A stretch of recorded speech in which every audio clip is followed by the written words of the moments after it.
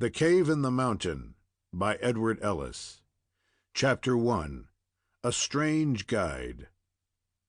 Well, if he doesn't beat anyone I ever heard of. Mickey O'Rooney and Fred Munson were stretched on the Apache blanket, carefully watching the eyes of the wild beast whenever they showed themselves, and had been talking in guarded tones. The Irishman had been silent for several minutes when the lad asked him a question, and received no answer. When the thing was repeated several times, he crawled over to his friend, and, as he expected, found him sound asleep. This was not entirely involuntary upon the part of Mickey. He had shown himself on more than one occasion to be a faithful sentinel when serious danger threatened, but he believed that there was nothing to be feared on the present occasion, and as he was sorely in need of sleep, he concluded to indulge while the opportunity was given him. "Sleep away, old fellow," said Fred. "You seem to want it so bad that I won't wake you up again."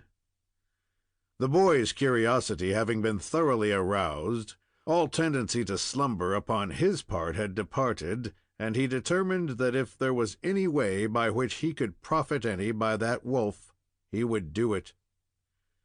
"He may hang around here for a day or two," he mused, as he heard the faint tappings upon the sand, "thinking all the time that he'll get a chance to make a meal off of us.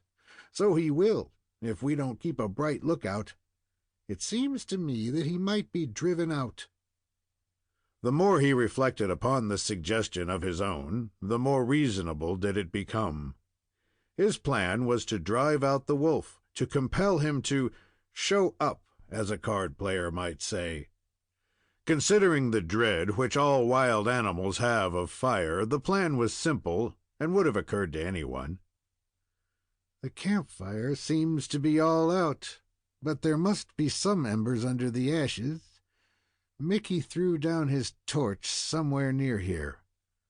Carefully raking off the ashes with a stick, he found plenty of coals beneath. These were brought together, and some of the twigs laid over, the heat causing them at once to burst into a crackling flame. This speedily radiated enough light for his purpose, which was simply to find one of those fat pieces of pine which make the best kind of torches. A few minutes' search brought forth the one he needed, and then, shoving his revolver down in his belt, he was ready.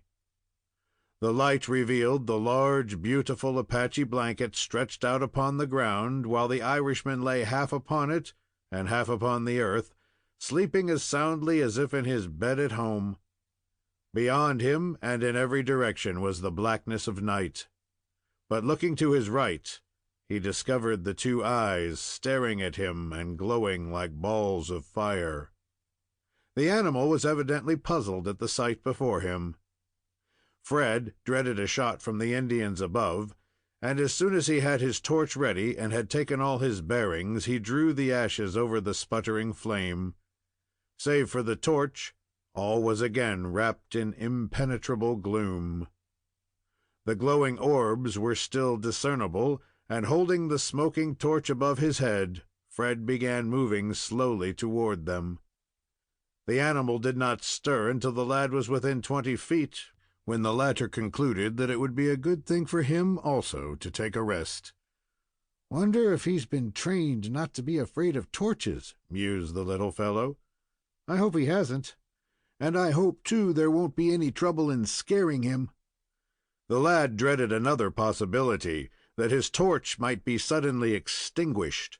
If that should go out, leaving them in utter darkness, the wolf would immediately rise to a superior plane and speedily demonstrate who was master of the situation. Fred swung the torch several times around his head until it was fanned into a bright flame, after which he resumed his advance upon his foe. At the very first step, the beast vanished. He had wheeled about and made off in a twinkling. The lad pressed onward at the same deliberate gait, watching carefully for the reappearance of the guiding orbs. It was not long before they were observed, a dozen yards or so further on. The wolf was manifestly retreating. He had no fancy for that terrible torch bearing down on him, and he was falling back by forced marches. This being precisely what Fred desired, he was greatly encouraged. He is making his way out, and after a while he will reach the place, and away he'll go. If he's a wolf or a fox, the hole may be so small that Mickey can't squeeze through, but I think I can follow one of the animals anywhere." After going some distance further, Fred noticed that the animal was not proceeding in a straight line. He would appear on his right, where he would stare at the advancing torch until it was quite close, when he would scamper off to the left and go through the same performance. "He knows the route better than I do, so I won't try to disturb him," reflected the boy as he followed up his advantage with high hopes of discovering the secret which was so important to himself and friend. "I won't crowd him too hard either, for I may scare him off the track and fail." The wolf was evidently a prey to curiosity, the same propensity which has caused the death of many bipeds and quadrupeds. The action of the torch puzzled him, no doubt. He had seen fire before, and probably had been burnt, so he knew enough to give it a wide berth. But it is doubtful whether he ever saw a flaring torch held over the head of a boy and solemnly bearing down upon him. Fred's absorbing interest in the whole affair made him wholly unmindful of the distance he was traveling. He had already advanced several 100 yards, and had no idea that he was so far away from his slumbering friend. The fact was that the singular cave was only one among 1,000 similar ones found among the wilds of the West and Southwest. Its breadth was not great, but the distance which it ran back into the mountains was amazing. The wolf was leading the lad a long distance from the camp, and what was more important, and which fact unfortunately Fred had failed to notice, the route was anything but a direct one. It could not have been more sinuous or winding. The course of the cavern, in reality, was as winding as that of the ravine in which he had effected his escape from the Apaches, and from which it seemed he had irrevocably strayed. Had he attempted to make his return, he would have found it impossible to rejoin Mickey O'Rooney unless the two should call and signal to each other. However, the attention of the lad was taken up so entirely with the task he had laid hold of, and which seemed in such a fair way of accomplishment, that he took no note of his danger. The wolf was leading him forward as the ignis fatuus lures the wearied traveler through the swamps and thickets to renewed disappointment. "He has some way of reaching the outer world which the Indians haven't been able to find. Of course not, for if they knew, they would have been in here long ago. They wouldn't stay fooling around that opening where they're likely to get a shot from Mickey when they ain't expecting it. Now, if the wolf will only behave himself, all will come out all right."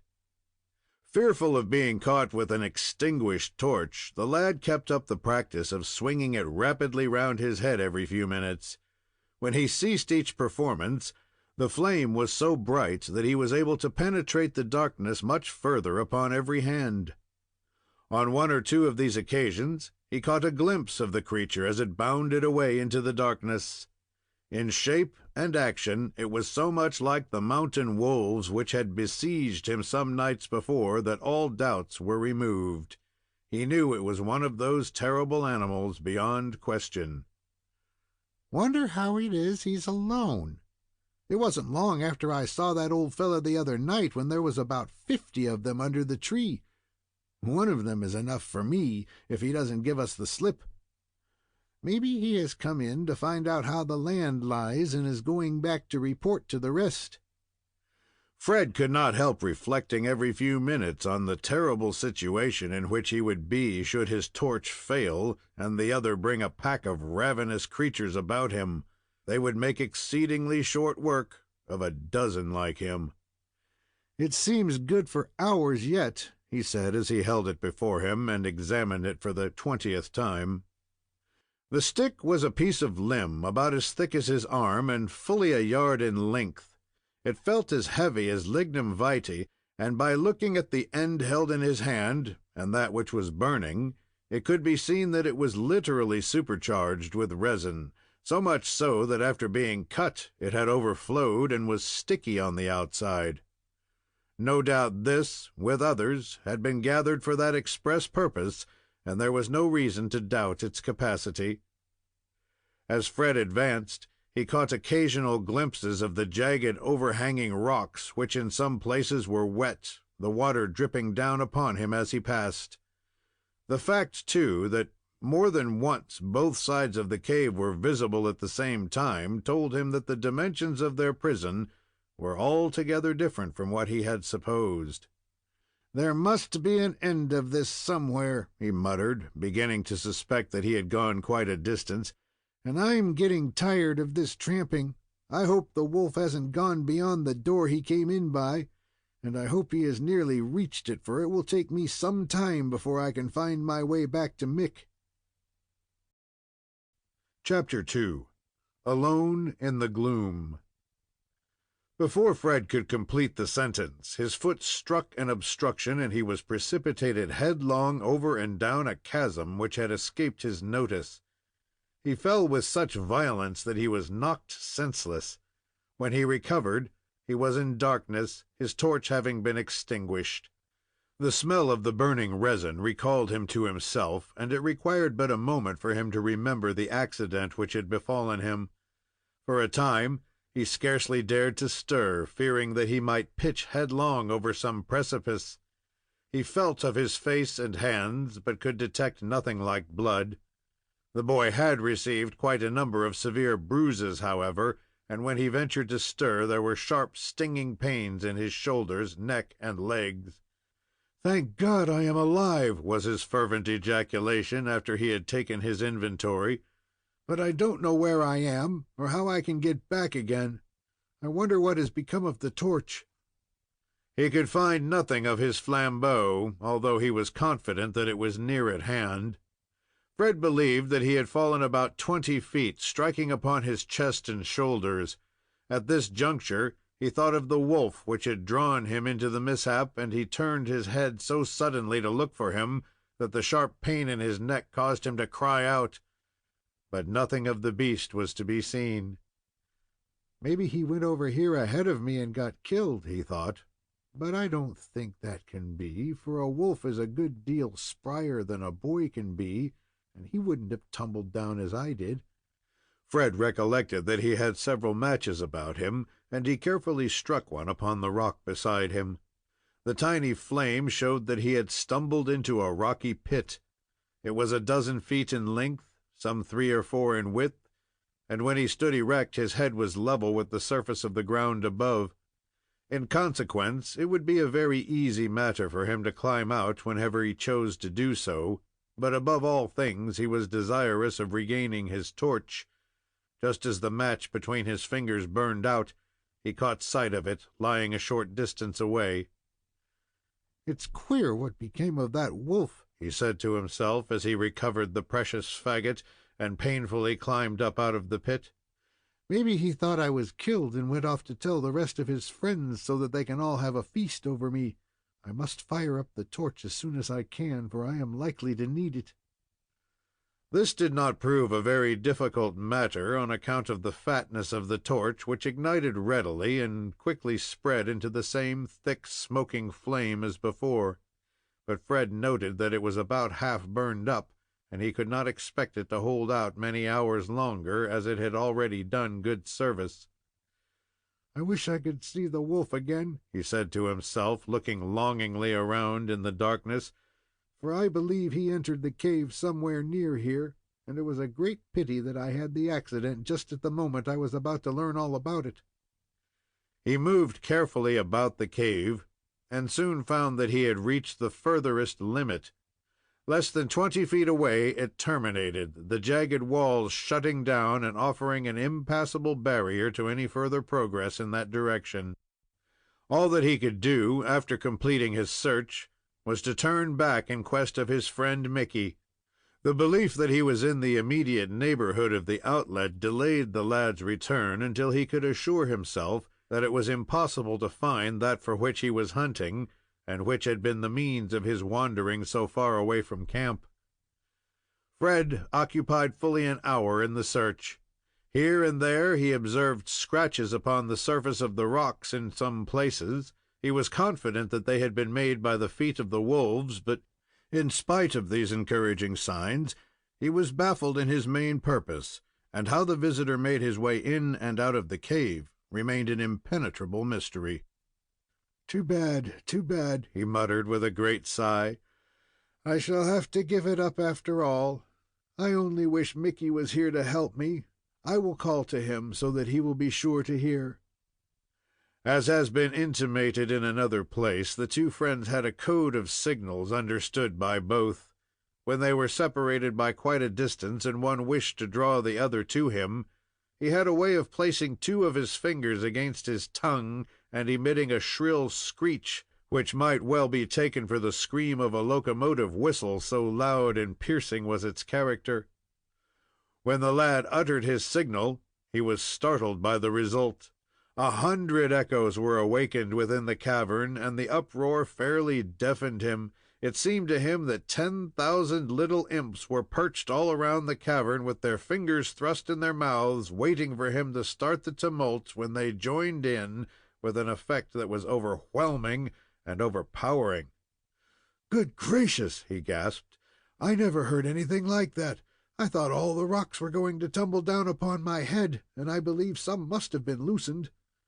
He looked apprehensively at the dark, jagged points overhead, but they were as grim and motionless as they had been during the many long years that had rolled over them. "Mickey must have heard that, if he's anywhere within 20 miles," he concluded. But if such was the case, he sent back no answering signal, as was his invariable custom when that of his friend reached him. Fred listened long and attentively, but caught no reply. "I guess I'll have to try it again," he added, with a mingled laugh and shudder. "I think these walls can stand a little more such serenading." He threw his whole soul in the effort, and the screeching whistle that he sent out was frightful, followed as it was by the innumerable echoes. It seemed as if the walls took up the wave of sound as if it were a football, and hurled it back and forth from side to side and up and down in furious sport. The dread of losing his torch alone prevented the lad from throwing it down and clapping his hands to his ears to shut out the horrid din. Some of the distant echoes, coming in after the others were exhausted, gave an odd dropping character to the volleys of sound.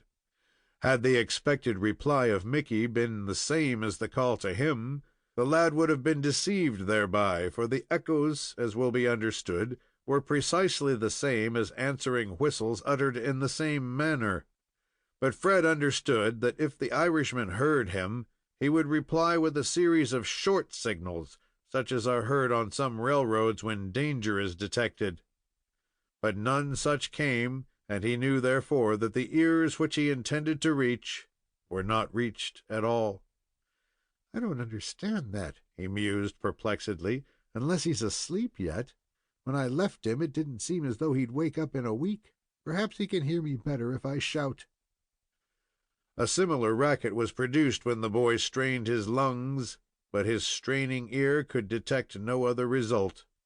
It never once occurred to Fred that he and his friend were separated by such a distance that they could not communicate by sound or signal, and yet such was the case, he having traveled much further than he suspected. Having been forced to the disheartening conclusion that it was impossible to find the outlet by which the wolf had escaped, Fred had but one course left. That was, to find his way back to the campfire in the shortest time and by the best means at his command. If the mountain would not go to Mohammed, then Mohammed would have to go to the mountain. The lad began to feel that a great deal of responsibility was on his shoulders. The remembrance of Mickey O'Rooney going to sleep was alarming to him. He looked upon him as one regards a sentinel who sinks into slumber when upon duty. Knowing the cunning of the redskins, Fred feared that they would discover the fact and descend into the cave in such numbers that escape would be out of the question. And then again, suppose that their enemies did not disturb them. What was to be their fate?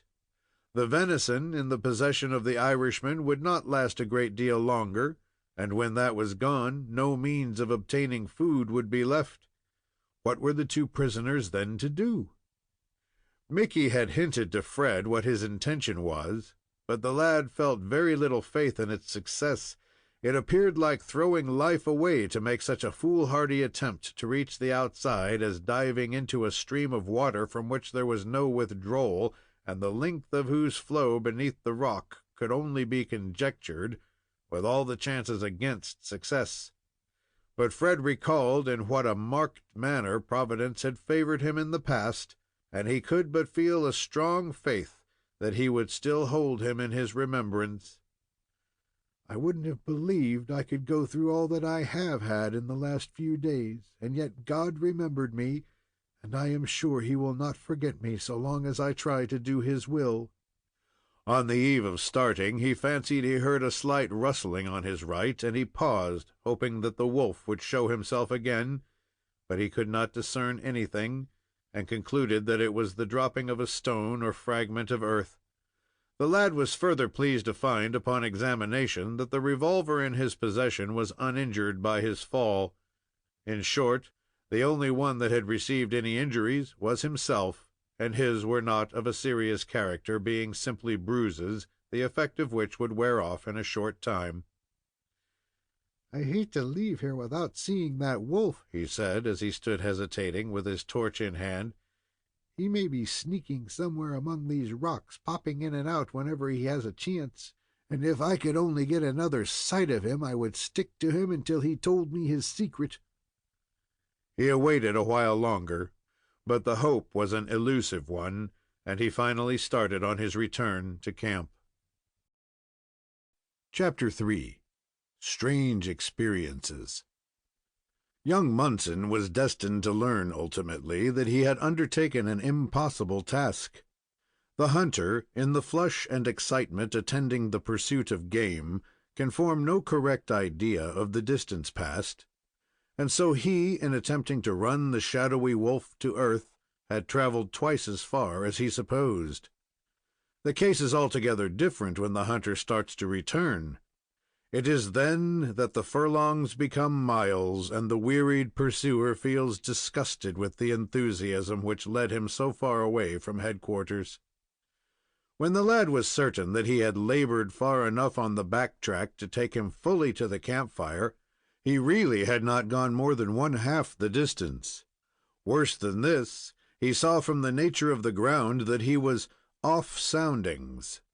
Several times he was forced to leap over openings or rents similar to that into which he had stumbled, and the broadening out of the cave made it out of his power to confine his path to anything like reasonable limits. The appearance of unexpected obstructions directly in his way compelled numerous detours, with the inevitable result of disarranging the line he intended to pursue, and causing his course to be a zigzag one of the most marked character. There were no landmarks to afford him the least guidance. In short, he was like the ill-fated steamer caught on a dangerous coast by an impenetrable fog, where no observations can be made, and the captain is compelled to go it blind. He was forcibly reminded of this difficulty by unexpectedly finding himself face to face with the side of the cavern. When he thought that he was pursuing the right direction, here was evidence that he was at least going at right angles, and to all intents and purposes he might as well have been going in exactly the opposite course. "Well, things are getting mixed," he exclaimed, more amused than frightened at this discovery. "I never tramped over such a place before, and if I ever get out of this, I'll never try it again." But there was little cause for mirth, and when he had struggled an hour longer, something like despair began to creep into his heart. Worse than all, he became aware that his torch was nearly exhausted, and under the most favorable circumstances could not last more than an hour longer. While toiling in this manner, he had continued to signal to Mickey in his usual manner, but with no other result than that of awakening the same deafening din of echoes. By this time, he was utterly worn out. He had been traveling for hours, or rather working, for nearly every step was absolute labor, so precipitous was the ground, and so frequent were his detours. He had accomplished nothing. When he expected to find himself in the immediate vicinity of the campfire, there were no signs of it, and the loudest shout he could make to his friend brought no reply. This fact filled the mind of Fred with 100 misgivings. He had given up the belief that it was possible for Mickey to remain asleep all this time. He was sure the night had passed, and great as was the capacity of the Irishman in the way of slumber, he could not remain unconscious all the time, and then nothing seemed more probable than that he was placed forever beyond the power of response. If a dozen Indians quietly let themselves down through the opening during the darkness of the night, they could easily discover the sleeping figure and dispatch him before he could make any kind of resistance. It was this fear of the Indians being in the cave that made the lad apprehensive every time he gave utterance to his signals. He believed they were as likely to reach the ears of the Apaches as those of Mickey, and his faith of the extraordinary shrewdness of those people was such that he did not doubt but that by some means or other they would learn the true signal with which to reply. As yet, however, no such attempt had been made, so far as his ears informed him, but his misgivings were none the less on that account. What was the use of their taking the trouble to answer when he was walking directly into their hands? There was a cowering, shrinking sensation from his own noise, caused by the expectation that a half-dozen crouching figures would leap up and swoop down upon him. The darkness remained impenetrable, and as Fred toiled forward, he was continually recalling the words of Byron, which he had read frequently when at school, and had learned to recite for his father. He found himself repeating them, and there was no doubt that he realized more vividly than do boys generally of his age the meaning of the author. The world was void. The populous and powerful was a lump, seasonless, herbless, treeless, manless, lifeless, a lump of death, a chaos of hard clay. The rivers, lakes, and ocean all stood still, and nothing stirred within their silent depths. Such fancies as these were not calculated to make him feel particularly comfortable while carrying the torch. Such a person in such a situation makes an especially inviting target of himself, and although Fred dreaded to see it burn itself out when the chances were that he was likely to be in sore need of the same, yet he had wrought himself up to such a pitch that he more than once meditated extinguishing it altogether, with the purpose of putting himself on an equality with those of his enemies who might be prowling in the night around him. "I wonder whether Mickey would be more likely to hear my pistol than a shout or whistle," he said, as he drew the weapon from his belt and held it up to inspect it in the light of the flaring torch. "It seems to be all right, although there's no telling how long since it has been loaded. Here goes." With this, he pointed the muzzle toward the cavern and pulled the trigger.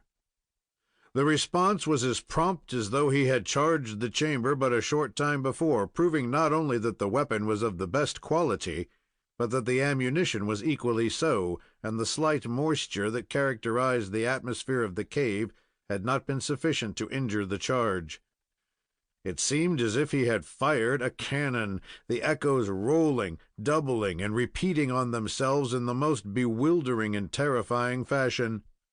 Fred could not understand how it was that such a pandemonium of sound could escape filling the subterranean world from one end to the other, and so he sat down on a ledge of rock to listen for some reply from his friend. It was several seconds before the trickeries of nature in the way of echoes terminated and matters settled down to their natural quiet. And then, when quiet came again, it was like that of a tomb. Deep, profound, and impressive. The bent and listening ear could detect nothing that could be supposed to resemble the noise of the cascade which had excited his wonder when he was stretched out upon the ground directly above it. "This must be about 40 miles round," he said to himself when he had waited for the reply until convinced that it was not forthcoming, "and I have strayed away altogether." The luxury of rest was so great after his long, wearying toil that he concluded that he might as well spend a half hour in that fashion as in any other. The echoes and pains of his bruises had departed, or more properly, perhaps they were consolidated with the aches and pains following upon the overtaxing of his limbs. "Oh, dear, how tired I am!" he sighed as he stretched out his limbs. "It seems to me that I won't be able to walk again for a week. I must rest a while." His fatigue was so great that he was not conscious of any desire for food or rest. "Maybe I will need that torch more after a time than I do now," he added, as he looked listlessly at it. "It seems good for a half hour yet, and I don't want it." With this, he thrust the burning end in the sand at his feet, and held it there until it was entirely extinguished, and he was wrapped again in the same impenetrable darkness. So far as possible, he had become accustomed to this dreadful state of affairs. He had been viewing and breathing the atmospheric blackness for many hours, although it may be doubted whether one who had spent so much of his life in the sunshine could ever become accustomed to the total deprivation of it. Fred had assumed an easy position where he could lay his head back, and straightening out his legs, he made up his mind to enjoy the rest which he needed so badly. When a lad is thoroughly and completely tired, it is difficult for him to think of anything else, and although while walking the fugitive was tormented by all manner of wild fancies and fears, yet when his efforts ceased, something like a reaction followed, and he sighed for rest, content to wait until he should be forced to face the difficulties again. When he closed his eyes, all sorts of lights danced before him, and strange, indescribable noises filled the air. It seemed that impish figures were frolicking all around, sometimes grinning in his face, and then scurrying away through the aisles of the gloom. At last he slept. The slumber was sweet and dreamless, carrying him through the entire night, and affording him the very rest and refreshment which he so sorely needed. This sleep was nearly completed when Fred was aroused by some animal licking his face. He arose with a start of exclamation and terror, and the animal growled and darted back several feet. A pair of gleaming eyes flashed in the darkness, the same pair which he had seen before. The wolf had come back to him. Fred drew his revolver with the purpose of giving him a shot, when he reflected that it would be wisdom not to kill the animal until he was forced to do it in self-defense. So he shoved the weapon back in its place, where it could be seized at a moment's warning, and sat still. In a few moments, the wolf ventured softly up to him, and preparing to begin his feast. The boy, yielding to a strange whim, threw out his arms and made a grab at him. The affrighted creature made a leap to escape the embrace, and Fred grasped his tail with both hands. This made the wolf wild with terror, and away he leaped. The boy hung on, running with might and main in his efforts to keep up. The brute, not knowing what he had in tow, was only intent upon getting away, and he plunged ahead as furiously as if a blazing torch was tied to his tail. Fred was fully imbued with the spirit of the occasion, and resolved not to part company with his guide unless the caudal appendage should detach itself from its owner. The wolf was naturally much more fleet of foot, but his efforts of speed only increased that of the lad, who, still clinging to his support, labored with might and main. Away, away they went.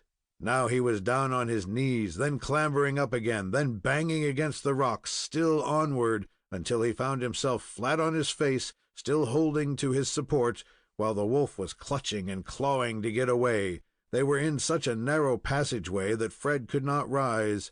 Unclasping one hand, he held on with the other while he worked along after him. For a long time this savage scratching, struggling, and toiling continued, and then, all at once, Fred was dazzled by the overpowering flood of light. He had escaped from the cave in the mountain and was in the outside world again. Chapter 4. Sunlight and Hope. By clinging to the tail of the terrified wolf, Fred Munson had been assisted, dragged, and pulled from the Cimmerian gloom of the mountain cave into the glorious sunlight again. When the glare of light burst upon him, he let go of the queer aid to freedom, and the mystified animal scurried away with increased speed. For a time, the lad was so dazed and bewildered that he scarcely comprehended his good fortune. His eyes had been totally unaccustomed to light for so long a time that the retina was overpowered by the sudden flood of it, and required time to accommodate itself to the new order of things. A few minutes were sufficient, and then, when he looked about and saw that he was indeed outside of the cave which had been such an appalling prison to him, Fred was fairly wild with joy.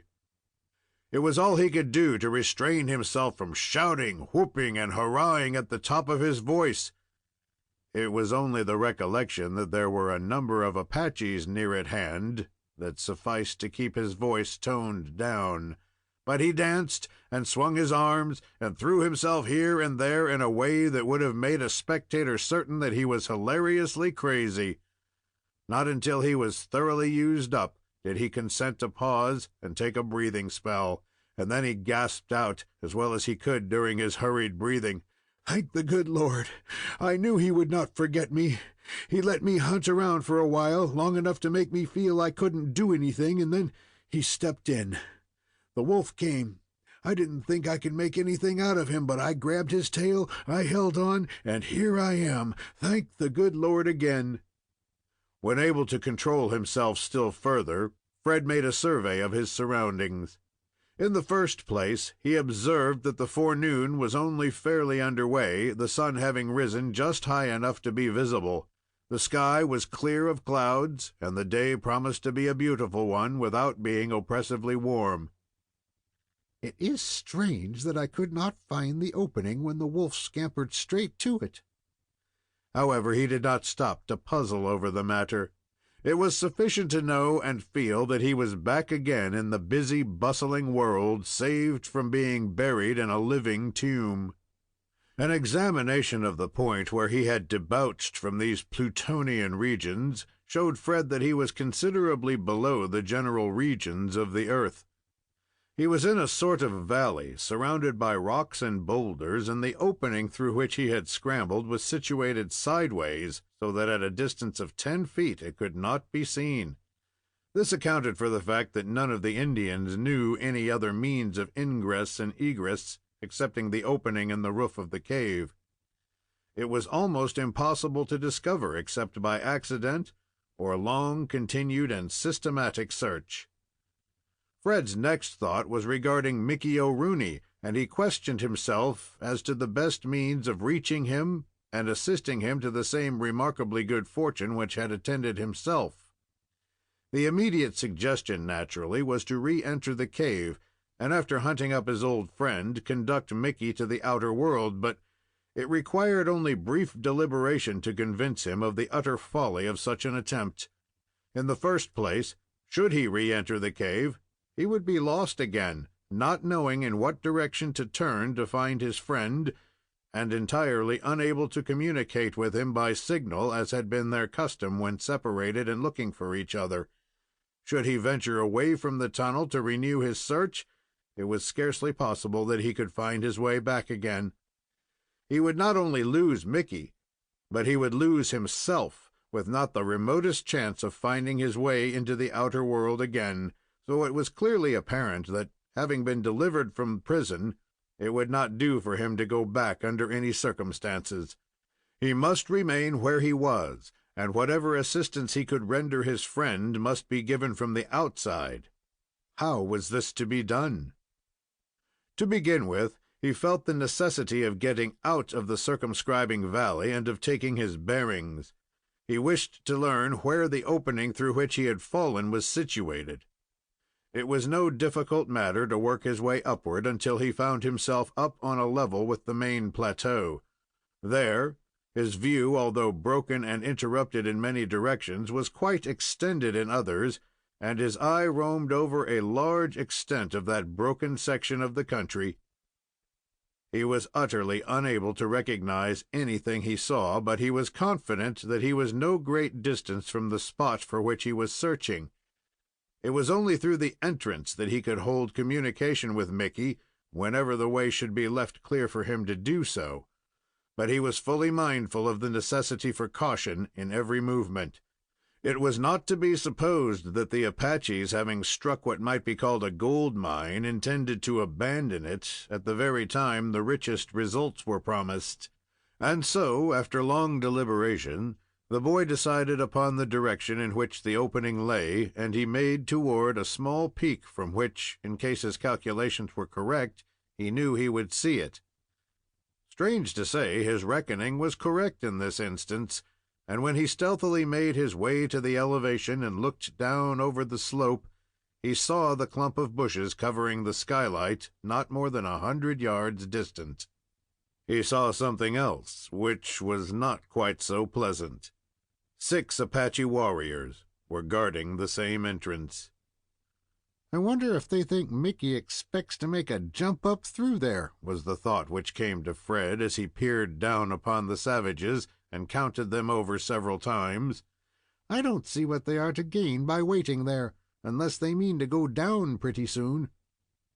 He could not be too careful in the vicinity of such characters, and stretching out flat upon his face, he peeped over the top, taking the precaution first to remove his cap, and then to permit no more of his head than was indispensable to appear above the surface. The 6 redskins were lounging in as many different lazy attitudes.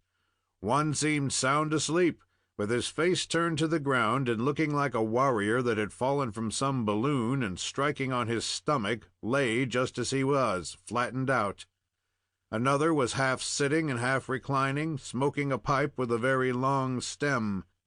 His face was directly toward Fred, who noticed that his eyes were cast downward as though he were gazing into the bowl of his pipe, while Fred could plainly see the ugly lips as they parted at intervals and emitted their pulls in a fashion as indolent as that of some wealthy Turk. A third was seated a little further off, examining his rifle, which he had probably injured in some way, and which occupied his attention to the exclusion of everything else.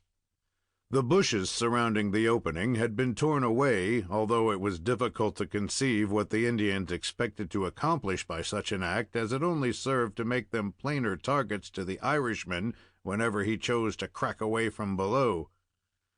The remaining trio of Apaches were occupied in some way with the cavern. They were stretched out upon the ground, with their heads close to the orifice down which they seemed to be peering, and doing something, the nature of which the lad could not even guess. "That don't look as though they had caught Mickey," he muttered, with a feeling of inexpressible relief, "for if they had, they wouldn't be loafing around there." Nothing of their horses could be seen, although he knew they must have a number of them somewhere in the neighborhood. An Apache or Comanche without his mustang would be like a soldier in battle without weapons. "I'd like to find them," thought Fred, lowering his head and looking back of him. "I'd take one and start all the others away, and then there would be fun." The lad had it in his power to take an important step toward his return to his friends. Nothing was more likely than that a little search through the immediate neighborhood would discover the mustangs of his enemies, which, as a matter of course, were unguarded, the owners anticipating no trouble from any such source. Mounted upon the fleetest of prairie rangers, it would not require long to reach the open country when he could speed away homeward.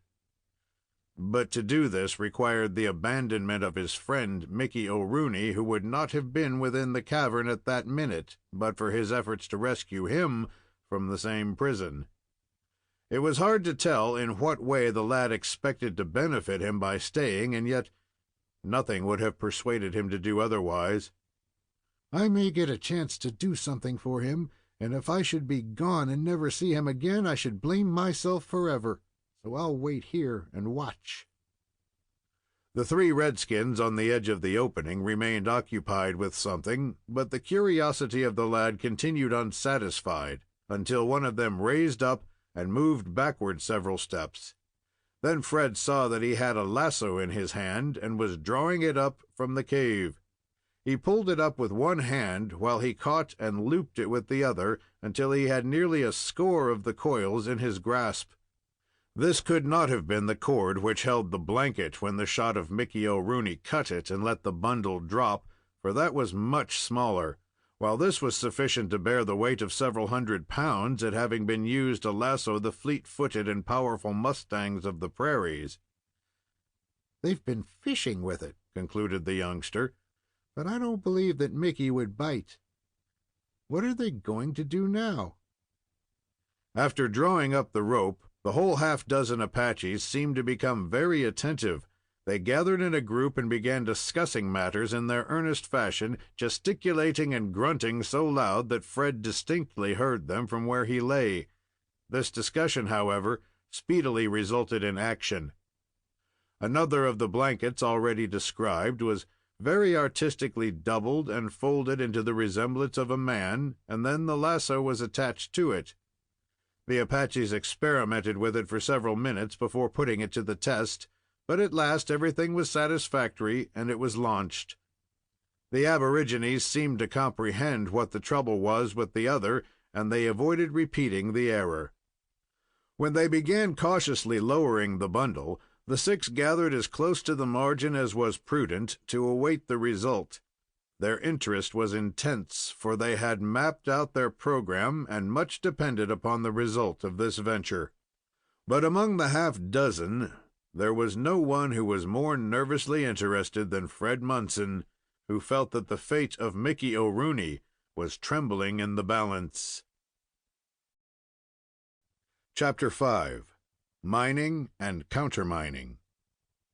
Fred expected every moment to catch the dull crack of the rifle from the subterranean regions as a signal that Mickey O'Rooney had neither closed his eyes to the impending peril, nor had given way to despair at the trying position in which he was placed. But the stillness remained unbroken while the lasso was steadily paid out by the dusky hands of the swarthy warrior, whose motions were closely watched by the others. Lower and lower it descended as the coils lying at his knees were steadily unwound, until the disturbed lad was certain the bottom of the cavern was nearly reached, and still all was silent as a tomb. "I'm sure I would hear his gun if he fired it," he said, worried and distressed by what was taking place before his eyes. "And if I did not, I could tell by the way they acted whenever he pulled the trigger. What can he be doing?" The lad thought it possible that his friend was absent in some distant part of the cave, hunting for him, and was therefore totally unaware of the flank movement that was under way. It could not be that he was still asleep. He had no fears on that score. It might be, too, that the Irishman had arrived at the conclusion that the situation had grown so desperate as to warrant him in the dernier resort he had fixed upon. If such was the case, then, as Mickey himself might have said, the jig was up. 2 or 3 coils still remained upon the ground when the Apache stopped lowering the lasso, and, looking in the faces of his companions, said something. "It has either reached the bottom of the cave, or else Mickey has fired at it," said Fred, who became more excited than ever. He had caught no sound resembling a shot, and he concluded that it must be the former, as was really the case. In a few seconds, the Indian began drawing up the lasso again, and a short time thereafter the roll of blanket was brought to the surface. It was carefully examined by all the group. The dirt on it proved that it had rested on the bottom of the cave, but there were no marks to show that it had received any attention at the hands of anyone there. There were grunts of pleasure as this fact was gathered by the redskins. The experiments had been satisfactory, and they were prepared to venture upon the more dangerous and decisive one, the one which they intended should bring matters to a focus. Fred was in doubt that this plan was to be until he saw the blanket unfolded, and as carefully wrapped around the form of one of the Apaches, encasing him from head to foot. Great pains were taken to hide his head and feet from view, the warrior lying upon his back and suffering himself to be done up with as much thoroughness as if he were a choice sample of dry goods. Viewed from a disinterested standpoint, the wonder was how he was to breathe in such wrappings. They have tried the blanket, and finding that it was not disturbed, they're going to send down one of their number, thinking that if Mickey does see it, he'll believe it is the same blanket and won't fire at it, because he didn't fire at the other. It looked very venturesome upon the part of the warrior thus to enter the lion's den. But while, as a rule, the Indians of the Southwest are treacherous and cowardly, there are occasional instances in which they show an intrepidity equal to that of the most daring white scouts.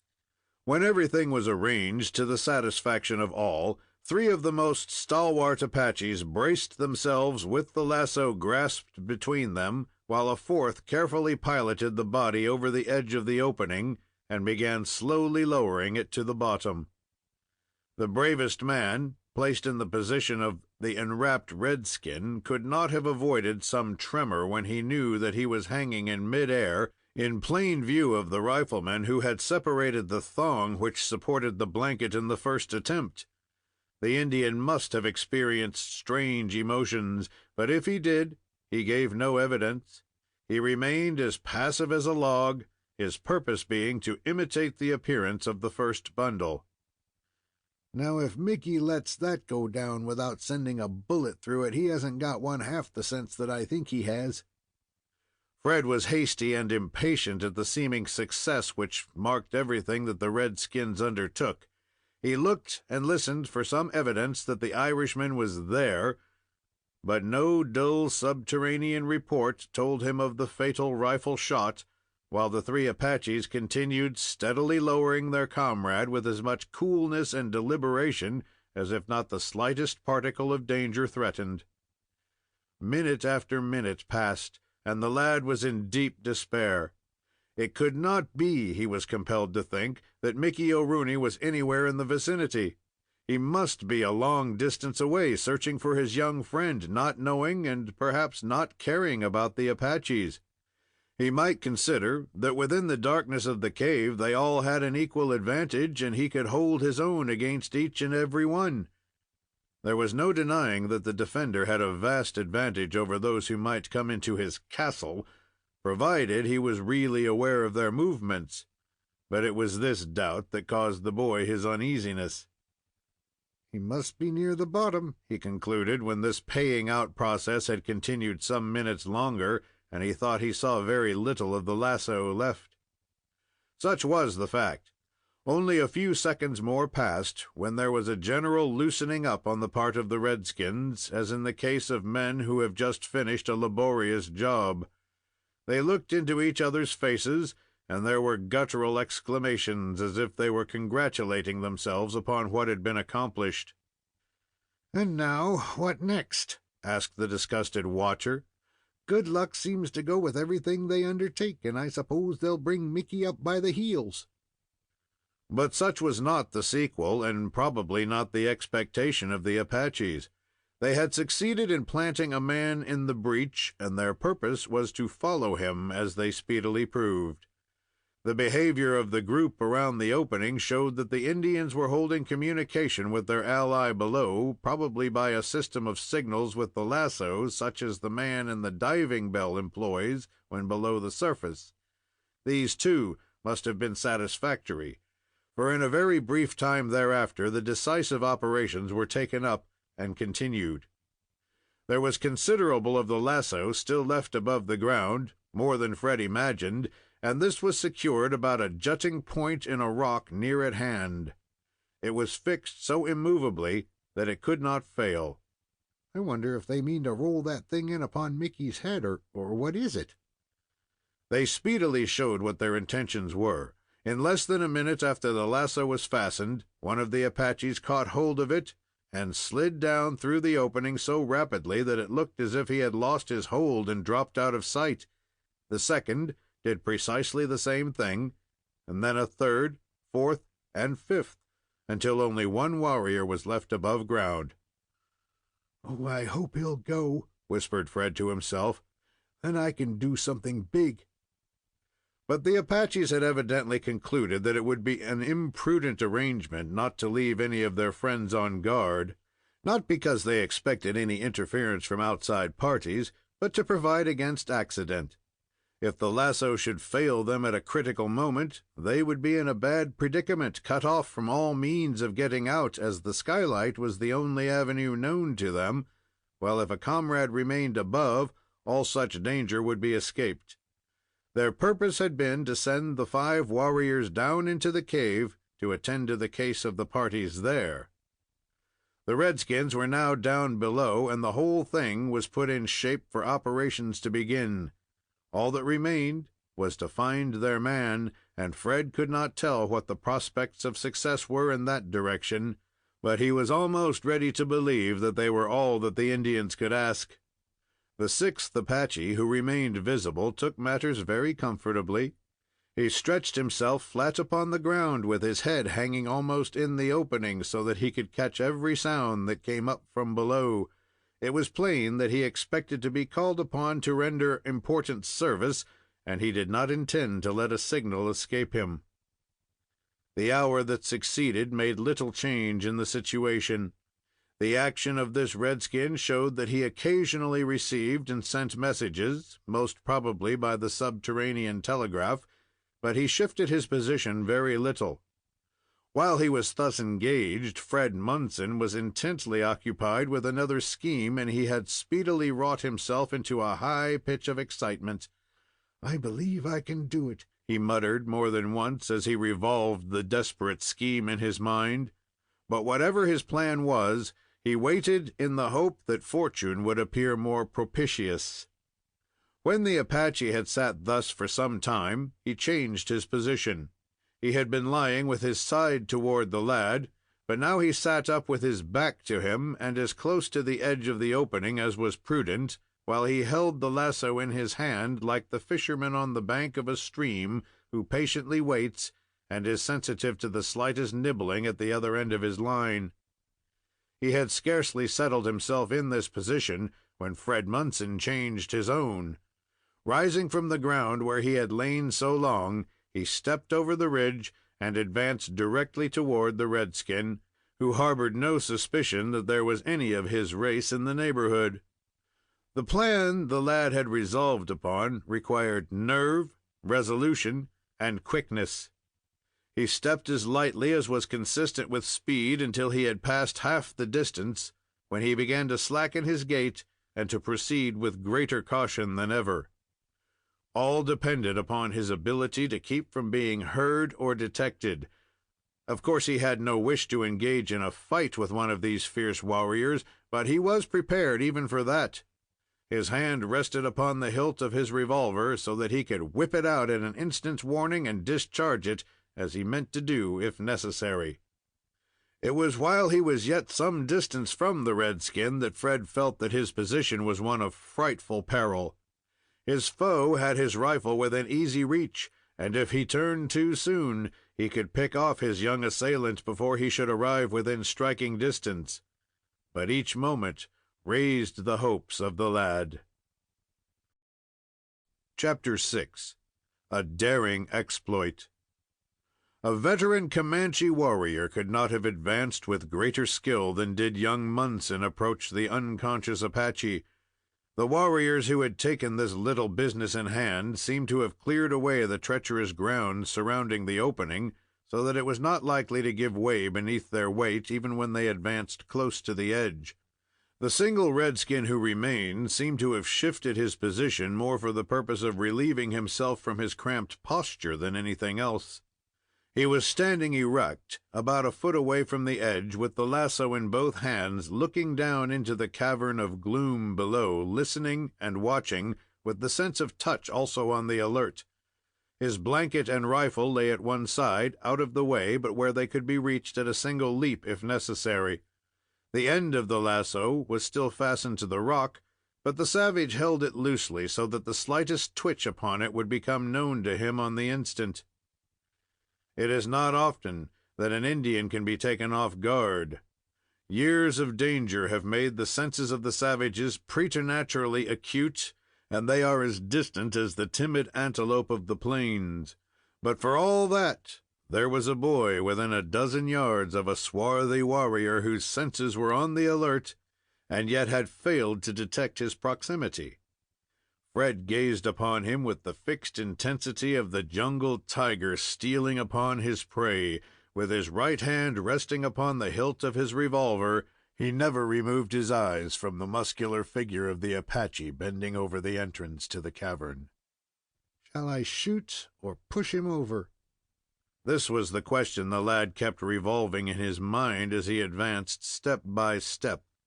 With the pistol, he could bury 2 or 3 balls in the body of the redskin before he could suspect where they came from, and thus completely clear the path before him. But there were doubts in the way. The revolver might misfire, in which case all hope would be gone.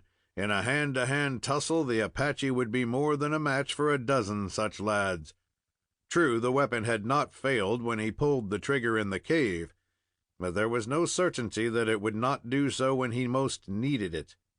Then, too, he felt a natural repugnance against stealing upon a foe in this fashion and shooting him in the back. It had a cowardly look, even when certain that the threatened party would have done precisely the same thing had the opportunity come his way. I will push him over, if he doesn't make me shoot him. But to do this necessitated a much closer approach. He must literally be within striking distance. Could he place himself there without discovery? If the redskin were asleep, or his mind was occupied with something of a different nature, or if there were some extraneous noise, the case would be different. The blowing of the wind, the murmur of a waterfall, such as Fred had heard when lying upon the ground in the same spot, would have been a most fortunate diversion, but there was nothing of the kind. There was a dead calm, not a breath of air stirring, and the day was hot. Fred had approached within 20 feet, and still the Apache did not stir. How vivid and indelibly his appearance was impressed upon the vision of the boy! He could never forget it. The redskin, although of powerful build, was anything but pleasing in appearance, even when viewed from the rear. His blanket being thrown aside, he was naked with the exception of a breechcloth. His feet were of large size, encased in shabby moccasins, while frowsy leggins dangled between the knee and ankle. His body, from the breechcloth to the shoulders, was splashed and daubed with a half-dozen kinds of paint, while his black, thin hair straggled about his shoulders and was smeared in the same fashion. Like most of the Indians of the Southwest, he wore no scalp-lock, but allowed his hair to hang like a woman's, not even permitting it to be gathered with a band, nor ornamenting it with the customary stained eagle feathers. His arms were also bare, with the exception of the wrists, around which were tied bracelets, which no doubt he considered very attractive. The boy could fancy what a repulsive face he possessed. Step by step, inch by inch, the young hero made his way, his eyes fixed upon the savage with a burning intensity, until it seemed he would burn him through and through. And the Apache heard him not, although they were no more than 10 feet apart. "He will hear the thumping of my heart," was the constant fear of the boy. Slowly lifting one foot, he put it on the ground as softly as if it were held in a slipper of eiderdown. He was treading upon a thin growth of grass, interspersed plentifully with gravel, but he never once looked to see what he was stepping upon. Indeed, he could not remove his eyes from the one central figure of his thoughts and vision. One obstruction, no matter how slight, the turning of a pebble, a slip, even the most trivial, and the Apache would turn like lightning and be upon him in a flash. 2 more steps were taken, and only 8 feet separated the lad and the Indian, and still the latter remained all unconscious of what was going on. Fred's heart was throbbing violently, but he retained control of himself. He felt that the critical moment was close at hand. A slight advance more, and the attempt was to be made. He grasped the handle of the revolver more firmly than ever, but he raised his foot for another step, feeling that the distance was still too great. At this juncture, the Indian moved. He stepped one pace backward directly toward the boy, and he looked up and away, but not behind him. The glance was a mere casual one. He had heard nothing, and he expected to see nothing when he looked off in the manner mentioned. The Apache remained standing in this attitude for a minute. Then he stepped forward and resumed his former position on the edge of the opening, still clinging to the lasso, as if in constant expectation of some signal. During this little episode, Fred remained as motionless as if cast in bronze. His eyes were still centered upon the Indian, and he partially drew the revolver from the girdle he wore about his body, with the expectation of using it. But when his foe gave his attention to the cave below, the lad softly shoved the weapon back in its place, and again raised his foot. The movement was slow and painful, but it was accomplished successfully. Only a single step more remained to place him where he wanted to be. That taken, and one bound was all that he needed to make. Finally, and for the last time during the advance, the right foot ascended from the ground, was poised for a few seconds in the air, and then came down with the same care as before. But it touched a loose pebble, which turned with the slightest imaginable noise. As quick as a flash, the Apache raised his head and looked in front, and then darted his vision from left to right when his keen eyes detected something crouching behind him. At the very instant of discovery, Fred concentrated all his energies in one effort and bounded forward like a catapult. The distance was precisely what it should have been, and as he threw out his hands, he struck the Indian squarely in the back with the whole momentum of the body. In fact, the daring boy nearly overdid the matter. He not only came near driving the Apache to the other side of the opening, but he came equally near plunging himself down it. As it was, the victim, taken completely off his guard, was thrown against the other side, where his wonderful dexterity enabled him to throw out his hands and check his downward descent. Fred, after his narrow escape from going down into the cave, scrambled back to his place and saw the Indian struggling upon the opposite side with a good prospect of saving himself. "That won't do," was his thought, as he ran round the opening so as to bring himself directly before him. "I don't want you up here." Thrusting his pistol almost against his painted forehead, he fairly shouted, "Get down! Let go, or I'll shoot!" Whether the Apache possessed much knowledge of the English tongue can only be conjectured, but the gestures accompanying the command were so expressive that he could not fail to take in the whole meaning. The Indian, no doubt, considered it preferable to drop down into the pit rather than run against the bullet. At any rate, he released his hold, and down he went. As he dropped into the gloom, he made a clutch at the lasso, doubtless for the purpose of creeping up unawares upon the lad, who, by a strange providence, had so suddenly become his master. But the Indian, although a pretty good athlete, had not practiced that sort of thing, and he failed altogether, going down to join his comrades, much the same as if he had dropped from a balloon. Fred proved himself equal to the emergency. The moment he saw that he was relieved from the presence of his enemy, he darted back to the other side of the opening, caught hold of the lasso, and hurriedly drew it up out of reach of those below.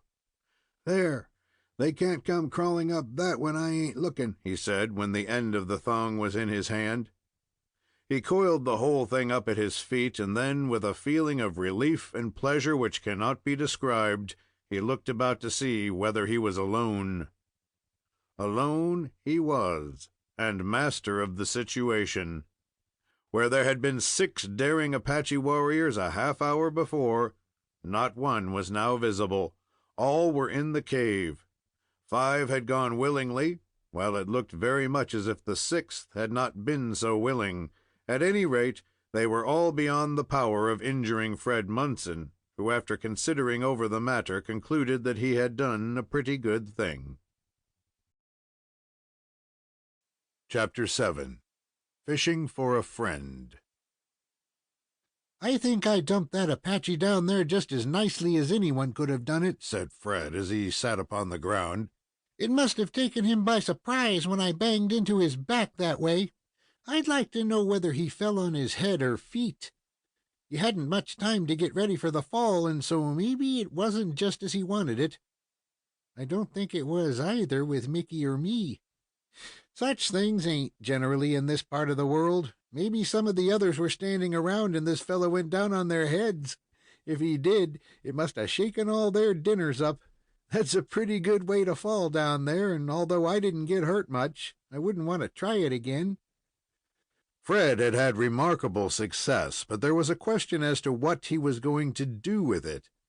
He was on the outside of the cavern with the means at command for assisting Mickey to the surface, but the Indians being down below, it was not clear how this was to be done, as they were likely to take a hand in the matter. As preliminary to any elaborate attempts in that direction, it was necessary that he should apprise him of his presence and establish some sort of communication with him. This, under the circumstances, was exceedingly difficult, as it was not likely that the Irishman would suspect that his young friend had succeeded in reaching the outside until he had received strong proof of it. Very fortunately, however, the couple possessed a code of signals which were easily understood, if they were only heard. "I will try him on our old call," said Fred, as he crept as close to the edge as he deemed safe and emitted a whistle that must have extended far within the cave. "If he hears that, he will understand it," he added, turning his ear so that he could catch any response. But the dim, soothing murmur of the cascade was the only sound that came up from the cavernous depths. "He must be there. He must be there, and he will come back, so he will catch the signal sooner or later." There was one aspect of the business which had not yet occurred to Fred, and which was likely to inure to the benefit of Mickey O'Rooney, the gentleman who just then stood in need of everything that came along in that line. The Apaches were skillful and wise enough to learn from the trail which had first told them the story that a boy and man had been caught in the cavern, and it was very evident that they all believed that there was no other avenue of escape except that by which they had entered. At the same time, their knowledge of the peculiarities of their own country must have convinced them that it was possible that other openings of which they knew nothing might exist, and might become known to the prisoners. The last Indian who went down must have known that the lad who assisted him was one of the parties for whom they were yearning, and his presence was proof that he had made the fortunate discovery which was denied the natives of the territory. If the lad had emerged by that means into the outer world, the natural supposition would be that his companion had done the same, and that therefore neither of the fugitives were below, the inevitable conclusion being that the tables had been completely turned upon them. Such was certain to be the conclusion of the Apaches, and it remained for Mickey O'Rooney to use ordinary prudence and keep himself out of the way of the redskins to secure a chance of further outwitting them by a bold piece of generalship. Fred repeated his whistle 4 or 5 times, with an interval of 10 minutes, when his hopes were raised to the highest pitch by hearing it answered. In his excitement, he thrust his head far over the opening, gave the signal again to prevent mistakes, and listened. A full minute elapsed when the reply came, sounding faint and far away. It showed that Mickey was at a considerable distance from the opening, and that he heard and understood the situation. To make matters still more certain, the lad now shouted at the top of his voice, holding both hands so as to enclose his mouth like a tunnel. "Mickey, I'm up here with a lasso. Nobody else is here. Whenever you can get the chance, get hold of the lasso and climb up. I will let it down after a while." It cannot be said that this was a very wise proceeding upon the part of the lad, for it was likely that some one of the half-dozen Apaches understood English well enough to comprehend what he said. To clinch the business, Fred yelled a few more words. "If you understand me, Mickey, whistle." The words were no more than fairly uttered when the desired response was made, faintly, but nevertheless distinctly. "That's good," concluded the delighted lad. "Now all I have to do is wait for him to get the chance, and he will come up the lasso, and then we'll be done with the cave." This certainly was all that he had to do, but at the same time this amounted to a good deal. "Now, if I let this rope down," added the lad as he thought the matter over, "one of those Apaches will try to climb up it, and I will have to cut it, and that will leave it in his hands, and then what will become of Mickey?" He debated a long time as to the best plan of overcoming this serious difficulty, but none presented itself, and he concluded that it was an inevitable contingency which he must prepare himself to defeat at all hazards. Fred had been so absorbed with the business which had succeeded admirably up to this hour that he scarcely noted the passage of time.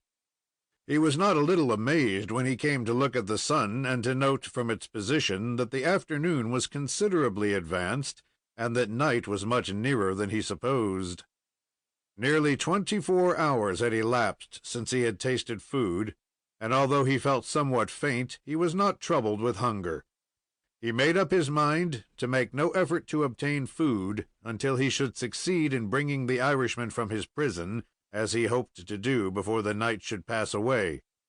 But he was thirsty, and believing that he could quench his thirst without going very far and without jeopardizing the safety of his friend, he started off on a little hunt for water. "That stream runs out of the cave not very far from here, and if I can find that, it will be just what I want." Fixing in his mind the direction of the stream, he started off, taking an almost opposite direction from that which led to the ridge where he had lain so long watching the movements of the Apaches. This led him directly behind a mass of boulders and rocks, tossed irregularly together, and surrounded by a peculiar growth of stunted vegetation, with rich, succulent grass beyond. Fred was hurrying along, with no thought of seeing anything unusual, when he was startled by coming directly upon a half-dozen mustangs, all bound to the limbs or trunks of trees with strong lariats, while they were lazily cropping the grass where they had been left undisturbed for several hours. They were all fine-looking animals, every one of them, not one having saddle or bridle, and nothing indeed excepting the long thong, which, like the lasso, was made of bull's hide, and which prevented them from straying beyond their appointed limits. There could be no doubt that the animals belonged to the little party taking an airing in the cave, and the eyes of the lad sparkled as they rested upon them. "Oh, if Mickey were only here!" he exclaimed to himself. "We wouldn't want anything nicer. We would just pick out 2 of the best here, stampede the others, and then gallop toward home as fast as we could, and we'd be there inside of 2 or 3 days. But I must wait, and so must he." The place selected by the Indians for their horses could not have been better chosen. In addition to the rich pasture, a rivulet of clear, cold water flowed by within reach of each and all, so that all their wants were supplied in the best manner possible. Every one of the mustangs raised their heads and looked up at the stranger, and 1 or 2 gave a faint whinny as if to inquire the business of such a character with them. "I don't believe any of you can go like my hurricane that I had to leave at home, but I can't have him, and I would be mighty glad to take one of you. That is, if Mickey could go along, for I don't intend to leave him so long as I know he's alive. You seem pretty well fixed, so I'll let you alone till we get a chance to turn you to account, and you can eat and get yourself in good condition." He took a good long draught of the refreshing water, and then made a little survey of his surroundings. "I should like to know whether those 6 Indians were all looking for me. Maybe Lone Wolf has found out that I gave the 3 the slip, and he sent a half-dozen fresh ones to look me up. They were all strangers to me, and I'm sure I never saw them before. Lone Wolf seems to want me very bad, and if these don't bring me back pretty soon, he may send somebody after them." A careful survey of all the suspicious points failed to show him anything alarming, and he made his way back to the mouth of the cavern, where he sat down to await the moment for him to lower the lasso that he hoped was to give Mickey O'Rooney a chance for his life. It seemed to him that it would not be safe to attempt it until the sun went down. His theory was that the Apaches would not remain directly beneath the opening all the time, but that there would be a chance for the Irishman to creep up without detection. He would be looking for the lasso, and in the darkness might be able to ascend it without discovery. The lad hoped that all the redskins had reached the conclusion that both he and the man were outside, and finding that it was out of the question for them to escape by the opening, which was at such a distance over their heads, had scattered to search for some other egress. It was not impossible that such was the case, and if it were, it placed the situation in a light by no means discouraging. It was hardly dark when Fred Munson carefully shoved the end of the rope over the edge of the opening and let it descend slowly, gently, and noiselessly to the bottom, permitting it to pass through his hands in such a way that he could tell the instant it was disturbed. When he knew that it had struck, he waited for a bite. To his astonishment, it came within the next 5 minutes. He was startled by feeling a decided pull repeated several times. The situation was so delicately critical that it would not do to speak, nor whisper, nor even to utter their whistle, no matter how cautiously made. So, by way of reply, Fred gave the lasso several responsive jerks, intended to signify that everything was ready and that his friend might come ahead. A moment later, the lariat was jerked from his hand, showing that a heavy weight had suddenly fastened upon it, and the man was making his way upward from the cave. Chapter 8. Fishing for a Prize. It is no easy task, even for a trained athlete, to climb 40 or 50 feet of rope. The majority of men, if put to the test of making their way out of that cave by shinning up the long lariat suspended from the opening above, would have failed altogether. Remembering how well his hearing had served him under somewhat similar circumstances, young Munson, watching so anxiously for the appearance of his friend, pressed his ear against the tough, untanned rope and listened. He could hear the scraping of the hands and the friction of the limbs against the rope, working steadily and in such a manner as to show that the man was succeeding well in the Excelsior business and was sure to reach the top in time, if his strength held out. "I guess that's Mickey O'Rooney climbing up," muttered the boy, "and yet I can't tell till I get a sight of him. It may be an Apache, and I'd better get ready, for I don't mean to have any of them creeping up on me." Fred did not wish to cut the rope, as that would have ended the operations, so he concluded to resort to his weapon. There were 2 or 3 chambers in the revolver undischarged, and he did not believe it would be necessary to use them. The simple presentation of the muzzle had accomplished his purpose some hours before, and there was little doubt that it would do the same thing again. The sky was absolutely free from clouds, and the moon, near her full, shed such a light over the scene that the lad almost dreaded the result. While all remained profoundly dark in the cave, at the moment the man reached the surface and was brought into relief against the sky beyond, he would be distinctly visible to anyone who might be looking upward, and 6 rifles pointed and fired at that juncture could scarcely fail of fatal results. The lad's misgivings increased as the man neared the top. When he again applied his ear to the lariat, he could understand that the fellow was working hard and could only be a few feet below him. "There's nothing like being ready," he concluded, as he straightened up and, rising to his feet, stood, pistol in hand, ready for the issue. He stepped back several feet, where his vision was entirely unobstructed. "If it's an Indian, he won't have a chance of showing anything more than his head, and if he don't take that out of the way in a hurry, I'll let a ray of moonlight through it." He stood thus, as rigid as a statue, fully appreciating the difficulties of his position and the fatal consequences of allowing himself to be outwitted.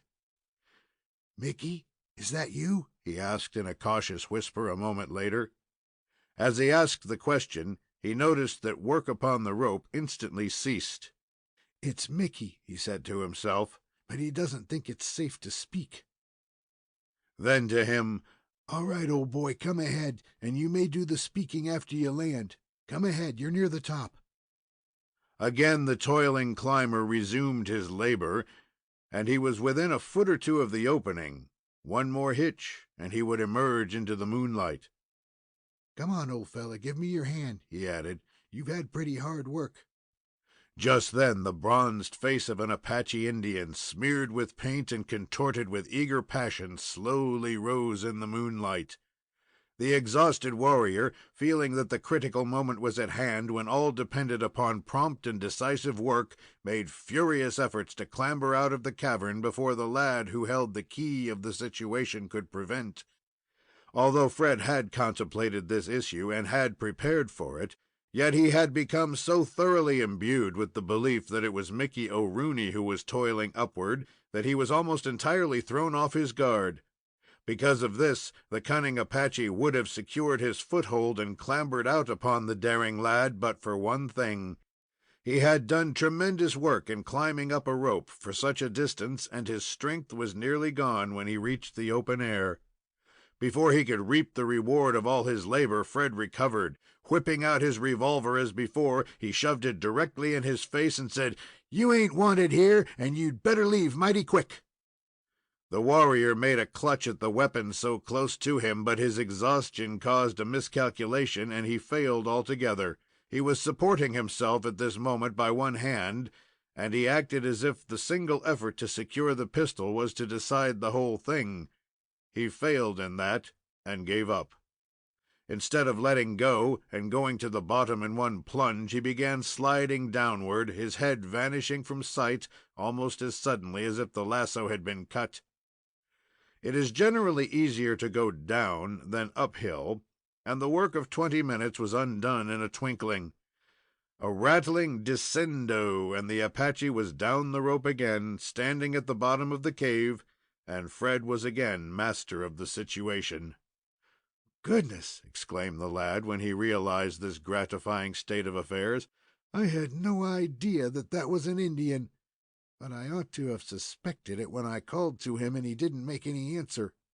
That stops that little sort of thing, but I don't know when Mickey is going to get a chance at the rope." The lad was disheartened by this great disappointment, for it looked very much as if the redskins would guard all approaches to the lower end of the lasso, and his friend be shut out from all participation in the chance that he was so confident was placed at his disposal. "I don't know what they can do with the rope," thought the lad, as he carefully took it in hand, "but then it's no use to them, and I may as well keep it out of their reach while I can." He gently pulled on it to test whether it was free. No one at that juncture seemed to have hold of it, and fearful that it would not remain so, the lad gave it a sudden jerk which brought it far beyond the reach of anyone who might be gathered on the sand below. "That upsets all my calculations," said Fred with a sigh. "The chance of getting out of here is poorer than ever. I'm afraid Mickey is in a scrape where there ain't much show of his helping himself." The lad remembered, however, that his friend still had one resort, the last one, at his command. When it became absolutely apparent that no other way was open, he would make the plunge down the stream, and risk all in the single effort to dive from the inside to the outside of the cave. "I don't want him to try that just yet," added Fred, as he lay upon the ground, carefully considering the matter, "for I think that will wind up the whole thing." The boy seemed to be considering every phase of the question, and he debated with himself for a long time whether he couldn't do something for his friend. He thought of going back to the entrance by which he had escaped, thanks to the assistance of the wolf, re-enter it without going to a distance which would cause any danger of losing his way, and signal to him. The great obstacle to this was that, as he could readily see from the distance he had gone ever since emerging therefrom, it would be utterly impossible to send a signal so far through such a chamber of sound as the cave had proven itself to be. There remained the same probability that the Apaches would hear it as soon as Mickey, and they would be stupid beyond their kind if they had not already gained a correct idea of the situation. Still, it was possible to see how the Irishman could succeed. Men placed in fully as desperate situations as he had pulled through by showing nerve and readiness of resource when the critical moment should arrive. Mickey O'Rooney possessed originality and pluck. He had acquired considerable experience and knowledge of Indian devilments on his way across the plains, and if the Apaches comprehended the situation, it was not to be supposed that he was not posted fully as well. If he could see no chance of getting a pull at the rope, he could easily keep out of the way of the redskins. He had no fear of meeting any of them singly, and if he could arrange it so as to encounter them one after the other, and at his own convenience, he might clear the track in that fashion. As it was, therefore, Fred Munson could only wait for the issue of events. He was powerless to do anything until the sign should be made by his friend at the other end of the rope.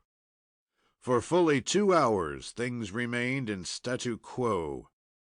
The lad lay upon the ground close to the opening, listening, looking, and thinking so intensely that there was no danger of his falling asleep. The profound stillness remained unbroken during all that time. The murmur of the cascade had a faint, distant sound, as if it came from the ocean many long leagues away, but there was nothing more, not even a signal from Mickey, who, if he had any plans, was working them with admirable secrecy. At the end of that time, the lad concluded that it would be best to lower the lasso again. "If he is down there, he must have a chance to get hold of the rope, or he can't come up here," was the reasonable conclusion of the lad, who passed it downward slowly and in perfect silence.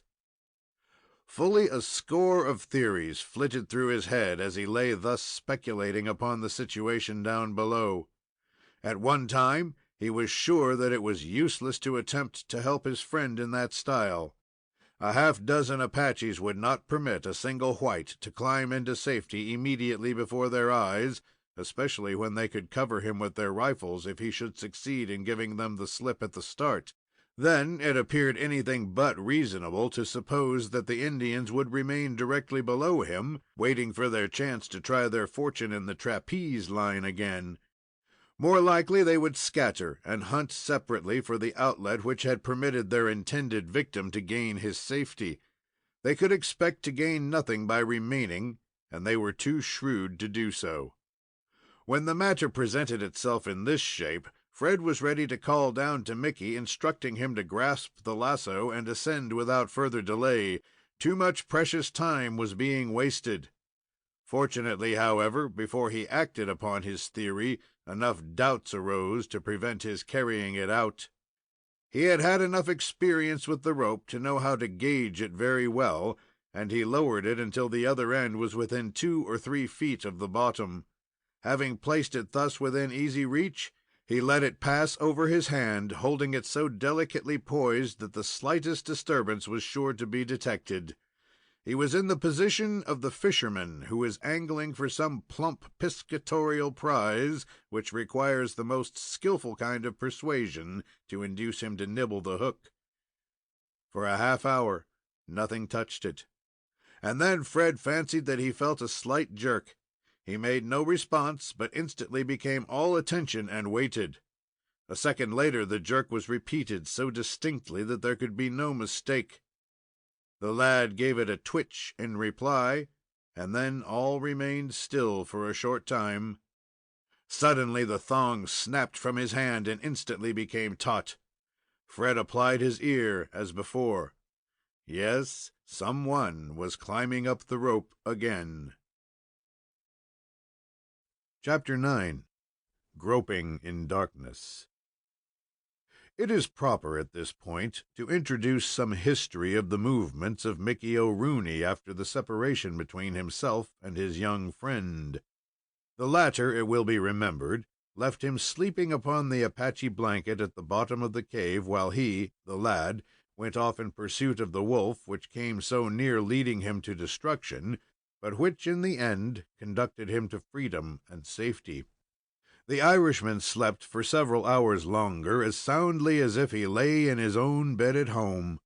He was sorely in need of sleep, and having convinced himself that there was no danger to be apprehended, he transferred all his anxiety over to his young friend, while he sailed off into the land of dreams.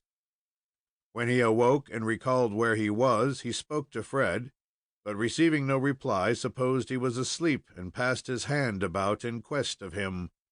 After groping several minutes in vacancy, he muttered, "Be the powers if he hasn't fell out of bed, as me brother Tom used to remark to the old gentleman after he'd kicked me out of the seam. The fall ain't far enough to hurt him seriously, but these laddies have a way of getting hurt where a man couldn't do it if he tried." After calling and searching farther, he struck a match and held it up. A transient glimpse was gained of an area of several hundred feet, in which, it is needless to say, he saw nothing of his young friend. "Be the powers, but he's strayed away," added Mickey, somewhat impatiently. "He thought there was something that it would pay to chase, and he's gone off, and of course will be lost." With a view to bringing him back, the Irishman called his name, whistled, and after a time fired his gun. The echoes were not so loud as when Fred had fired, but the racket was sufficient to make him confident it would reach the ears of the boy if he were not asleep or injured. Mickey, as will be seen, formed the right opinion of the action of his young friend, and hoped that he would be able to work his way back to camp, as they called it, without any mishap or assistance from him. "He thinks there's another door that opens into the sunshine, and that isn't locked, and if it is, he can pick the key. He may work away till he becomes weary, and then he'll be back here, and we'll have to contrive some other way. Or it may be that good luck will lead him to the opening for which he sighs. Heaven grant that the same may be the case." He waited and watched and hoped as the hours passed by, until he began to believe that something serious had happened to him. At intervals, he repeated his signals, but on no occasion was there anything like a response. It was an odd juxtaposition of events that at the very moment he uttered some of the calls, the despairing kid was doing the same thing, and although each strained his ears to the utmost, yet neither suspected the truth. The hours and the time passed on, until, happening to look up at the opening, Mickey saw the prepared blanket slowly descending, just as Fred looked upon it from the ridge. "I'm obliged to yez," he said in an undertone, "but I don't find myself in pressing need of the same. I have one here, but if ye insist on my taking that, I'll not quarrel with yez." He resolved that when it came down within his reach, he would cut the lasso and take it. But before it reached the ground, he had changed his mind. He knew what the intention of the Apaches was, but he was not deceived for an instant. "I'll not do anything at all," he muttered. "I'll not interfere where it's so difficult to decide upon me duty, as the old lady observed when the bear got her husband down. I'll let 'em think I'm asleep, and see what they'll do." And thus, as the reader already knows, the rolled up blanket was lowered and raised again without molestation, almost grazing the upturned face of the Irishman as it did so. "And the next will be one of the spalpeens himself. Begorra, there he is this minute." Just as he anticipated, a short time after, the blanket began its descent, enfolding the form of one of the swarthy warriors, the Irishman at once detecting the ruse. His rifle was brought to his shoulder, but yielding to a whim which he could hardly explain, he lowered it without firing, and resolved that he would do nothing at all unless compelled to in self-defense. About this time, an idea began to dawn upon him that silence and inaction upon his part might do himself more good than the most vigorous defense. He might shoot the first Indian, and then the others would only keep themselves out of reach, and he would be no nearer escape than before. On the other hand, if he studiously forced himself into the background, they might begin to believe that he had discovered the means of exit which was unknown to them. He had no fear of not being able to keep out of their way, where he had such abundant room, and where no light possibly could reach the interior and reveal his presence to 100 searchers. If they chose to attempt to carry torches, then he could pick them off at his own convenience. And so it came about that Mickey stood quietly by and permitted the whole 5 Apaches to slide down the rope like so many monkeys, while he raised no hand in any way of protest. Not knowing how many the party numbered, he could not conjecture how many were left when the 5 had come down, and the business stopped for the time, but he knew as a matter of course that they would not enter the cave without leaving reinforcements upon the surface. By the time the last man landed, Mickey had moved back to a point 100 yards away from where the group were gathered, where he was seated upon a large rock. "If any of 'em undertakes to flash a bull's-eye in me face, I can dodge down behind the seam," was the way in which the Irishman reasoned it. At such a time, and in such a place, the faculty of hearing was about the only one that could be counted upon, and sliding softly off the rock, Mickey applied his ear to the earth. If the Apaches were moving about, the noise made by their feet was so slight that he could not be certain whether they were actually branching out and groping for him, or whether they were the sounds produced by the natural shifting of the feet of a group of men standing together. Matters stood thus for some time, when the last Indian suddenly came through the opening and plumped down upon the ground below, his start on this journey being such that he was probably considerably shaken up by the involuntary trip. "Your spalpeens must be more careful in coming downstairs," muttered Mickey, who supposed the whole thing was an accident, as in his own case. But it was not long before he heard the voice of Fred Munson calling from above, and as each word was distinctly heard, there was no room for any misunderstanding of the situation. The Irishman was literally dumbfounded.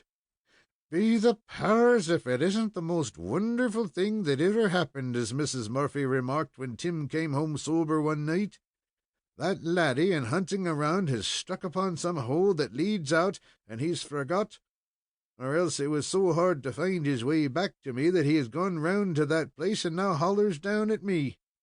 Begorra," added Mickey a moment later, "it must be that he shoved that spalpeen overboard, and there isn't anybody left up there in the way of Apaches but one, and he ain't an Apache, but a gentleman named Fred Munson.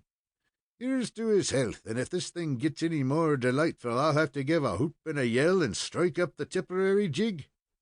The exultant fellow had hard work to keep his spirits under control when he fairly understood the brilliant exploit that had been performed by his young friend.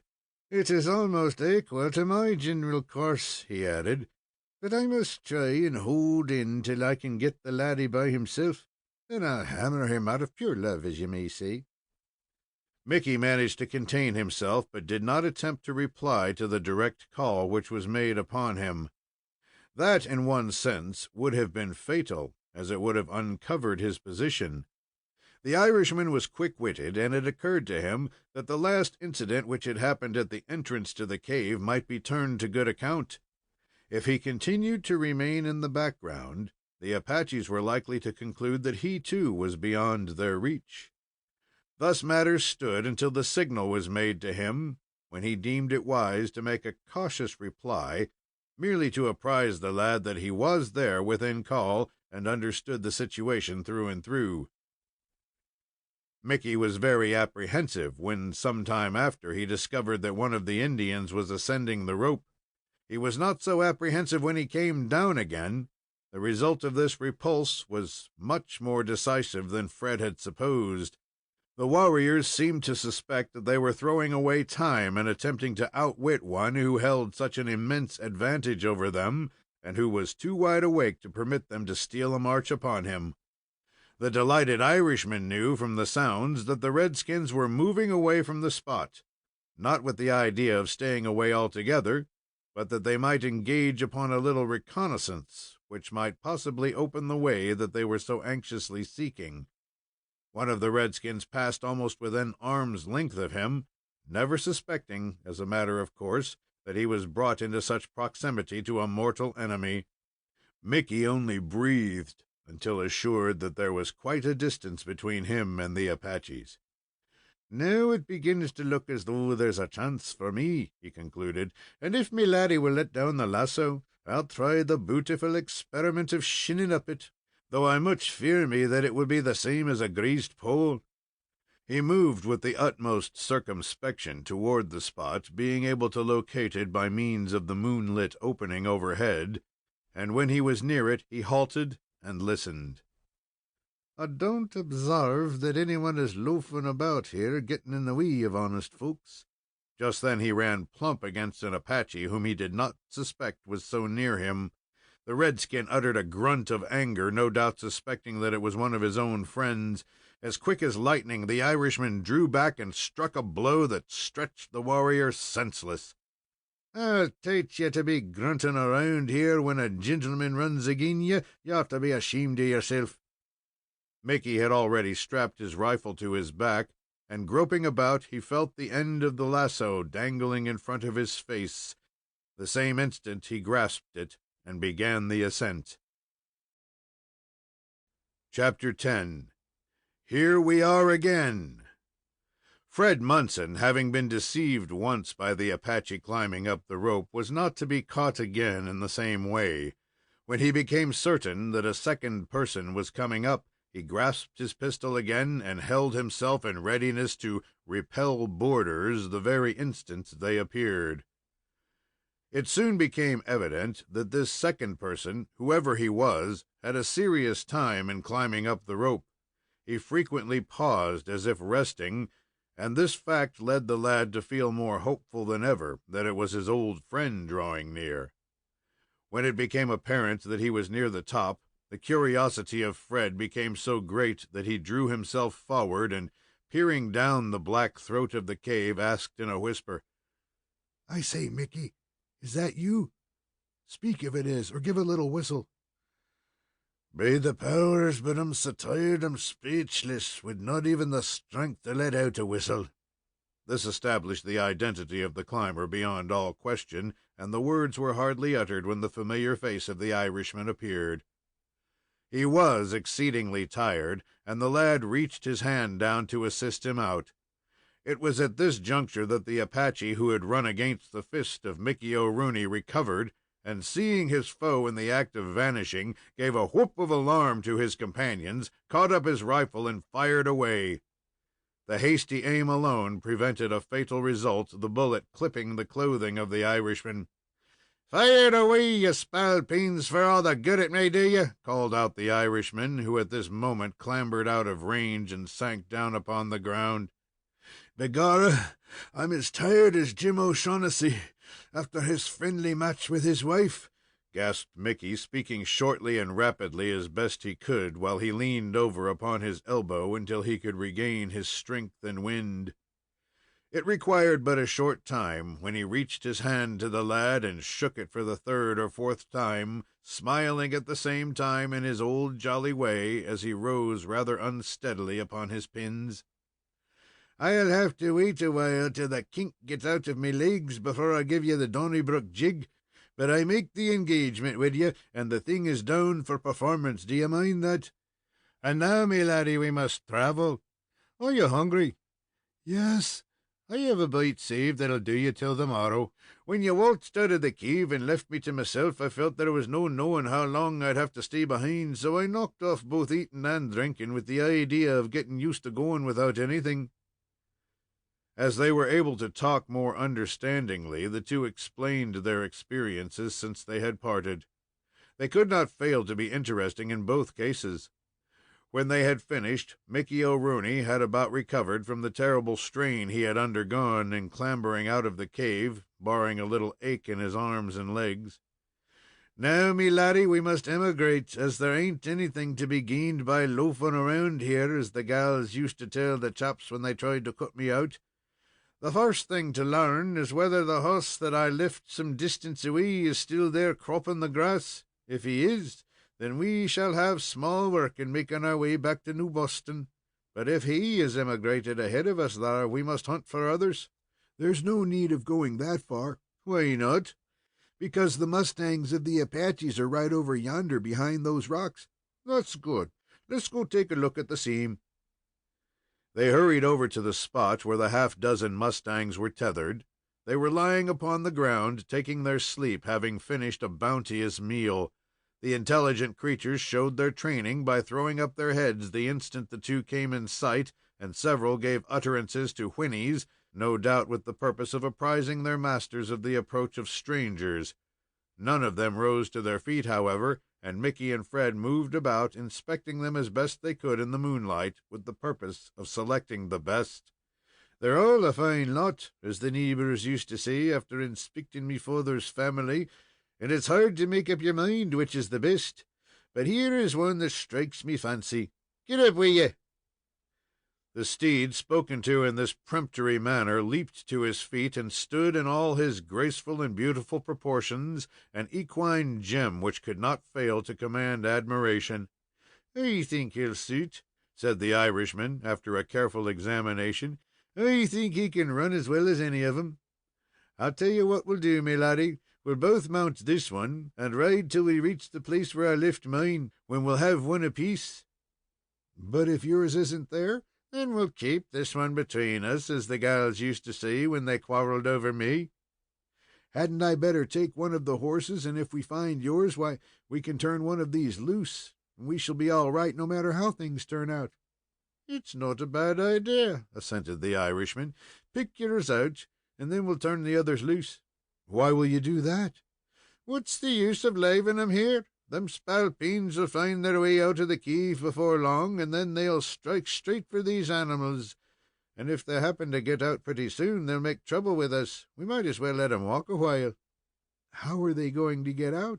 "Didn't you lave the lasso hanging down into the cave?" "I declare I never thought of that!" exclaimed the affrighted lad. "Why didn't you tell me?" And he started to repair the oversight, when Mickey caught his arm and checked him. "Not so, me son. Lave it as it is. If we should go away and lave the spalpeens down there without the rope, they might never find the way out, and would starve to death, and it would always grieve me to think that I had starved 6 Apaches to death instead of affording myself some enjoyment by cracking 'em over the head with a shillelagh." "I should be sorry to do that," replied Fred, who comprehended the cruelty of leaving the poor fellows to perish, as they were likely to do if left without the means of escape.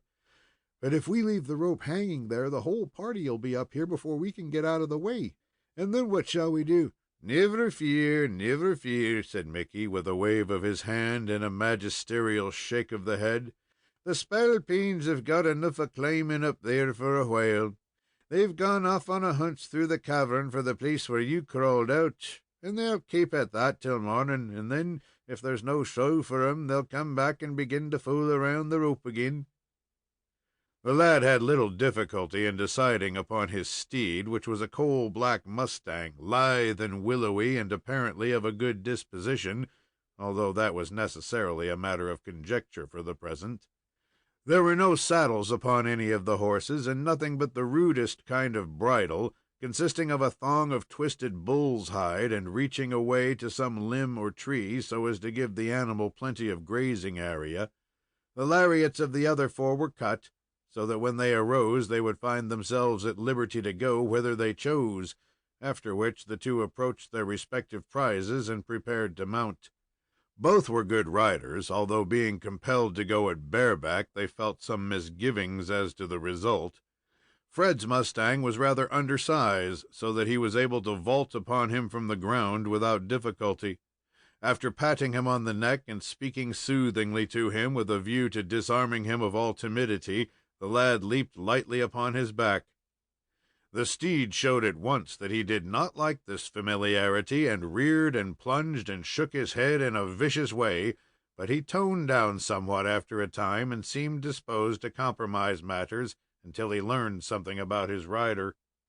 "You're going to become a good rider, that is, in the course of 20 or 30 years," remarked Mickey, who had been watching his young friend closely, "if you practice each day in those 30 years. But I want you to observe my style. Note how completely I bring the animal under, how docile he becomes, how mild, how gentle, how lamb-like. And with these rather pompous observations, he laid his hand upon the mane of his mustang, and at one bound bestrode him, catching the lariat after the manner of one who was determined to have no nonsense about it. "No, no, how quick I'll subdue him, how afeard he'll be. You can't goad him into trying to throw me. Talk about rarely breaking that old horse cruiser that used to ate his keeper every day for breakfast. He couldn't compare with myself." Before Mickey had time to finish his observation, the heels of the mustang went up almost perpendicularly in the air, and with such suddenness that Mickey was thrown a dozen feet over his head, alighting upon his hands and knees. Fred was amused beyond expression at the discomfiture of his boasting friend, who was not a little astonished at the manner in which he had been overthrown. "Turns up," he said, as he gathered himself on his feet again, "that I was a little mistook. Such accidents will happen now and then, and it isn't very kind for a spalpeen like yourself to laugh at me sorrow." "I can't help it, Mickey, but I'm afraid I can't stick to the back of this horse. He seems scared and mad, and his back feels mighty slippery without any saddle or blanket." "Maybe if I get on with you, the weight of us both will hold him down." The mustang, which hard thrown the Irishman, continued to flourish his heels and disport himself in such a lively style that his spirit became contagious, and the four who were yet upon the ground now came to their feet, and after some plunging and rearing, made a rush down the slope, and were soon out of sight. The animal ridden by the lad showed a disposition to join them, but the rider resisted and managed to hold him, until at the opportune moment Mickey placed himself upon his back, and as he was really a good horseman and used vigorous means, he speedily managed to bring him under control. Turning his head toward the ridge, they started him forward, pausing near the mouth of the cavern long enough to gather up one of the blankets lying there, as it was likely to be useful at no distant time. Chapter 11. Through the Mountains. The moon was high in the sky, and as it was near midnight, O'Rooney, who had taken upon himself the task of guiding the mustang, continued him on up the ridge directly toward the spot where Fred had lain so long, watching the action of the Apaches gathered around the opening of the cave. The mustang walked along quite obediently, seeming to feel the load no more than if it was only one half as great. But those animals are like their native masters, cunning and treacherous, ready to take advantage of their riders whenever it happens to come in their way. "Which is the reason I cautions you to be ready for a fall," said Mickey, after referring to some of the peculiarities of these steeds of the Southwest. "The minute he gets it into his head that we ain't paying attention, he'll rear up on his 4 feet and walk along that way for half a mile. Not having any saddle, we'll have to slide over his neck, unless I can brace me feet against his ears and ride along standing straight up."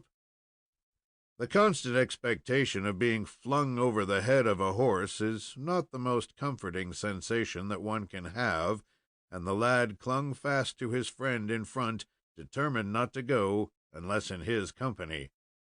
Upon reaching the top of the ridge, the horse was reined up for a few minutes, as Mickey, like the mariner at sea, was desirous of taking an observation so as to prevent himself going astray. "Can you remember how you were placed?" asked the lad, after he had spent several minutes in the survey. "That is, do you know which way to go for the horse you left eating grass?" "I was a little puzzled at first, as me father observed to the school teacher when he said I had been a good boy, but I see how it is now. It must have been that I got a little turned round when I was down in the basement of these mountains, but I see how it is now. Right yonder," he added, pointing toward the northwest, "is where I left my horse, and there is where I hope I'll find him again." "Is the road so that we can ride the mustang all the way there, or must we walk?" "I remember I come right along some kind of a path made by animals after leaving the baste." "I suppose it's the route taken by the cratures in going to the water, for there's a splendid spring right there, and the path that I was just telling you about leads straight to it." "Then keep the horse from throwing us off, and we're all right. After we find your horse, Mickey, Or don't find him, what are we to do then? Set sail for New Boston. But we can't ride through these mountains if we don't find the pass. And the same is what we're going to do, barring that it hasn't been lost yet. Are you sure you know the way to it from where you left your horse? I've been hunting for it for hours, but couldn't any more tell where it was than the man in the moon. What course would you have to take to reach it? Right off yonder, replied Mickey, pointing to the left. And I was sure it was here, said Fred, pointing his hand in nearly an opposite direction. Which the same is good reason why you're wrong. When you get lost and think you're on the right way, you may be sure that you're wrong, and after figuring the whole thing over and getting certain of the right course, all you've got to do is not to take it, and you're certain of saving yourself. Then, according to that, you ought not to take the route which you said is the right one. I'm speaking for lost spalpeens like yourself, said Mickey severely. I haven't been lost since I parted company with Soot Simpson. And begorra, that minds me that we ought to say something of him. Just look round and observe whether he is standing anywhere beckoning to us. Both used their eyes to the extent of their ability, but were unable to discover anything that bore a suspicious resemblance to a man. So far as they could judge, they were entirely alone in this vast solitude. Do you expect to meet Sut very soon? Of course I do. Well, shouldn't I? But he went another way from you altogether after Lone Wolf. That's just it. He went another way and went wrong, and he has been gone long enough to find out the same. And he will turn back and follow you? As soon as he finds he's wrong, he'll go right. And as I went right, he'll be on my heels. But you know, both of us have strayed a good deal off the track, and we have traveled in many places where we haven't made the slightest trail. How is he going to follow us then? The Irishman gave utterance to a scornful exclamation. I've been with that Soot Simpson long enough to learn something. I've seen some specimens of what he can do. Rocks don't make no difference to him. When he gets on the track of a wild bird, if it don't take extra pains to dodge and double, he'll follow its trail through the air. Oh, he's there all the time, and the wonder with me is that he hasn't turned up before. What would he have done had he come along and found us both in the cave and the Apaches watching? He would have tracked that wolf back to his hole, come in and fetched us out, and then slipped up behind the six and tumbled them all in like so many 10-pins. If he's such a wonderful man as that, it's a pity we couldn't have kept him with us all the time, and if we do run against him, we can afford to stop thinking about Apaches, as they will be of no account. Yes, all right. But the trouble is to find him, as the man said when the British government condemned John Mitchell and him thousands of miles away in America. This tramping about at night in the mountains isn't the easiest way to discover a man, and it's him that will have to find us, instead of we him. But we'll keep it up. If the Apache mustang which they were riding meditated any mischief, he seemed to be of the opinion that the occasion was not the most suitable. He walked along with great docility and care, picking his way with a skill that was wonderful. Several times they approached places where it seemed impossible for an equine to go forward, but the horse scarcely hesitated, toiling onward like an alpine chamois, until at last they drew up in a small valley, through the middle of which ran a small stream that sparkled brightly in the moonlight. "Here we are," said Mickey. "Here's the spot where I left my creature a couple of days ago, and where I don't see him just now. Use your eyes a bit, and tell me whether you observe him." Fred was scarcely less anxious than his friend to recover the steed, for, recalling his experience in that line, he had good reason to mistrust Indian horses. It would be very awkward, when they should find a party of Apaches howling and rushing down upon them, to have the animal turn calmly about and trot back to his former friends, carrying his two riders into captivity, or leaving them to shift for themselves. Nothing could be seen of the creature, but there was a fringe of wood on the opposite side where he might be concealed, and Mickey slid off the blanket with the intention of hunting for him. Don't let this spalpeen give you the slip," he cautioned the lad as he gave the lariat into his hand, "for if mine is gone, this is the only one we have to depend on, and we can't spare him." Fred felt a little uncomfortable when he found himself alone and astride of the fiery steed, which pricked up his ears as though he meditated mischief, but the horse seemed to think better of it, and continued so quiet that the young rider ventured to transfer his attention from him to Mickey, who was moving across the open space in the direction of the wood upon the opposite side. The moonlight was so clear that he could be as plainly seen almost as if it were midday. As he moved along, he brought his rifle around to the front, so that he could use it at a moment's need, for he could not but see the probability that if his horse had been lately disturbed, it was likely that those who did so were still in the vicinity, and no place was more likely to be used for a covert than that same patch of timber which he was approaching. "Be the powers, but it looks a little pokerish," he said to himself, slowing his gait and surveying the wood with no little distrust. "There might be a dozen of the spalpeens slaping there with one eye open, or all sitting up and expecting me." He had proceeded so far, however, that it was as dangerous to turn back as it was to go on, for if any enemies were there, they were so close at hand that they could easily capture or shoot him before he could reach his horse. He was scarcely moving, and doing his utmost to penetrate the deep shadow, when, beyond all question, he heard a movement among the trees. He paused as if he had been shot, and cocked his rifle, looking toward the point from whence came the noise. "Easy there now," he said in a solemn voice. "I won't stand any of your tricks. I'm savage, and when I'm that way I'm dangerous, so if yez are there, speak out, or else come out like a man and tell me your name, by the token of which mine is Mickey O'Rooney from Ireland."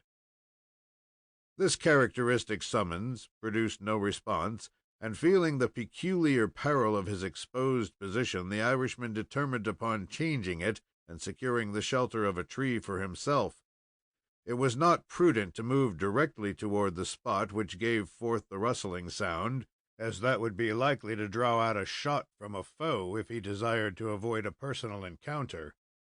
Accordingly, the Irishman made what might be termed a flank movement by turning to the right, running rapidly several paces, and then diving in among the trees as though he were plunging into the water for a bath. The few minutes occupied in making this change were those which Mickey felt were of great danger, for if he should reach the wood and find himself opposed to but a single man, or even two, the situation would not be so uneven by any means. No shots were fired, and he drew a great sigh of relief when he gained the desired covert. "Now I can dodge back and forth and work me way up to 'em," he concluded. "And when they stick their heads out from behind the trees, I'll whack 'em for 'em, just as we used to do at Donnybrook when the fun began." He waited where he was for some time in the expectation that his foe would reveal himself by an attempt to draw out. But if there is any one thing which distinguishes a scout, whether white or red, at such a time, it is his patience. It is like that of the Eskimos, who will sit for 16 hours without stirring beside an air hole in the ice, waiting for a seal to appear.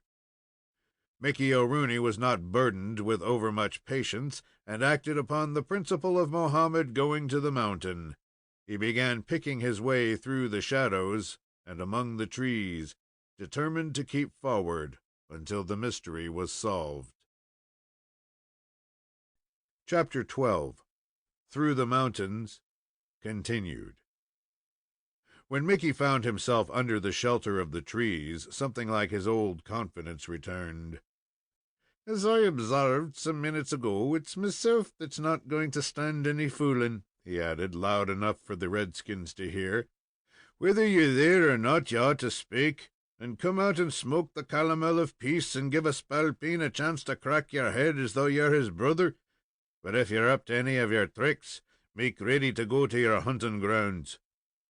By this time he was within a dozen feet of the spot whence came the rustling that so disturbed him, and was staring with all his eyes in quest of the redskins. In spite of the bright moonlight, the Irishman could not be certain of anything he saw. There were trees of large size, behind any of which an Indian might have shielded himself effectually, and it was useless for Mickey to look unless his man chose to show himself.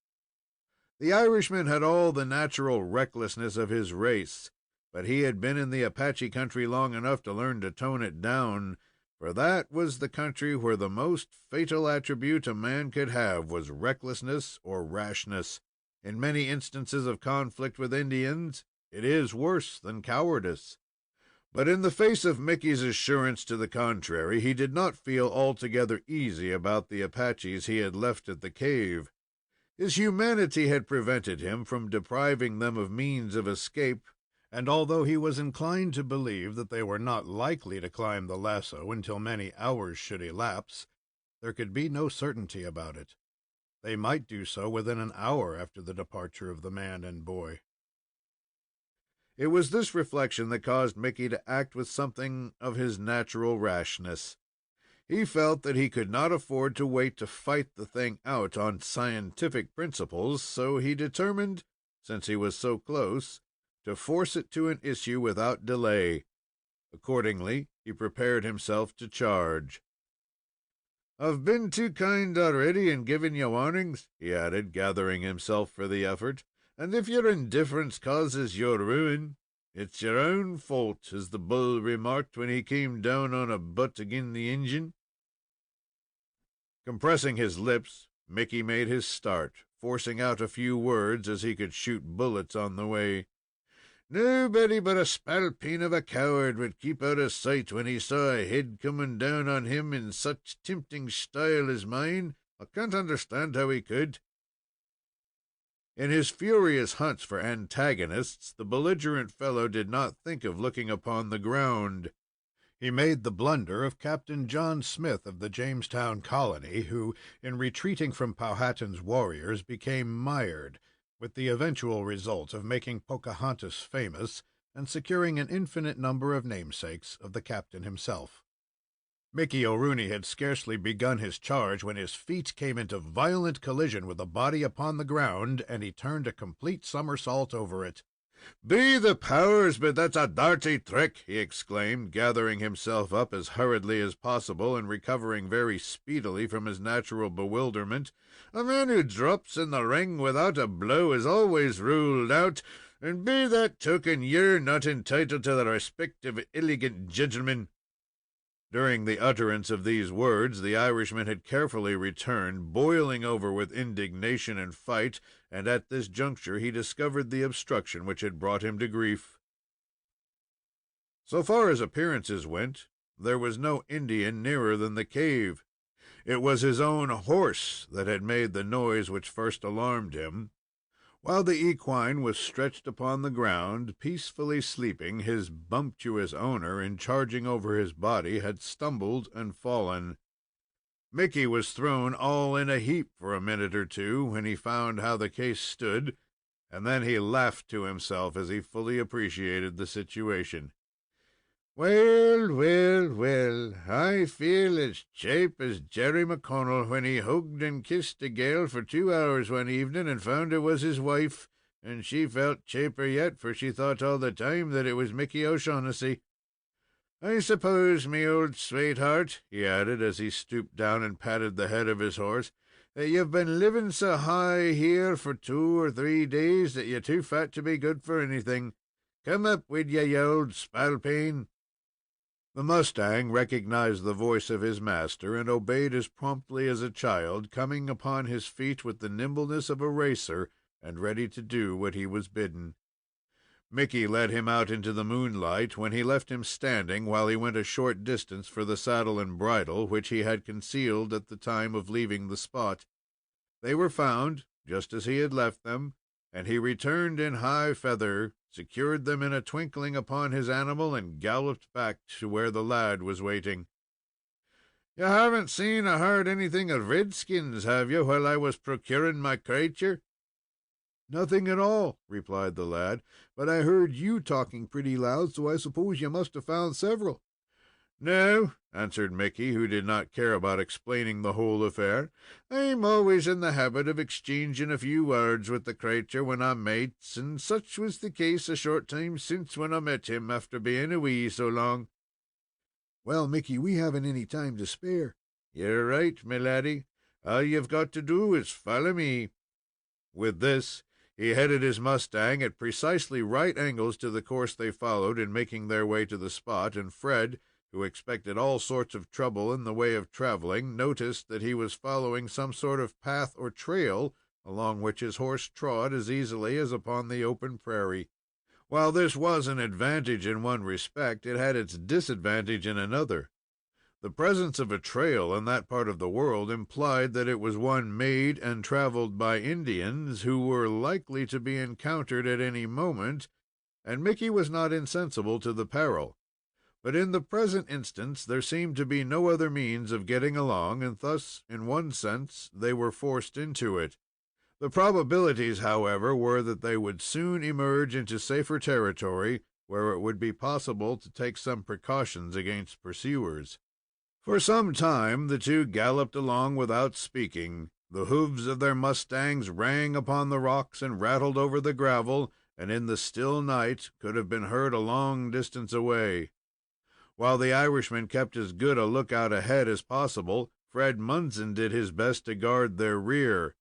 He kept continually glancing over his shoulder in expectation of seeing some of their enemies, but nothing of the kind occurred, and before he anticipated it, they emerged into what seemed a deep valley with high rocks upon both sides.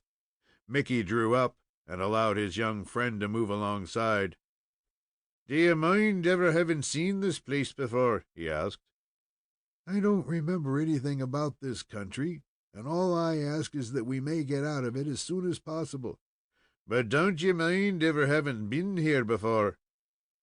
Thus questioned, Fred scanned his surroundings as best he could, but there was nothing that he could identify, and he so said, adding, "I'm sure I've never been here before."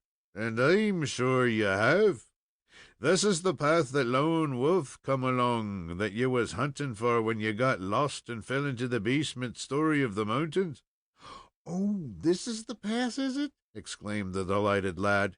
"Then we have a clear road before us straight to New Boston." "Clear of all but one thing." "What's that?" "The red spalpeens. They're always turning up when you don't expect them, and don't want them."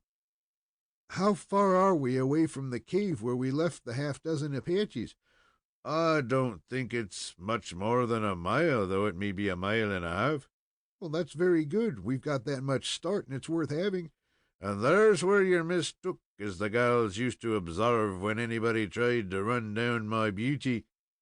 The path that we came along, you'll mind, makes many turns and twists, and the end of it all is that it strikes the pass on the other side of the cave, and we've got to ride right by the spot which we left." This was not cheering information, although, everything considered, the two had cause to congratulate themselves upon their extraordinary success up to this time. The night was about gone, and while their mustangs halted, they observed that it was growing light in the east. They would be forced to ride through the dangerous territory by day, so that the risk of detection would be proportionately greater if their enemies should be in the vicinity. Both the mustangs were fresh and vigorous, however, having enjoyed an unusually long rest with plenty of food, and they were good for many hours of speed and endurance. The one ridden by Fred had behaved in a very seemly fashion, and there was ground for the hope that he would keep up the line of conduct to the end. Still, there could be no certainty of what he would do in the presence of the Apaches. "We'll take it easy," said Mickey, as the two started off at an easy gallop. "We'll not be after putting them to a run till we have to do the same, so that when there's need for their speed, we shall have it at command." This prudent suggestion was carried out. Their horses dropped into a sweeping gallop that was as easy as an ordinary walk. The riders kept their senses awake, talking only a little, and then in guarded voices. As they galloped along, the sun rose, and the day promised to be as warm and pleasant as those which had preceded it. The sky was obscured only by a few fleecy clouds, while the deep blue beyond was as beautiful as that of Italy. Drawing near the cave in the mountain, they pulled their horses down to a walk, and carefully guided them into the softest places, so as to make the noise of their hoofs as slight as possible. Nothing occurred until they were a short distance beyond the dangerous spot, when Mickey spoke. "Do you observe that stream there?" he asked, pointing to a rather deep brook which ran across the pass and lost itself in the rocks upon the opposite side. "Well, that's the water that comes through the cave over the cascade, and that I expected to swim out by, and I'm going to find out what me chances were." Chapter 13. In the Nick of Time. Leaving his Mustang in charge of Fred, the Irishman turned to the right and followed the stream into the rocks. The course was so winding that he speedily disappeared from sight. The boy, who was compelled to sit still and await his return at perhaps the most dangerous portion of the road, felt anything but comfortable over the erratic proceeding of his friend. But fortunately, the latter had been gone but a short time, when he reappeared, hurrying forward as if somebody was at his heels. "It's all right," he remarked, as he sprang into the saddle, took up the reins, and started on. "I think the Apaches are there, though I can't be certain, but I found out what I wanted to learn." Then he explained that he followed up the stream to the place where it came from beneath the rocks, which formed a part of the wall of the cave, where a curious fact attracted his attention. In its passage beneath the stone, the tunnel widened and flattened, so that where it shot forth into the sunlight again, its width was some 20 feet, and its depth only a few inches. The appearance it presented was very much like that of the gates of a mill pond when they have been slightly raised to allow a discharge of water beneath. Through the passageway thus afforded, no living person could have forced his way, and had Mickey O'Rooney attempted it, nothing in the world could have saved him from drowning. The Irishman himself realized it, and was thankful enough that he had refrained from making the desperate attempt. The two continued their sweeping gallop for several hours, during which they did not catch a glimpse of Indians, but they were alarmed by hearing the reports of guns at no great distance on the right. The firing was irregular, sometimes several shots being heard together, and then they were more of a dropping character. This showed that a fight of some kind was going on, but as to its precise nature they could only conjecture. It might be that a party of Comanches and Apaches or Kiowas or hunters were enjoying a hot time, but the two friends were glad to get out of the neighborhood as speedily as possible. At noon, they enjoyed the satisfaction of knowing that they had made good and substantial progress on the way home. There was an abundance of grass and water, and when the sun was overhead, they went into camp. "I'm as hungry as a panther that has been fasting for a month," said Mickey, as he dismounted, "and I haven't got a mouthful of food left. There ain't any use of a chap starving to death to accommodate anybody else, and I don't mind to do the same." Fred Munson's hunger was scarcely less than his, but the boy would have been willing to have undergone still more rather than incur the risk that was now inevitable. But Mickey saw nothing to be gained by such a course, and contended that they should give their attention to the wants of their bodies before they were weakened by fasting and fatigue. Mickey promised not to be absent long, and then started in search of provender. Game was abundant in that part of the world, and he was confident that much time would not be required to bring down some toothsome dainty. "He has an uncomfortable way of running off and leaving a fellow alone," muttered Fred, as he watched the vanishing figure of his friend. "I haven't anything but my revolver, and only 2 shots left in that, and it seems to me that this is about the worst place we could stop." The point where they camped was in the pass, which at that point widened considerably. The right wall curved far inward in a semicircular shape, the opposite remaining the same, the gorge looking as if an immense slice had been scooped out of its northern boundary.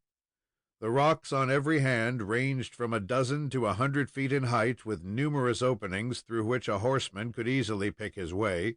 The tops were covered with vegetation, the greater portion of which was vigorous and dense. Fred found himself standing in an immense amphitheater, as one can imagine how the gladiators of Rome stood in the Colosseum when an audience of over 100,000 were seated and looking down upon them.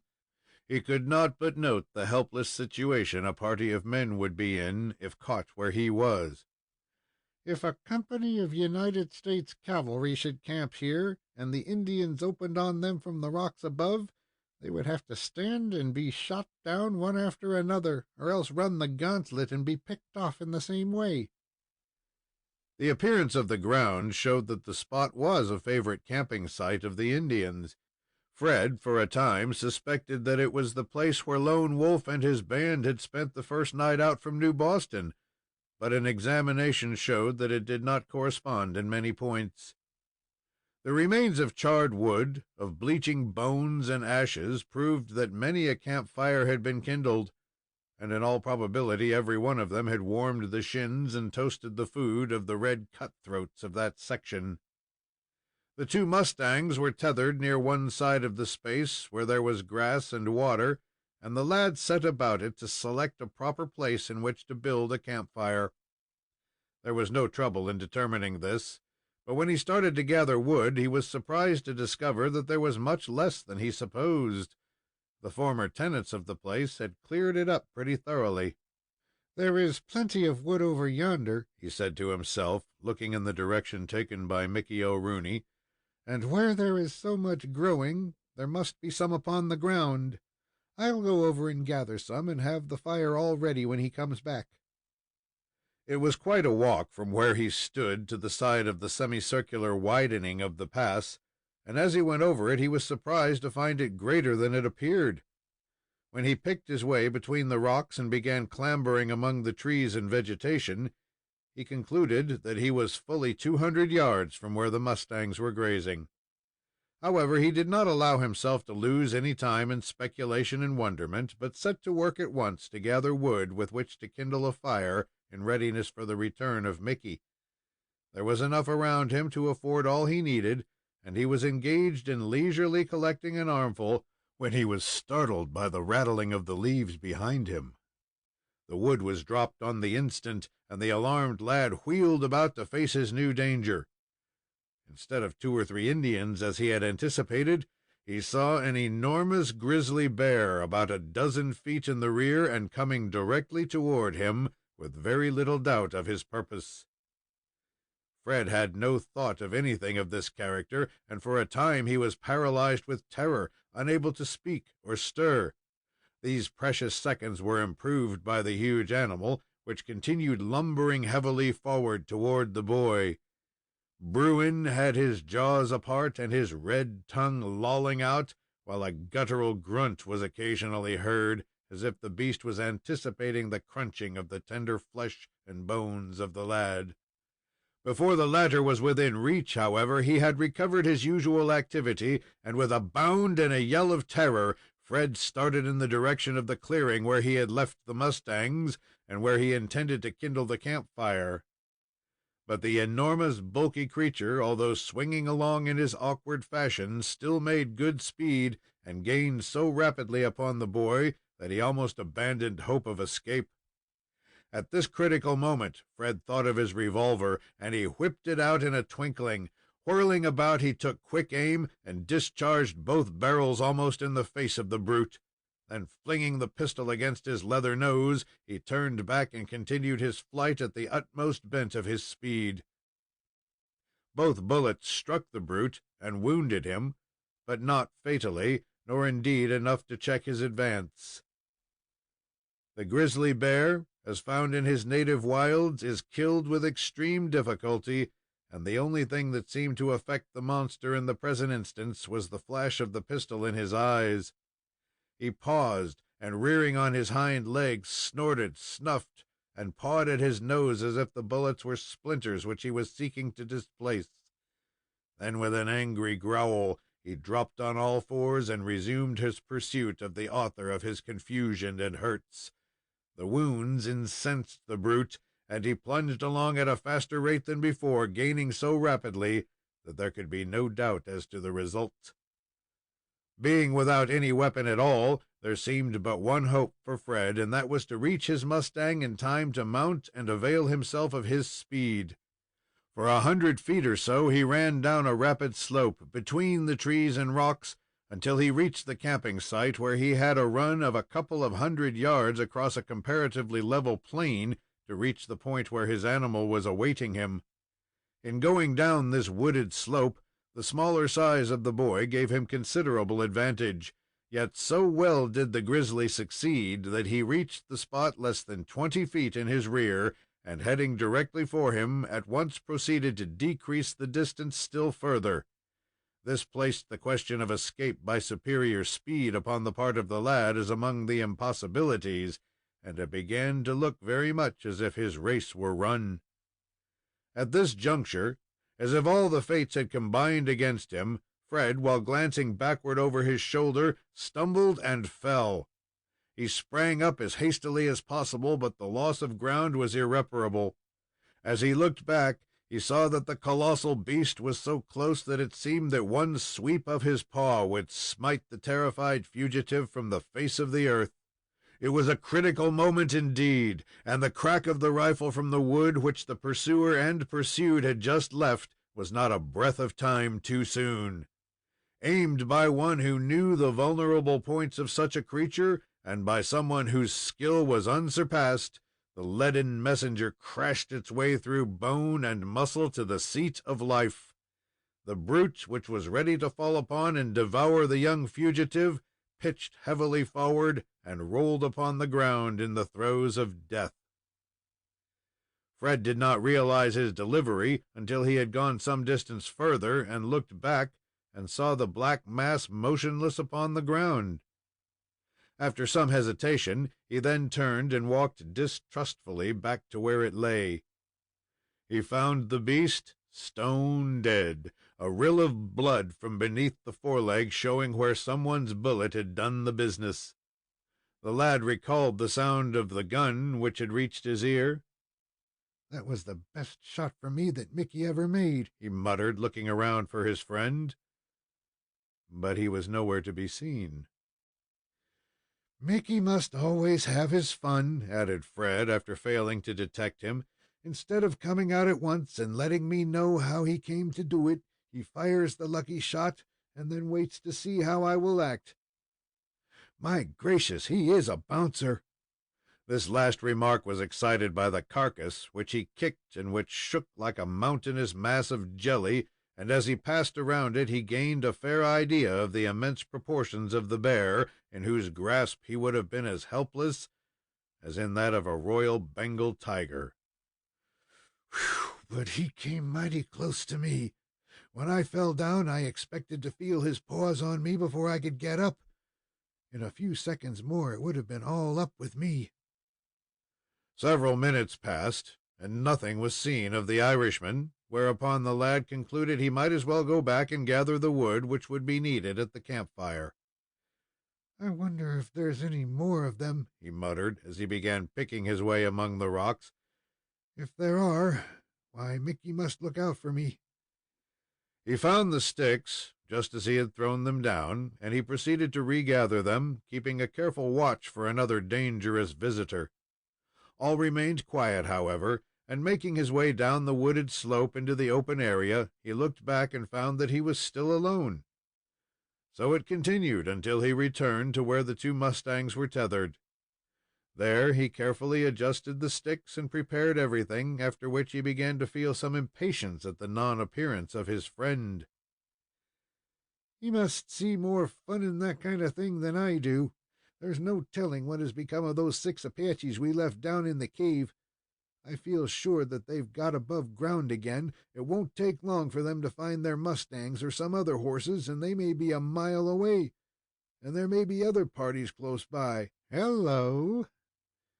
Fred thought that he had no matches about his person, but he was making a sort of aimless hunt when he found a solitary lucifer at the bottom of his pocket. This he carefully struck against the rock behind him, and in a few minutes the campfire was started and burning merrily. As he sat down to wait, he looked toward the point where the Irishman had vanished from sight. There he was, bearing on his shoulders some choice sections of a young antelope he had shot, although Fred recalled that he had not heard the report of his gun, except when the grizzly was shot. As Mickey came along over the same path taken by the boy, he was forced to make a detour around the carcass of the bear. He paused to survey it, his whole manner betraying great astonishment, as if he had never beheld anything of the kind. He walked around the body several times, punched it with his foot, and finally, grasping his 20 pounds of meat in his right hand, approached the campfire. Here he at once began the preparations for broiling it. The antelope had been of goodly size, and he had cut out the most luscious portions so as to avoid carrying back any waste material. He had a great deal more than both could eat, it is true, but it was a commendable custom with the Irishman to lay in a stock against emergencies that were likely to arise. While thus employed, it would have been impossible for Mickey to hold his tongue. "Begorra, but it was queer, was the same, the way I came to catch this gentleman. I hunted him a little ways when he made a big jump, and I thought had got a long ways off. But when I came to follow him, I found he had cornered himself among the rocks, where there was no show of getting out except by coming back on me. The minute I showed myself, he made a rush for me arms, just as all the party gals in Tipperary used to do when I came along the street. An antelope can't do much, but I don't care about their coming down on me in that style, and so I pulled up and let drive. He was right on me when I pulled the trigger, and he made one big jump that carried him clear over my head and landed him stone dead on the other side. That was a good shot, but not as good as when you brought down the grizzly bear at my heels." Mickey O'Rooney was particularly busy just then with his culinary operations, and he stared at the lad with an expression of comical amazement that made the young fellow laugh. "Begorra, why don't you talk sense?" added Mickey impatiently. "I've heard Soot Simpson say that if you only put your shot in the right spot, you don't want but one of 'em to trip the biggest grizzly that ever navigated. I was going to observe that you had been mighty lucky to send in your 2 pistol shots just where they settled the business, though I suppose the haythen was so close on you when you fired that you almost shoved the weapon into his carcass." "I shot him, Mickey, before I fairly started to run, but he didn't mind it any more than if I spit in his face. It was your own shot that did the business." "Me own shot?" repeated Mickey, still staring with an astonished expression. "I never fired any shot at the beast.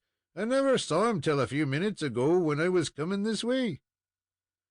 It was Fred Munson's turn to be astonished, and he asked in his amazed, wondering way, "Who then fired the shot that killed him? I didn't." "I thought you did the same, for it was not myself."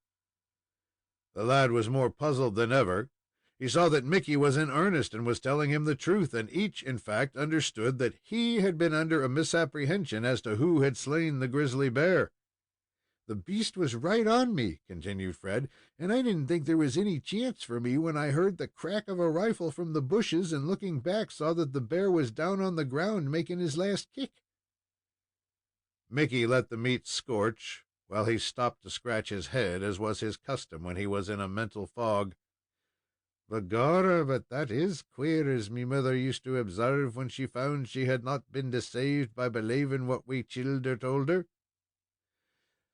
There was somebody who was kind enough to knock over the grizzly at the most convenient season for ye, and then he doesn't choose to send over his card with his post office address on." "Who do you think it was, Mickey?" "It must have been some red spalpeen that took pity on you. Who knows but it was Lone Wolf himself?" Both looked about them in a scared, inquiring way, but could see nothing of their unknown friend, or enemy, as the case might be. "I tell you, Mickey, that it makes me feel as if we ought to get out of here." "You're right. and we'll just swallow some of this stuff, and then we'll light out."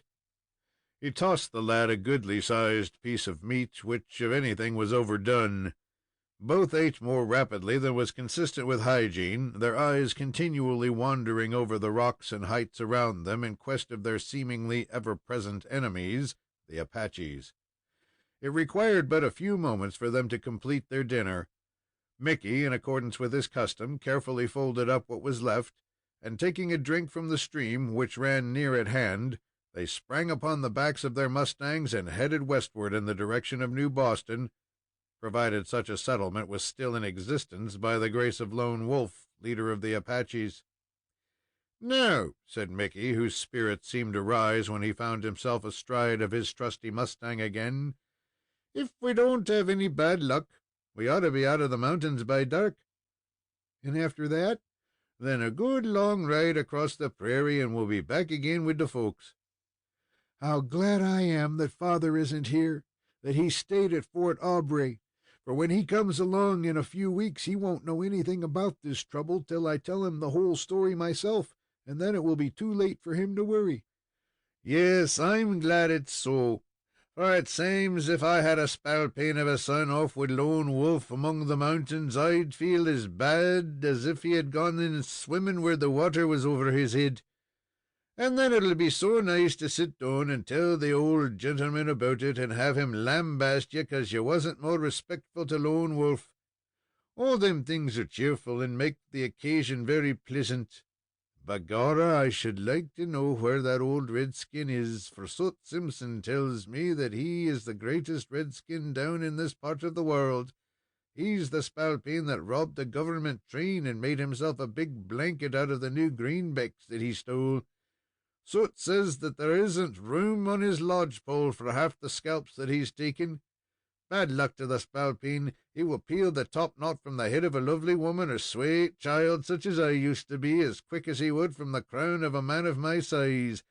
He's an old reprobate is the same, and Soot says he can never die resigned and at pace with all mankind until he shoots him." "I'll be very glad to keep out of his way if he'll keep out of mine. I wonder why he didn't kill me when he had the chance, instead of keeping me so long." "I suppose he meant to carry you up where his little spalpeens live, and turn you over to them for their amusement." "How could I amuse them?" "There'd be a good many ways. They might have stuck little wooden pigs in your hide, then set fire to 'em, and then walked you around for fireworks. Or they might fill your ears with powder and touch it off, and then watch the elegant expression of your countenance. Or they might have set you to running up and down between two rows of them, about 8 or 10 miles long, while each stood with a big shillelagh in his hand and banged you over the head with it as you passed. There'd be a good many ways, according to what Soot told me, but that's enough to show you that Lone Wolf and his folks wouldn't have been at a loss to find delightful ways of giving the little childer the innocent sport they must have."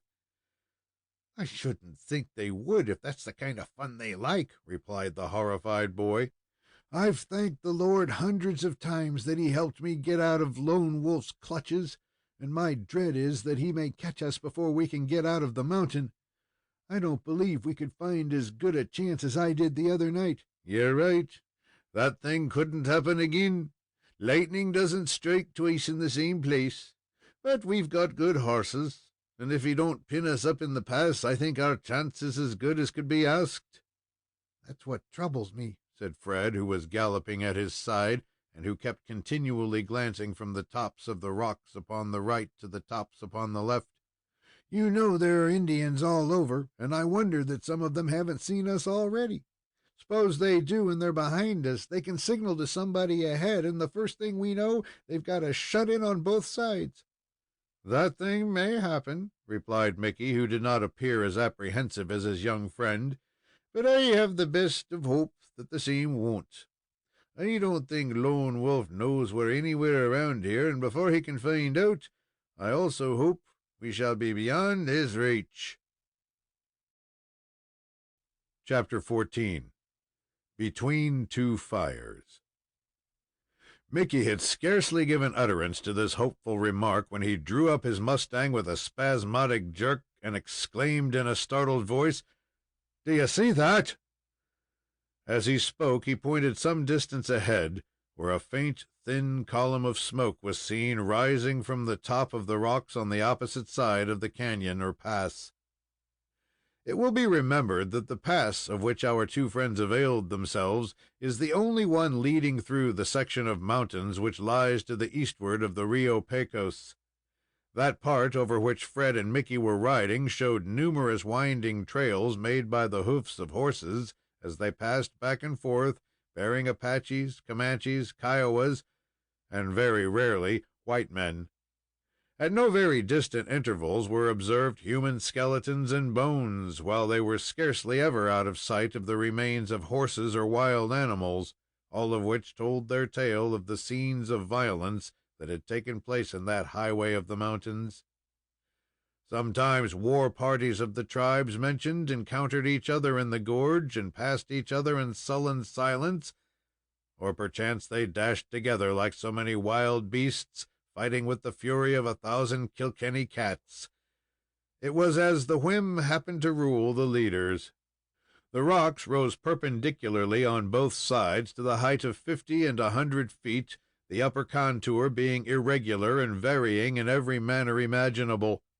Along the upper edge of the pass grew vegetation, while here and there along the side some tree managed to obtain a precarious foothold and sprouted forth toward the sun. The floor of the canyon was of a varied nature: rocks, boulders, grass, streams of water, gravel, sand, and barren soil alternating with each other and preventing anything like an accurate description of any particular section. A survey of this curious specimen of nature's highway suggested the idea that the solid mountain had been rent for many leagues by an earthquake, which, having opened this great seam or rent, had left it gradually to adjust itself to the changed order of things, and to be availed of by those who were seeking a safe and speedy transit through the almost impassable mountains. Mickey and Fred checked their mustangs and carefully scrutinized the line of smoke. It was several hundred yards in advance, on their left, while they were following a trail that led close to the right of the canyon. They could distinguish nothing at all that could give any additional information. The fire which gave rise to the vapor had been kindled just far enough back to cause the edge of the gorge to protrude itself in such a way as to shut it off from the eyes of those below. Indeed, it was not to be supposed that those who had the matter in charge would commit any oversight which would reveal themselves or their purpose to those from whom they desired to keep them. "That is the same as the campfire which troubled the 3 Apaches so much, and which was the means of my giving them the slip." "It must have been started by some other war party, so that their calculations were upset, and you had a chance to get away during the muss. It was a sort of free fight, you see, in which, instead of staying and getting your head cracked, you stepped down and left." Unable to make anything of this particular signal fire, the two friends carefully searched for more. Had they been able to discover one in the rear, they would have been assured that signaling was going on, and they would not have dared to venture forward. Here and there along the sides of the canyon were openings or crevices, generally filled with some sort of vegetable growth, and into most of which quite a number of men could have taken refuge, but which of course were inaccessible to their horses.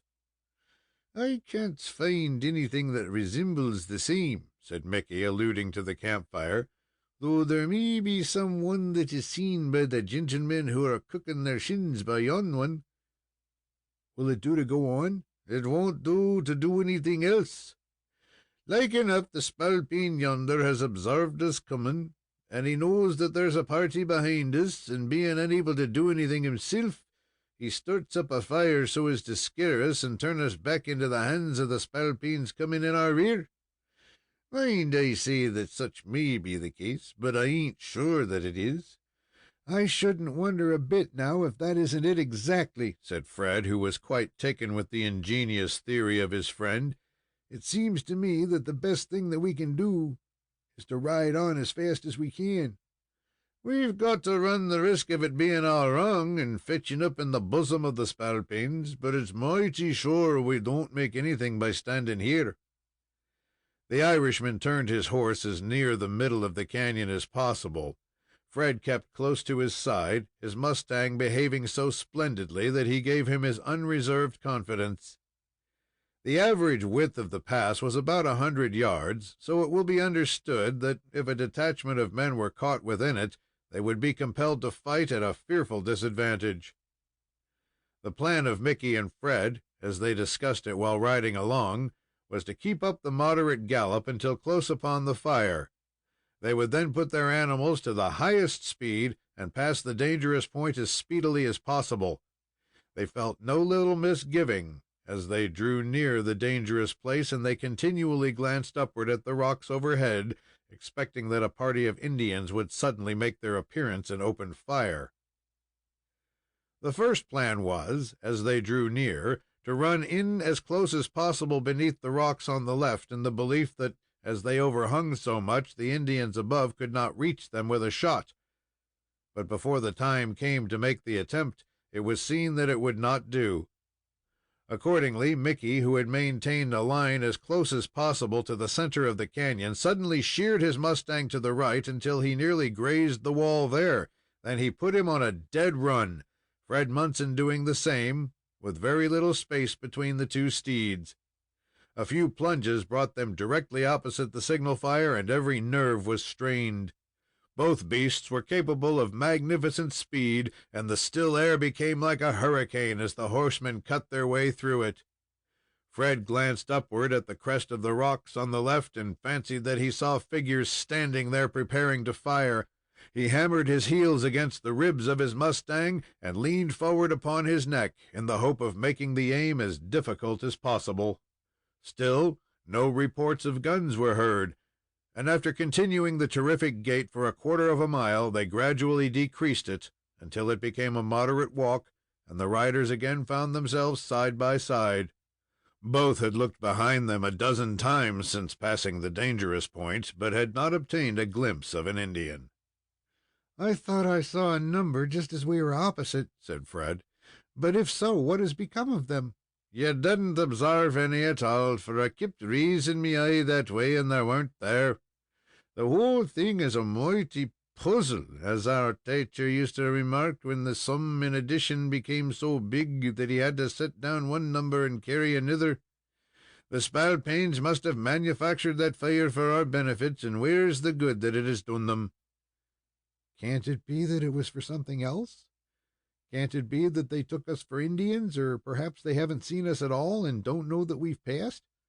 "It does seem as if something of the kind might be, and yet that don't strike me as the Injin's style of doing business." They continued their moderate pace for quite a distance further, continually looking back toward the campfire, the smoke of which continued to ascend with the same distinct regularity as before, but nothing resembling a warrior was detected. Finally, a curve in the gorge shut out the troublesome signal, and they were left to continue their way and conjecture as much as they chose as to the explanation of what had taken place.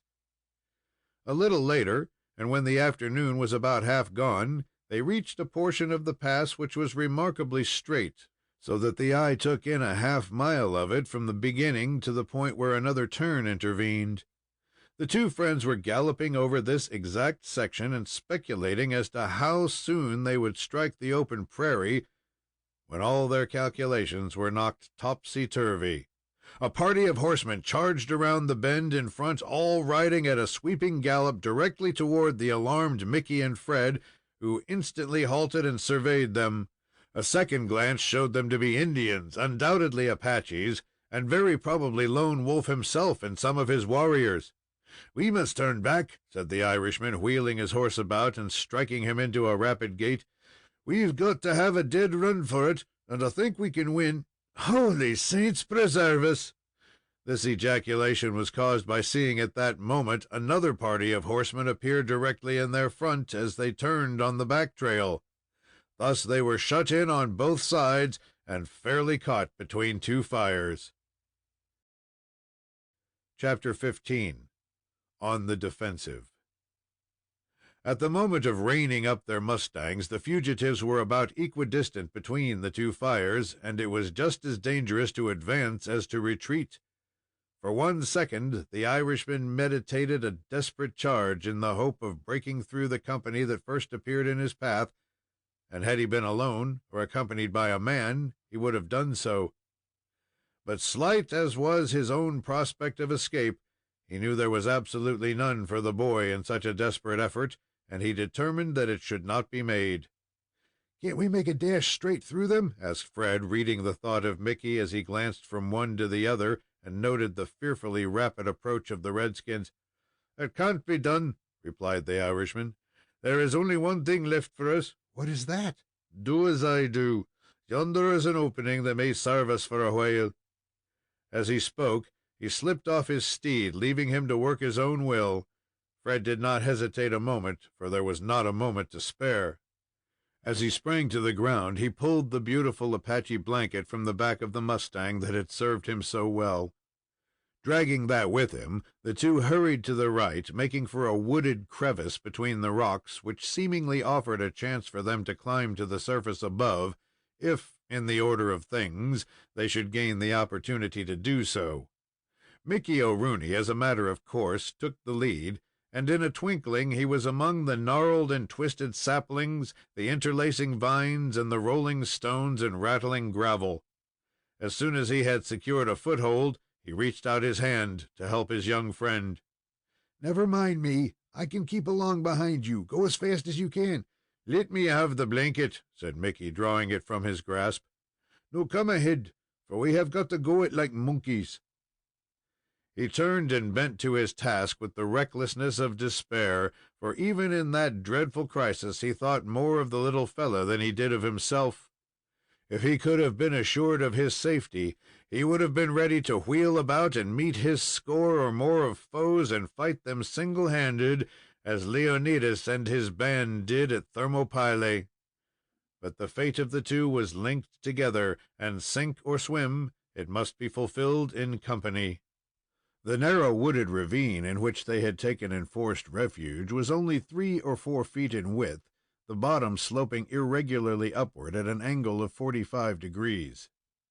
So long as this continued, so long could they maintain their laboring ascent to the top. Mickey had strong hopes that, with the advantage of the start, they might reach that point far enough in advance of their pursuers to secure some other concealment that would serve them until nightfall, when they could steal out and try their chances again. The saplings, growing at every inclination, afforded them much assistance, as they were able to seize hold with one or both hands, and thus help themselves along. But the vines in many places were of a peculiar running nature, and they frequently caught their feet and stumbled, but they were instantly up and at it again. All at once, Mickey, who was scarcely an arm's length in advance, halted so abruptly that Fred ran plump against him. "Why don't you go on?" asked the panting lad. "I can't. Here's the end." So it was indeed. While pressing upward with undiminished effort, the Irishman found himself suddenly confronted with a solid perpendicular wall of rock, the narrow chasm or fissure terminated. It was like a fugitive, his heart beating high with hope, checked in his flight by the obtrusion of the great Chinese wall across his path. Mickey looked upward. As he stood, he could with outstretched arms touch the wall on his right and left, and kick the one in front, the only open route being in the rear, which was commanded by the Apache party. As he did so, he saw through the interstices of the interweaving, straggling branches the clear blue sky, with the edge of the fissure fully 40 feet above his head. His first hope was that some of the saplings around him were lofty enough to permit him to use them as a ladder, but the tallest did not approach within a half-dozen yards of the top. They were shut in on every hand. "We can't run any farther," said the Irishman, after a hasty glance at the situation. "We are caught as fairly as ever was a mouse in a trap, and it now remains for us to peg away and go under doing the best we can. Have you your pistol?" "Yes, I picked it up again after throwing it in the face of the grizzly, but it isn't loaded." Then it ain't of much account, as me mither used to say in her affectionate references to me father. But if one of the spalpeens happens to come on to you too sudden like, you might scare him by shoving that into his eyes. I've got the powder for the same, but the bullets won't fit it, so I'll have to do the shooting." They were at bay, and the Irishman was right in his declaration that they could do nothing but fight it out as best they might. The question of further flight was settled by the trap in which they were caught. They paused, expecting to hear the tramp of Indians behind them, but as it continued quiet, Mickey ventured upon a more critical inspection of their fortress, as it may be termed.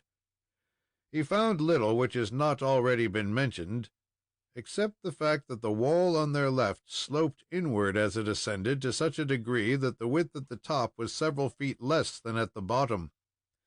This was an important advantage, for in case they were attacked from above, it was in their power to place themselves beyond the immediate reach of a whole war party by any means at their command.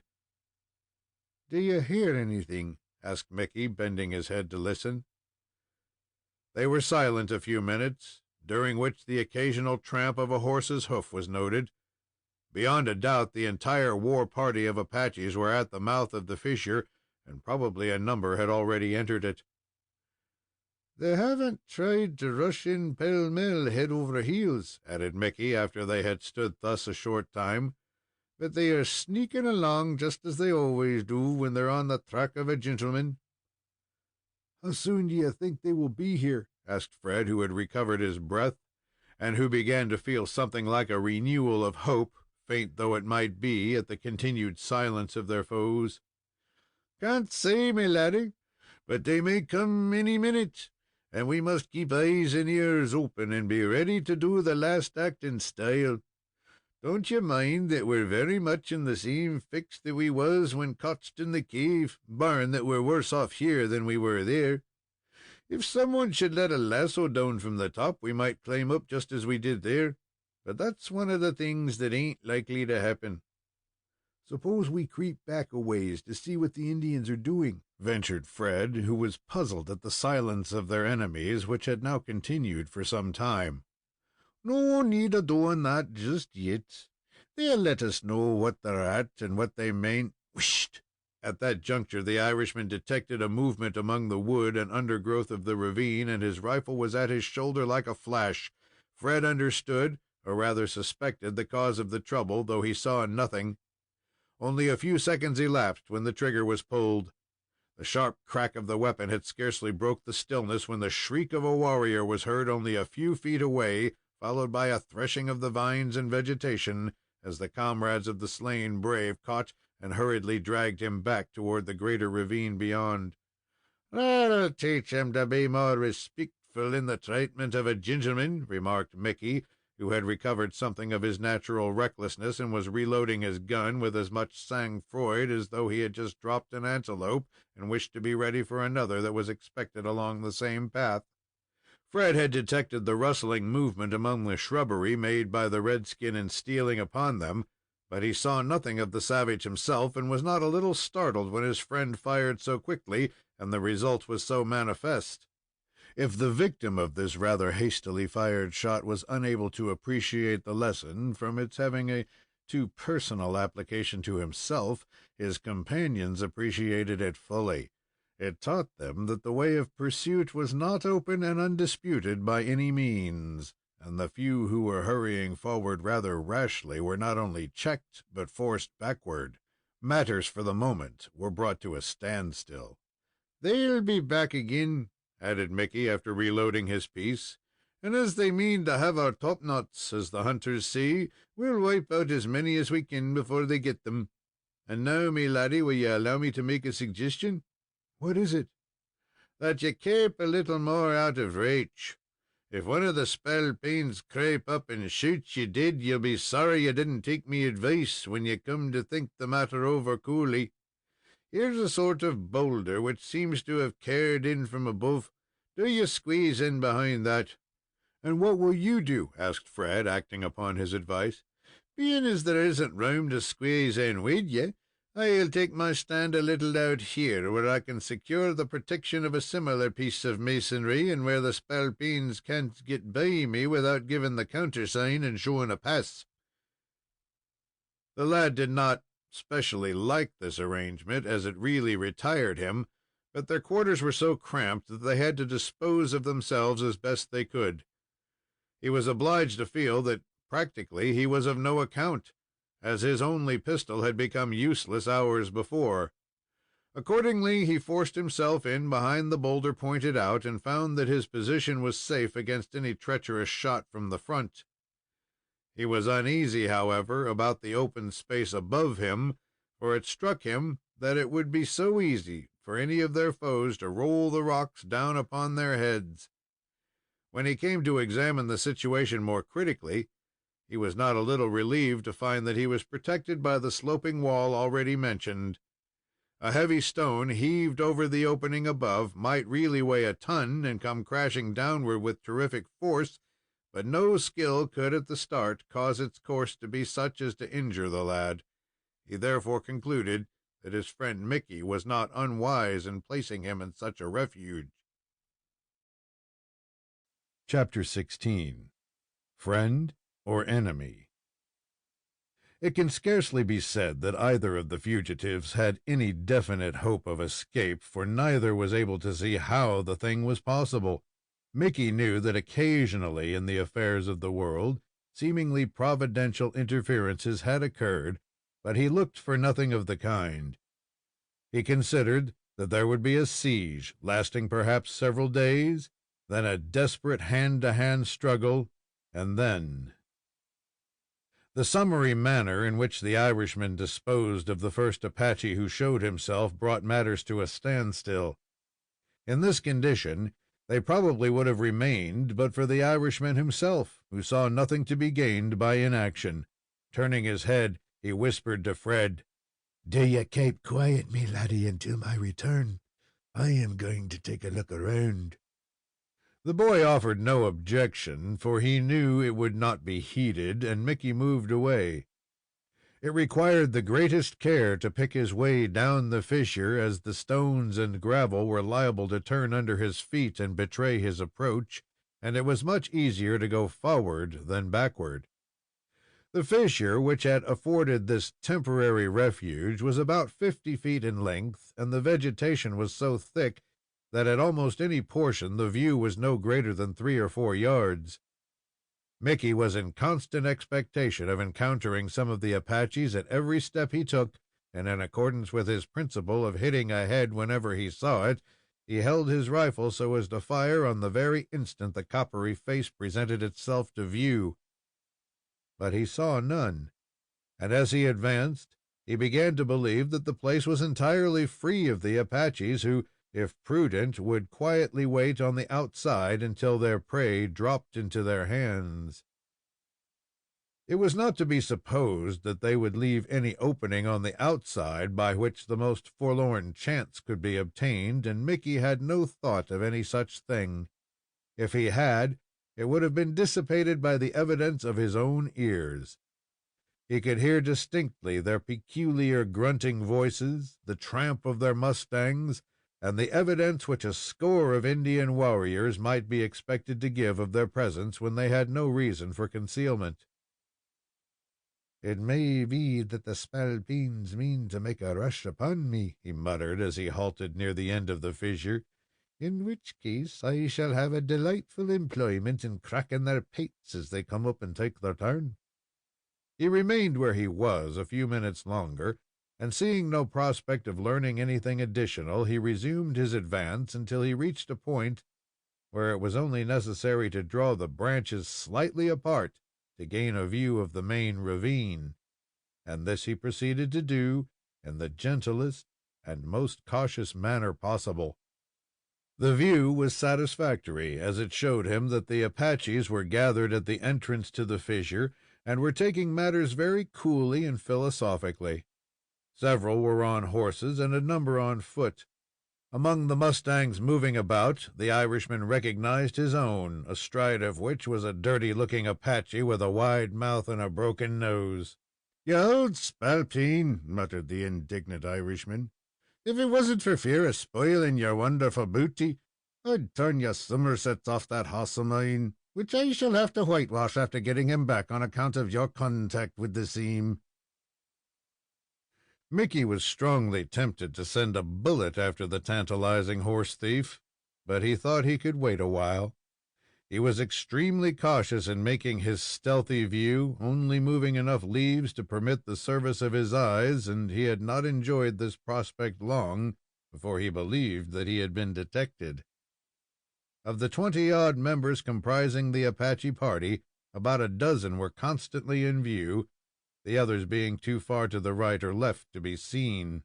The group was an irregular and straggling one, the most interesting portion being 5 or 6 who stood close together exactly at the base of the fissure, talking with each other.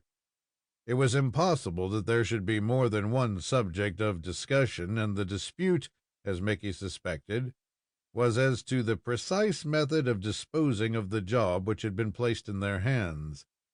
Some evidently favored a daring charge directly up the narrow ravine, with its short, fierce encounter and sure victory. Others had a different plan, and their gestures led the eavesdropper to suspect that they advocated reaching them from the roof, while it was apparent that there were those who insisted upon waiting until the fruit should become ripe enough to fall into their laps without shaking. There could be little doubt that the Apaches preferred to take both prisoners instead of shooting or tomahawking them in a fight. They were under the inspiration of Lone Wolf, who believed that a live man was much more valuable than a dead one. While Mickey was watching this group with an interest which may be imagined, he noticed that a short, thick, greasy, filthy warrior was looking directly towards him with a steadiness which caused the Irishman to suspect that his presence was known. The Indian, like all of them, was as homely as he could be. He, too, had gone through an attack of smallpox, which had left his broad face so deeply pitted that it could be noticed through the varicolored paint which was daubed thereon. There was scarcely any forehead. The black, piercing eyes were far apart, and when Mickey saw them turn toward him, he felt anything but comfortable under their fire. "I wonder whether he would keep mum if I should tip him the wink," thought Mickey, who suffered the leaves in front of his face to close until there was just the smallest space through which he could watch his man. The latter acted very much as if he suspected the proximity of the Irishman, even if he was not assured of it. He continued looking directly at the point where the eyes of the white man peered out upon him, and by he raised his arm and pointed in the same direction, saying something at the same time to a couple of the warriors near him. "By the powers, if that doesn't mean me, as my friend Larry O'Toole said when the judge asked for the biggest rascal in court, I'll have to retire." At this juncture, a strange occurrence took place. Mickey O'Rooney was looking straight at the man when he saw him fling up his arms, yell, and pitch forward to the ground, while the group instantly scattered as if a bombshell had dropped at their feet. Just a second previous to this strange death, Mickey heard the report of a rifle, showing that the warrior had been shot by someone at quite a distance from the spot, which shot at the same time caused a temporary panic among the others. "Well, well, now, if that doesn't bate everything!" exclaimed the amazed Irishman. "Just as I was thinking of raising my gun to give that spalpeen his walking papers, up steps some gentleman and sees me the trouble. But who was the gentleman is the question." The inexplicable occurrence naturally recalled Fred Munson's adventure with the grizzly bear. When he needed assistance most sorely, the shot was fired that saved his life. Could it be that the same party had interfered in the present instance? There was plenty of ground for speculation, and the Irishman was disposed to believe that the diversion came from some small party of Kiowas or Comanches who had a special enmity against this company of Apaches, and who, being too weak to attack them, took this means of revenging themselves. It was unsafe, however, to count upon the well-aimed shot as meant in the interest of the whites, although the one that brought down the grizzly bear could not have been meant for anything else than a direct help to the imperiled lad. The Southwest has been noted for what are termed triangular fights. A party of Americans have been driven at bay by an overwhelming number of Mexicans or greasers who have suddenly found themselves attacked by a party of howling Comanches. The latter have scattered the Mexicans like chaff, the Americans acting the part of spectators until the rout was complete, when the Comanches turned about and sailed into the Americans. The Kiowas, Comanches, Apaches, Mexicans, and Americans afforded just the elements for a complication of guerrilla warfare in which matters frequently became mixed to a wonderful degree. The hand that had fired this shot against a mortal foe of Mickey O'Rooney might be turned against him in the next hour. Who could tell? "If that gentleman begins the serenade from the other side, it's me bounden duty to keep it up from this," concluded the Irishman as he cocked his rifle and awaited his chance. It was not long in coming. Only a few minutes had passed after the shot when a couple of Apaches walked rapidly into view, and, approaching the remains of their comrade, stooped down to carry him away. Mickey allowed them to get fairly started when he blazed away at the foremost, and had the satisfaction of seeing the rear Apache not only deprived of his assistance, but his duty suddenly doubled. The warrior, however, stuck pluckily to the work and dragged both out of view without any assistance from those who were ready to rush to his help. These two, or rather 3 rifle shots produced the strongest kind of effect upon the Apaches. They could not well fail to do so, for they were not only fired with unerring aim, but they came from such diverse points as to show the redskins that instead of having their enemies cooped up in this narrow ravine, they had, in one sense, placed themselves between 2 fires. Hurriedly reloading his rifle, Mickey waited several minutes, determined to fire the instant he got the chance, with the purpose of enhancing the demoralization of the wretches. But they had received enough to teach them caution, and as the minutes passed, they failed to expose themselves. They had taken to shelter somewhere, and were not yet ready to uncover. When Mickey had waited a considerable time, he concluded to rejoin Fred Munson, who no doubt was anxious over the result of his reconnaissance. When he returned, he found him seated upon the boulder instead of behind it. The Irishman hastily explained what had taken place, and added, "I don't know what they will do next, but we've give the spalpeens a dose that will keep them in the background for a while." "No, it won't either," was the significant response. "What do you mean, my laddie?" "I mean that the Apaches, or some of them anyway, have changed their base. I've heard something overhead that makes me sure they're up there, getting up to some kind of deviltry." Chapter 17. A Fortunate Diversion. Mickey O'Rooney had not thought of the opening over their heads since the firing of his rifle shot, and he now started and looked upward as if fearful that he had committed a fatal oversight, but he saw or heard nothing to excite alarm. "Where are they?" he asked in a whisper. "They're up there. I've seen them peep down more than once." "What were they peeping for?" "I suppose to find out where we were." "Be the powers, but I showed them where I was when I fired me gun." "That may be, but you didn't stay there, and perhaps they were looking for me." "Did they find you?" "I don't think they did. You know, I was in behind the boulder with my head thrown back so that it was easy for me to look up, and there wasn't enough branches and leaves over my head to shut out my view, so I lay there looking up, watching and listening, when I saw an Indian peep over the top there as though he was looking for us." "Did you see more than one?" "I am sure there were 2, and I think 3. "They didn't ask you any question?" "I didn't hear any." "What do you suppose they mean to try?" "I thought they meant to find out where we are hiding and then roll stones down on us. They can do that, you know, without our getting a chance to stop them." "If we squeeze in under that same place," said Mickey, indicating the inward slope of the rock, "they can't hit us. But I don't believe that such is their intention." "What do you suppose it to be?" "That's hard to say, but these varmints ain't ready to shoot us just yet.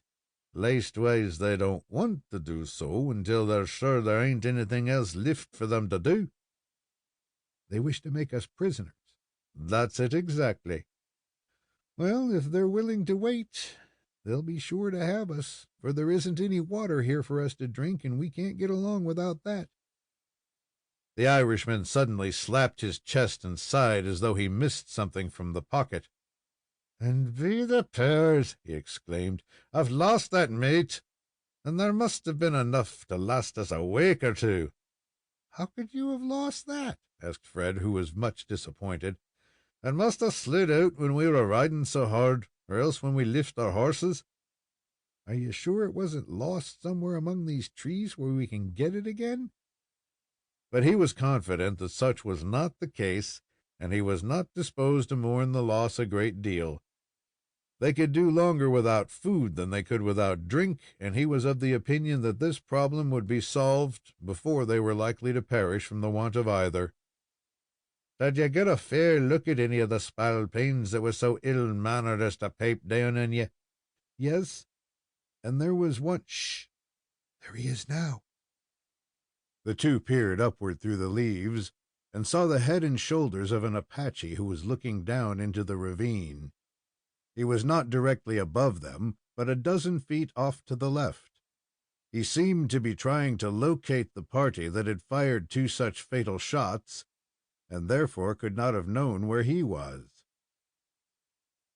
The face of the Indian could be seen very distinctly, and it was one with more individual character than any Mickey had as yet noticed. It was not handsome, nor very homely, but that of a man in the prime of life, with a prominent nose, a regular contour of countenance for an Indian. The face was painted, as was the long black hair which dangled about his shoulders. His eye was a powerful black one, which flitted restlessly as he keenly searched the ravine below. Not seeing that which he wished, he arose to his feet and walked slowly along and away from where the fugitives were crouching. That is, his face was turned toward the main ravine or pass, while he stepped upon the very edge of the fissure, moving with a certain deliberation and dignity as he searched the space below for the man and boy whom he was so anxious to secure. "I wonder if he ain't the leader," Mickey said in a whisper. "I never saw a better stayer than that." "I should think he was the leader. Don't you know him?" "How should I know him? I never traveled much in Indian society. Are you and him acquainted?" "He's Lone Wolf, their great war chief." "You don't say so!" exclaimed the astonished Irishman, staring at him. "He's just the spalpeen I loaded my gun for, and here goes." Softly raising the hammer of his rifle, he lifted the weapon to his shoulder, but before he could make his aim certain, the red scamp stepped aside and vanished from view. "Now that's enough to break a man's heart," wailed the chagrined Mickey. "Why wasn't the spalpeen thoughtful and kind enough to wait until I could have made sartain of him? But sorrow and disappointment await us all, as Barney Mulligan said when his friend wouldn't fight him. Maybe he'll show himself again." Whether or not Lone Wolf learned of the precise location of the parties for whom he was searching can only be conjectured, but during the 10 minutes that Mickey held his weapon ready to shoot him at sight, he took good care to keep altogether invisible. The Irishman was still looking for his reappearance when another singular occurrence took place. There was a whoop, or rather a howl, followed by a fall of a warrior who was so near the edge of the narrow ravine that when he came down, a portion of his body was seen by those below. The dull and rather distant report of a gun told the curious story. The same rifle that had picked off one of the Apaches at the mouth of the fissure had done the same thing in the case of one at the top. The aim in both instances was unerring. Pretty, me lad," said Mickey a moment later.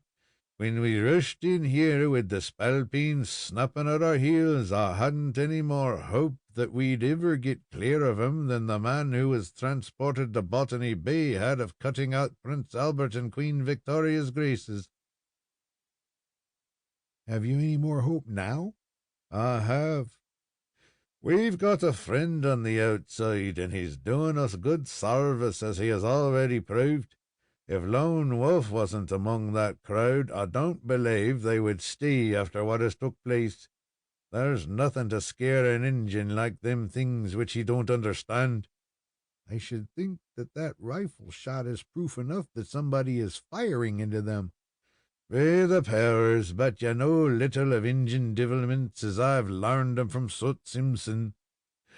How do you know but that's a trick to make these Apaches believe that there's but a single Kiowa over there popping at 'em, when there may be 100 waiting for the chance to clean 'em out?" "Maybe that is Sut himself. You know you have been expecting him."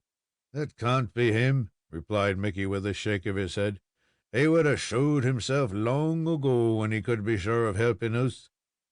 There must be some redskins over there that have put up a job on Lone Wolf and his scamps."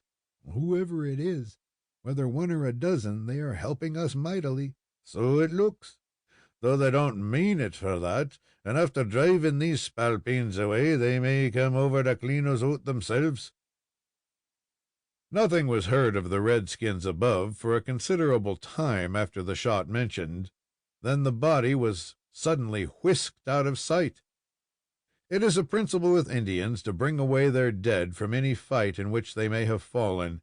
At the imminent risk of losing his own life, a warrior had stolen up and drawn away the remains of his former comrade. The mysterious shots seemed to come from the other side of the ravine, but they naturally had a very demoralizing effect upon the party. Lone Wolf was not only brave, but sagacious and prudent. He was not the chief to allow his warriors to stand idly and permit themselves to be picked off one by an unseen enemy. But for the latter, he would have descended into the fissure, and with several of his most reliable braves, captured and secured Mickey and his companion at all hazards. But what assurance could he have that after he and his men had entered the little ravine, a whole party of Kiowas would not swarm in, overwhelm them, and make off with their horses? So the leader concluded for the time being to remain outside, where his line of retreat would be open, while he could arrange his plans for disposing of the whites at his leisure. Lone Wolf dispatched 2 of his most skillful scouts, one to the right, the other to the left, with orders to get to the rear of the enemy, no matter how long a detour was necessary. In case they were unable to extinguish them, they were to signal or return for assistance. After sending off his trusty messengers, Lone Wolf concluded to hold back until their return, keeping himself and his braves pretty well concealed, but guarding against the capture of their horses in the ravine below, or the escape of the 2 fugitives who might attempt to take advantage of the diversion. At the end of an hour, nothing had been seen or heard of the Apache scouts sent out, and the chief dispatched another to learn what was going on and what was the cause of the trouble. During this hour, not a rifle shot was detected by the waiting, listening ears. Another half hour passed away, and the 3rd man sent out by Lone Wolf came back alone, and with astounding tidings. He had found both of the warriors lying within a few yards of each other, stone dead. He sought for some explanation of the strange occurrence, but found none, and returned with the news to his leader. The latter was about as furious as a wild Indian could be without exploding. Lone Wolf had his own theory of the thing, and he inquired particularly as to the manner in which the fatal wounds seemed to have been inflicted. When they were described, all doubt was removed from the mind of the chieftain.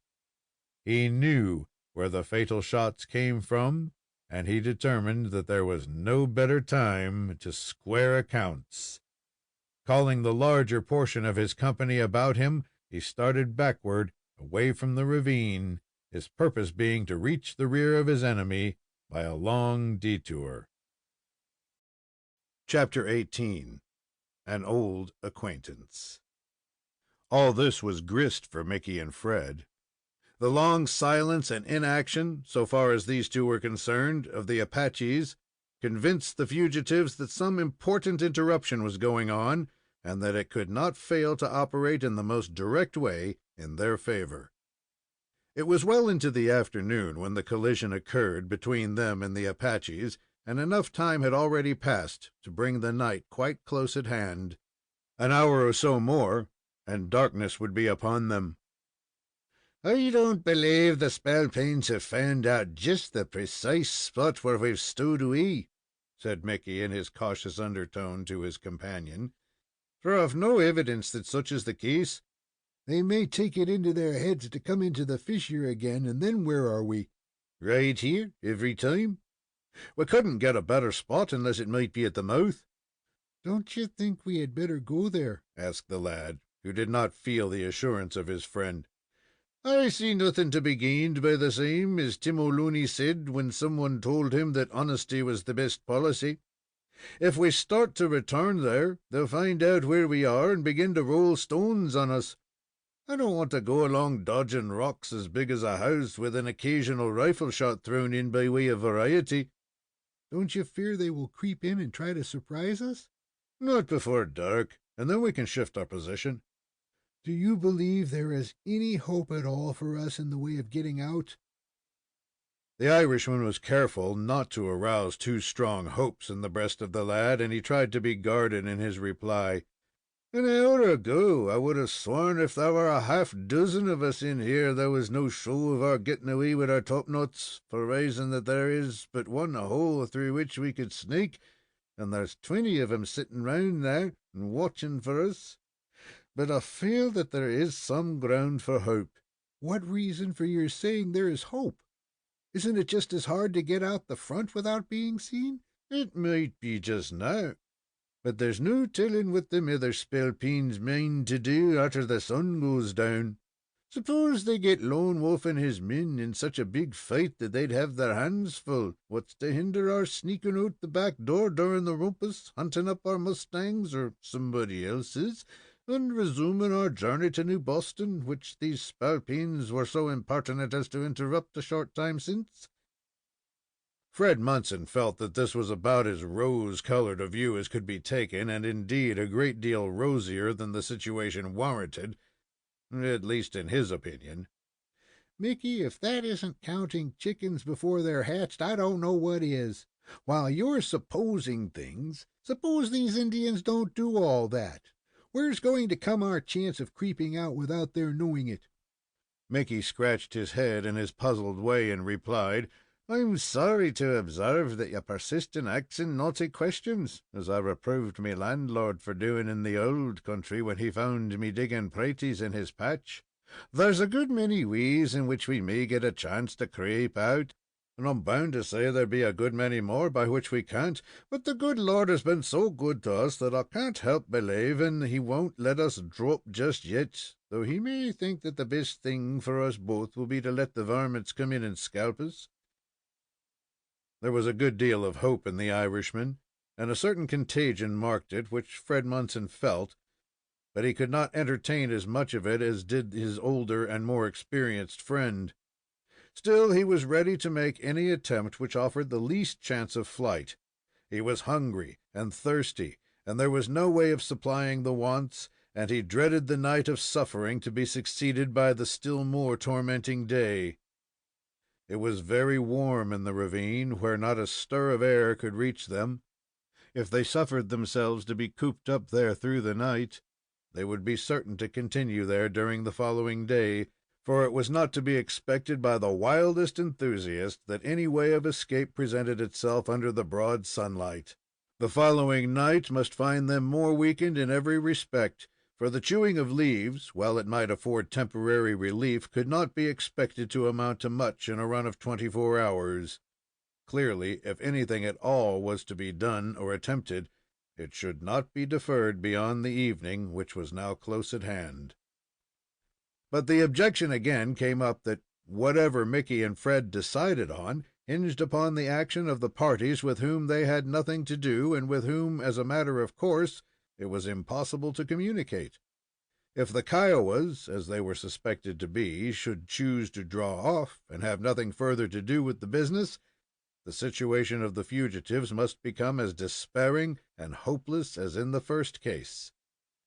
There perhaps was some reason for the declaration of Mickey that the strangers, their allies for the time being, were a great deal more likely to perform their mission before the sun should rise again. Consequently, the next few hours were likely to settle the question one way or the other. "Do you know whether any of the Apaches are still up there?" asked Fred. "Yes, there be one or two. I've seen 'em since we've been talking, but they're a good deal more careful of showing their ugly faces. They peep over now and then and dodge back again before I can get a chance to pop away." "Would you try and shoot them if you had the chance?" "Not just yet, for it would show 'em where we are, and they would be likely to bother us." The two carried out this policy of keeping their precise location from the Indians so long as it was possible, which would have been a very short time but for the terror inspired among the Apaches from the shots across the pass. Mickey had no suspicion that Lone Wolf and his best warriors were absent on a hunt for the annoying cause of these shots. Had he known it, he might have been tempted upon a reconnaissance of his own before sunset, and so it was well, perhaps, that he remained in ignorance.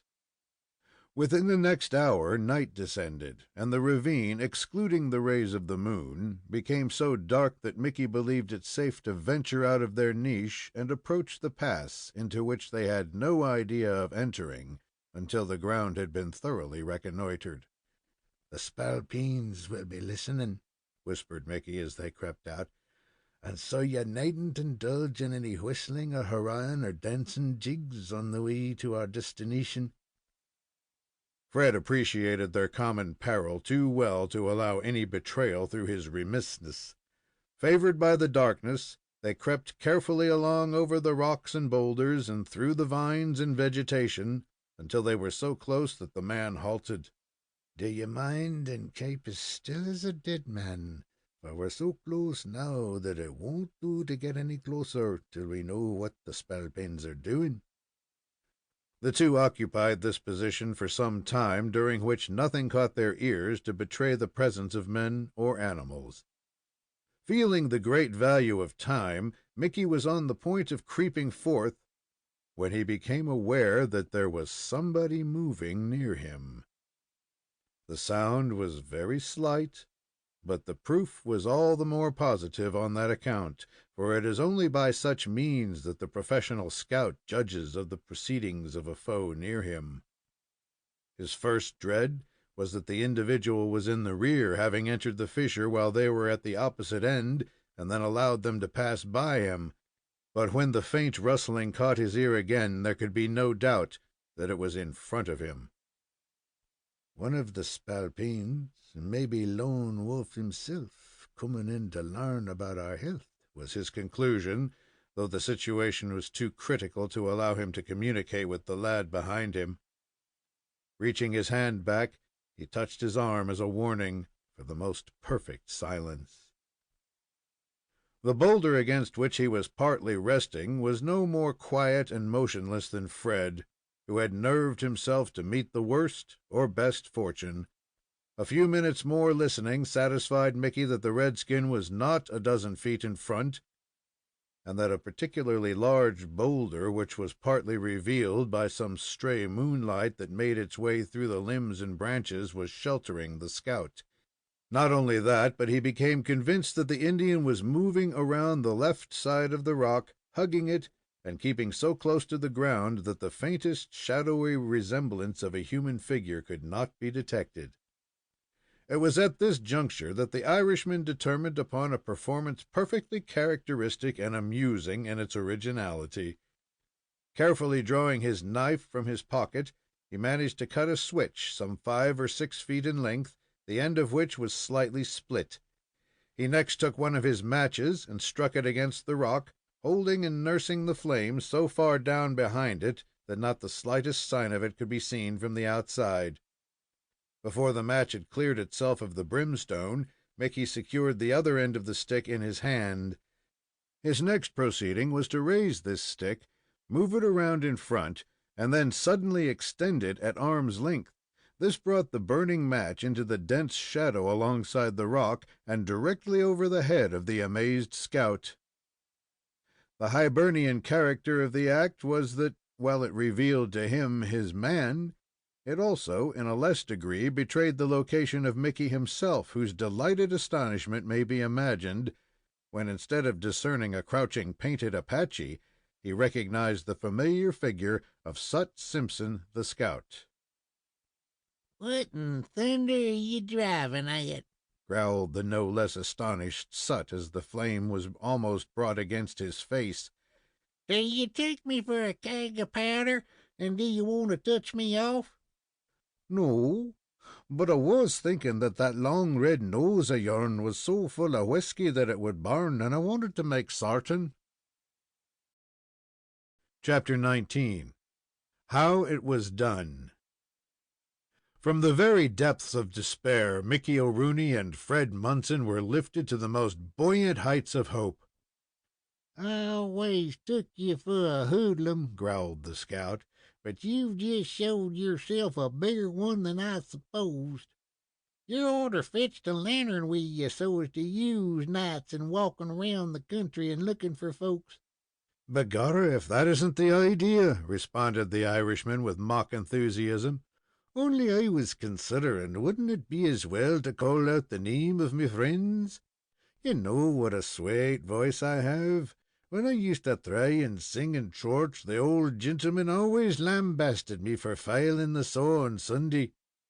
But why don't you creep forward and extend me your paw, as the bear said to the man?"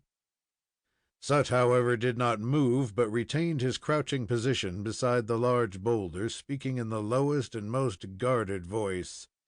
"It won't do. We haven't any time to fool away hereabouts. Is that younker with you?" "Right at me heels," as me uncle concluded when the bulldog nabbed him. "Come ahead, then. Shoot me, but this ain't a healthy place to loaf in just now. The patches are too plenty and too close. We must light out." "Shan't I strike another match to light us out by?" "Hold your tongue, will you? Creep right along behind me without making any noise at all, and don't rise to your feet till you see me do it, and don't open your meat traps to speak till I asks you a question if it isn't till a month from now. Do you understand me?" Mickey replied that he had a general idea of his meaning, and that he might as well go ahead with the circus.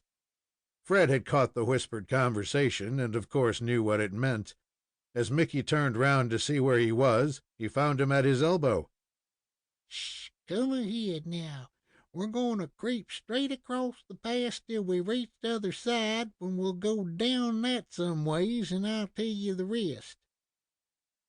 A second or two afterward, the long, wiry frame of the scout emerged from the dense shadow at the side of the boulder and crept forward in the direction of the middle of the main ravine or pass.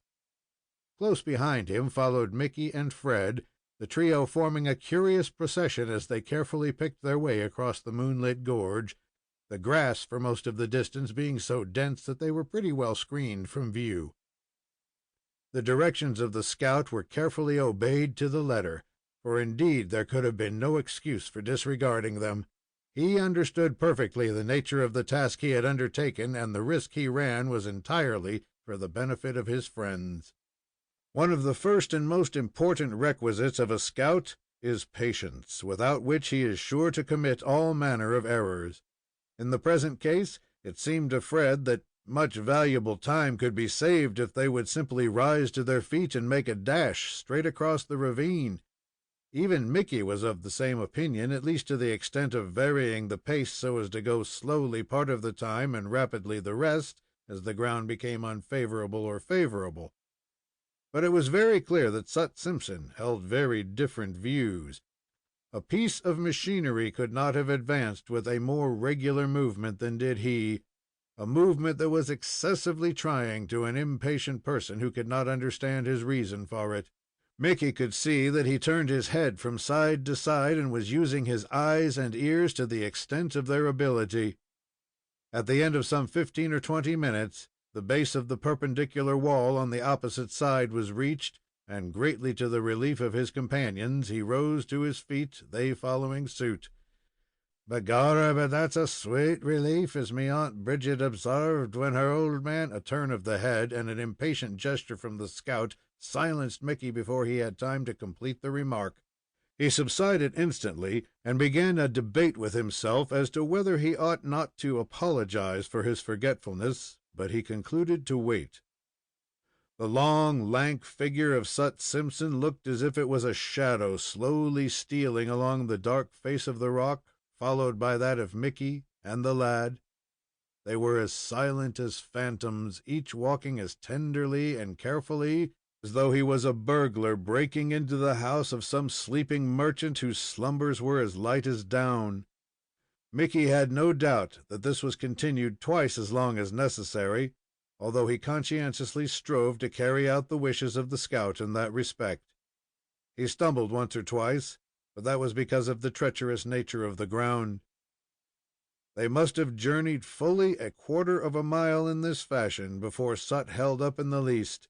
During all this time, so far as Mickey could judge, nothing had been seen or heard of the Apaches, who supposedly would have guarded the outlet in which the two had taken refuge with a closeness that could not have permitted such an escape. But not one had been encountered.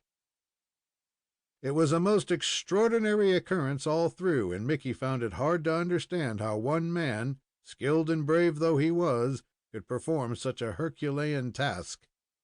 For there could be no doubt that to him, under Providence, belonged the exclusive credit. Of course, it was Sut who had fired the shot that saved Fred from a terrible death by the grizzly bear, and his well-aimed and opportune shots had done the fugitives inestimable service when they were crouching in the fissure and despairing of all hope. But there must have been something back of all this. The scout must have possessed a greater power which had not become manifest to his friends as yet. "Now you can walk with more ease," he said, as he dropped back beside his companions. "but at the same time, don't talk too loud. Let us all keep as much in the shadow as we can, for there may be other varmints around, and there's no telling when you're likely to run agin 'em." "But where are the spalpeens that shut us up in that split in the rocks?" "They're all behind us, every varmint of them, and there they're likely to stay for a while. But, Mickey, I want you to tell me what happened arter we parted among these mountains and took different routes for the yunker here." The Irishman related his experience in as brief a manner as possible, the scout listening with a great deal of interest and asking a question or two. "The luck was yours," he said, when the narrator concluded, "of getting on the right track while I got on the wrong." Mickey scratched his head in his old quizzical way. "The same luck befell the spalpeens and myself. I first got on their track, and then they got on mine, so we'll call that square, as Mike Harrigan did when he went back the second night and took the other goat so as to make a pair." "That was nigh on to a bad fix when you pitched into that cave and couldn't find the way out till the wolf showed the yunker. But it wasn't so bad as you think, 'cause I'd been sure to find you were there. I know the way in and out of it, and I could have got into it and fetched you out, but you were lucky enough not to need me." "How was it that you were so long turning up after we separated?" "Well, Lone Wolf and his braves rode so fast that it was a good while afore I cotched up and found that he hadn't the yunker with him. Then, in course, I turned back and found that you'd flopped so much off and on your trail that there was a good deal of trouble to keep track of you." "Where did you first catch the light of Mickey O'Rooney's elegant and expressive countenance?" "I saw you stop to camp this morning a good ways up the pass, where you cooked your piece of antelope meat and swallered enough to last you for a week." "It was you that shot the grizzly bear just as he was going to kill me?" inquired Fred, with a pleased look in the scarred face of the scout, who smiled in turn as he answered, I have a suspicion it were me and nobody else." "Why didn't you come forward and introduce yourself?" inquired Mickey. "It was all a mistake to think that we felt too proud to notice you, even if you ain't as good looking as myself." "Well, I thought I'd watch you a while, believing I could do you more service than by joining in, as was showed by what took place afterwards. Whar would you have been? If I'd got shut up in that trap with you, Lone Wolf would have had our hair long ago." "But how did you manage to fool the pack into giving us a chance to creep out?" "That was easy enough when you understand it." "I thought it would come easier to a man who understood how to do it than it did to one who didn't know anything about it." "After picking off one or two of the varmints, that made Lone Wolf mad, and he sent out a couple of his warriors to wipe me out. He didn't think I knowed his game, but I did, and when they got around to where I was, I just slid 'em under 'fore they knowed what the matter was. When he sent a third varmint arter them, and he went back and told the chief that the first two had gone to the eternal hunting grounds, he was so all fired mad that he left only a half dozen to watch the hole where you was to come out, while he took the rest and come arter me. I know a good many of Lone Wolf's signals," added the scout with a chuckle, "and arter he'd been on this side for a while, I dipped down into the pass and signaled for the rest of them to come. They come, every one of 'em, and then I went for you, not certain whether you were mashed or not. We got away in good time to save ourselves running agin 'em." Chapter 20. Sut's Campfire. "But where are Lone Wolf and his warriors?" asked Fred. "Back yonder somewhere," replied the scout indifferently. "They came over into the woods this side of the pass to look for the Kiowas that have been picking off their warriors. It'll take 'em some time to find the varmints, I reckon."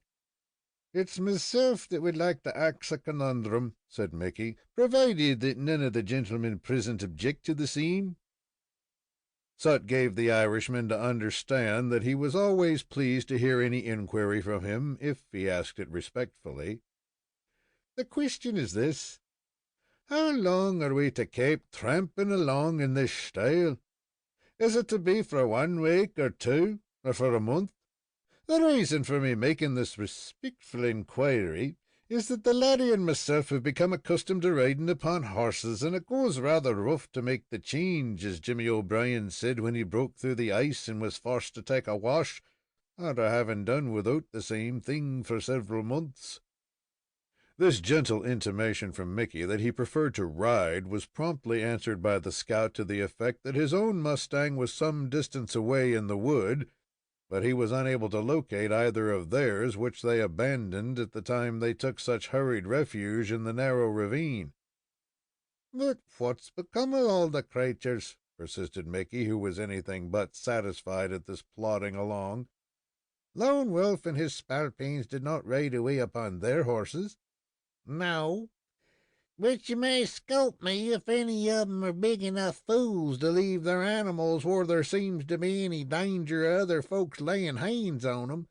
When the rest of his band come over arter him, as they s'posed in answer to their signal, they took mighty good care not to leave their hosses where there were any chance for the Kiowas to put their claws onto 'em.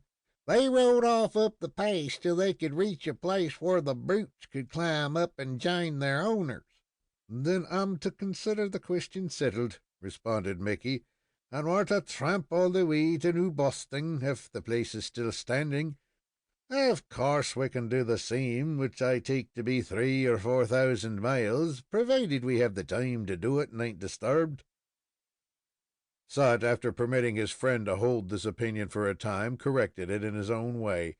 "There ain't no use of trying to reach home on foot, any more than there is of climbing up that wall with your toes. After we strike camp, we'll stop long enough to eat 2 or 3 buffaloes and rest, and while you're at that sort of biz, I'll light out and scare up something in the way of hoss flesh. There's plenty of it in this part of the world, and a man needn't hunt long to find it. Are you satisfied, Mickey?" The Irishman could not feel otherwise, and he expressed his profound obligation to the scout for the invaluable services he had already rendered them. Lone Wolf knows me, said Sut, making a rather sudden turn in the conversation. Me and him have had some tough scrimmages years ago, as I was telling that Barnwell, or Big Fowl, rather, that has had the charge of starting the place called New Boston. I've got enough scars to remember him by, and he carries a few that he got from me. I have a style of sliding his warriors under when I run afoul of 'em that Lone Wolf understands, and he's learned long ago who it was that wiped out them 2 varmints he sent out to look round after me. Hallo, here we are." As he spoke, he reached a break in the continuity of the wall to which they had been clinging. The opening was somewhat similar to that into which Mickey and Fred had been driven in such a hurry, except that it was broader, and the slope seemed more gradual. Simpson turned abruptly to the left, and they began clambering upward. It took a considerable time to reach the level, and when they did so, the scout led them back to the edge of the pass, which wound along 50 or 100 feet below them. "That's where we've come from," said he, as they looked down in the moonlit gorge. "And while that's mighty handy at times, yet it's a bad place to get cotched in, as you found out for yourselves." "No one will dispute you, Soot, especially when Lone Wolf and a score of spalpeens appears in front of you, and when you turn about to lave, you find him and a dozen more in your rear. That was a smart trick, was the same. But if he hadn't showed himself in both places at the same time, we would have stood a chance of giving him the slip, as we had good horses under us." "Can't always be certain of that.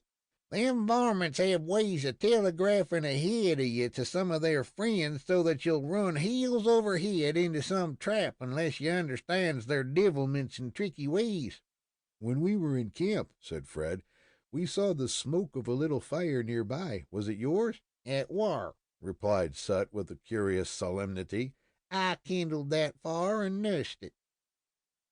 "Well, it bothered us a good deal. We didn't know what to make of it, Mickey and I." "It bothered the varmints a good deal more, which were what it were intended for. I meant it for a Kiowa signal fire, and if it hadn't been started 'bout that time, you'd had some other grizzly b'ars down on you in the shape of Apaches."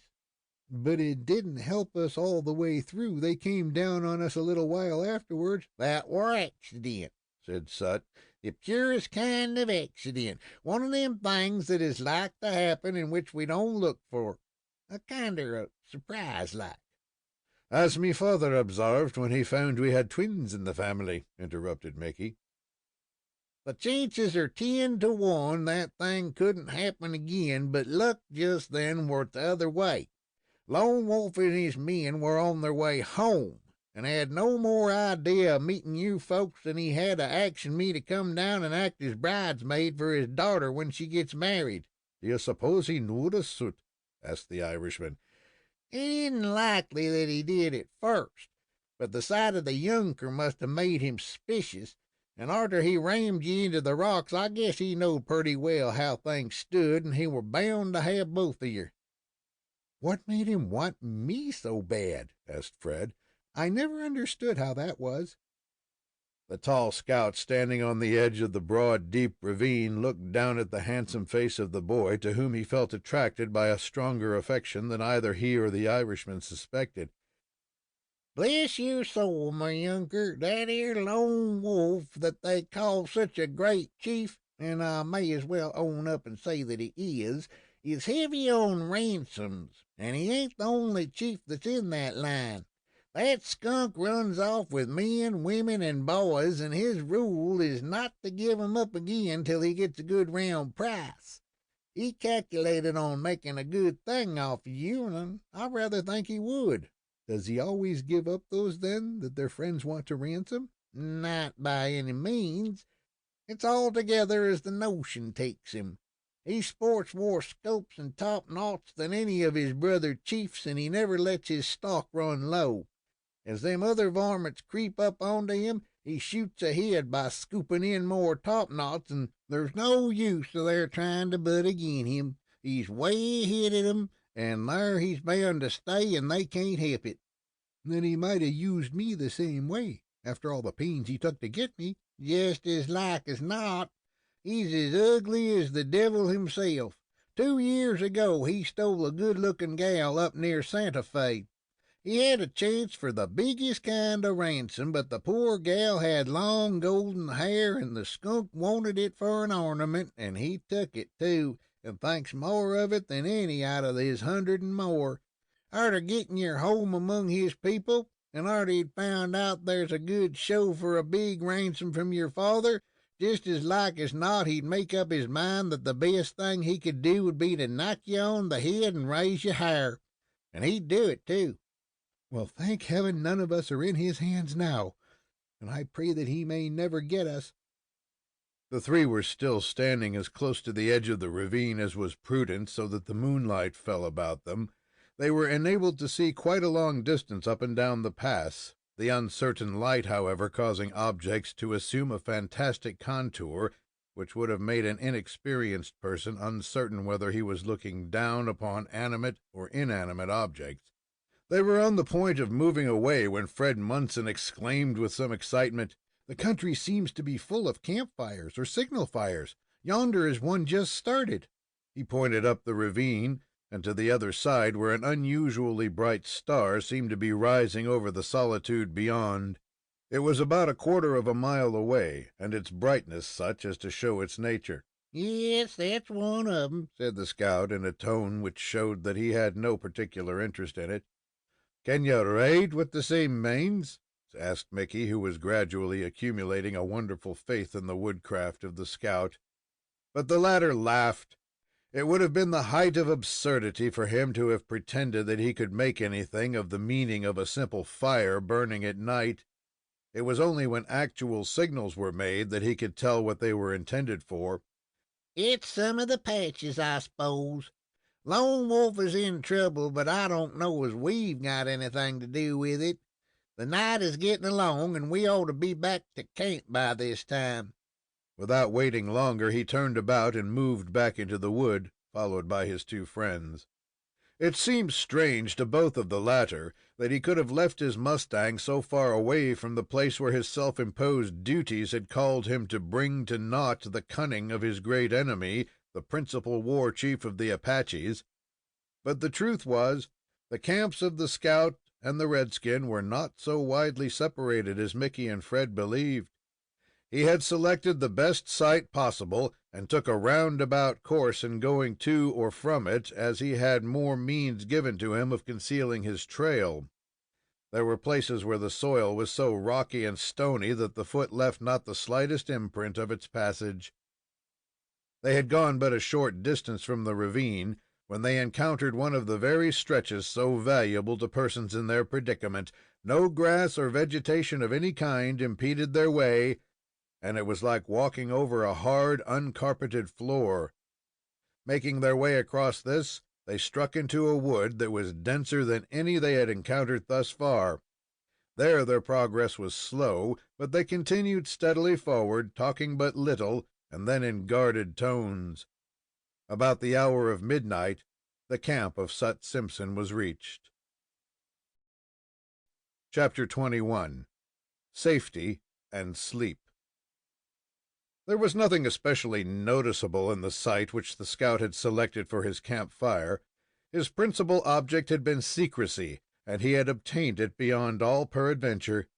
The place was more like a cavern than anything else, except that it was open at the top, but it was walled in on the 4 sides, so there was barely room for the 3 to enter.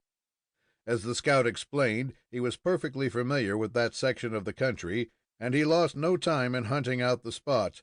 He had his horse with him at the time the Apaches drove Mickey and Fred in among the rocks, and he stayed until pretty certain they could keep the Apaches at bay until dark, when he made his way to a level spot enclosed by rocks.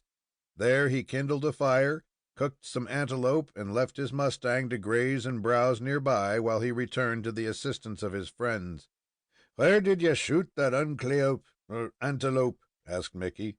"I didn't shoot him at all. He's the one you fetched down. You left enough for me, so I didn't run the risk of firing my gun when the varmints were so close by, so I sliced out a hunk or two from the carcass and fetched it along. You haven't got any of it about you? Not enough for you folks. No more'n 3 or 4 pounds. By the powers, but you're right. That's enough to steer her stomach, as Miss sick aunt remarked after swallowing her 23rd dumpling. At the moment the party walked in among the rocks, the smouldering embers of the campfire were plainly seen. They needed but a little stirring to break forth into flame again, so as to light up the interior, which was about 12 feet square, with a height of 12 feet, more or less. When the Irishman signified that something in the way of food would be acceptable, the scout produced it from among the leaves near at hand, and it was devoured with the heartiest kind of appetite. They had drunk all the water they needed, and the three assumed easy, lounging attitudes, Mickey lighting his pipe and enjoying himself immensely. "This is what I call comfortable," he remarked, "as my friend Patsy McFadden observed when the row began at the fair and the whacks came from every quarter. I enjoy it. It's refining. It's soothing. It makes a man glad that he's alive." "What do you think of it?" asked the scout, turning to Fred, who was reclining upon the heavy Apache blanket with the appearance of one who was upon the verge of sleep. "I feel very grateful to you," said he, rousing up, "and I am more contented than I have been in a long time. But I'm afraid all the time that Lone Wolf or some of his braves might find out where we are." Sut smiled in a pitying way as he replied, "Don't you suppose I'm old enough to fix all that? Haven't I learned enough of the Apaches and their devilments to keep 'em back? Well, I rather guess I have." As the night remained so warm that no comfort at all was derived from the fire, it was agreed that it should be left to burn out gradually. It had been kindled originally by Sut for the purpose of cooking his meat, and he had renewed it so that his friends might see exactly where they were, and at the same time look into each other's faces. "Let me ax you," said Mickey, puffing away at his pipe, "whether when we start for home we're going to take the pass, which seems as full of the spalpeens as me head is of grand ideas." "I can't be certain of that," replied Sut thoughtfully. "We can strike the prairie by going off here in another course, but it will take a long time, and the road is harder to travel. I like the pass a good deal the best, and unless the varmints seem too thick, we'll take it." "If we could get a good fair start in the pass, we could keep ahead of them all the way till we struck the open prairie, when it would be elegant to sail away and watch them falling behind, like a snail trying to catch a hare." The scout pointed to the lad, and turning his head, Mickey saw that he was sound asleep. The poor fellow was so wearied and worn out that he could not resist the approach of tired nature's sweet restorer, which carried him off so speedily into the land of dreams. "I'm glad to observe it," said the Irishman, "for the poor chap needs it. He's too young to be in this sort of business, and he couldn't prevent the circumstances, and we must help him out of the scrape as best we can." "I'm with you," responded the scout. "He's one of the most likely youngsters I've ever met, and I'll risk a good deal to fetch him along. I'm in hopes that we're pretty well out of the woods, though we may have some trouble before we get clear of Lone Wolf and the rest." "As soon as we get the critters to ride, I suppose we can be off?" "That's all, and that won't take me long. I'm used to finding horses that the varmints are fools enough to say are theirs. One day last spring I were over near the Stakes Plain all alone when I got cotched in one of them awful nor'easters, and I never came so near freezing to death in all my life. Them sort of winds go right to the marrow of your bones, and it takes you a week to thaw out.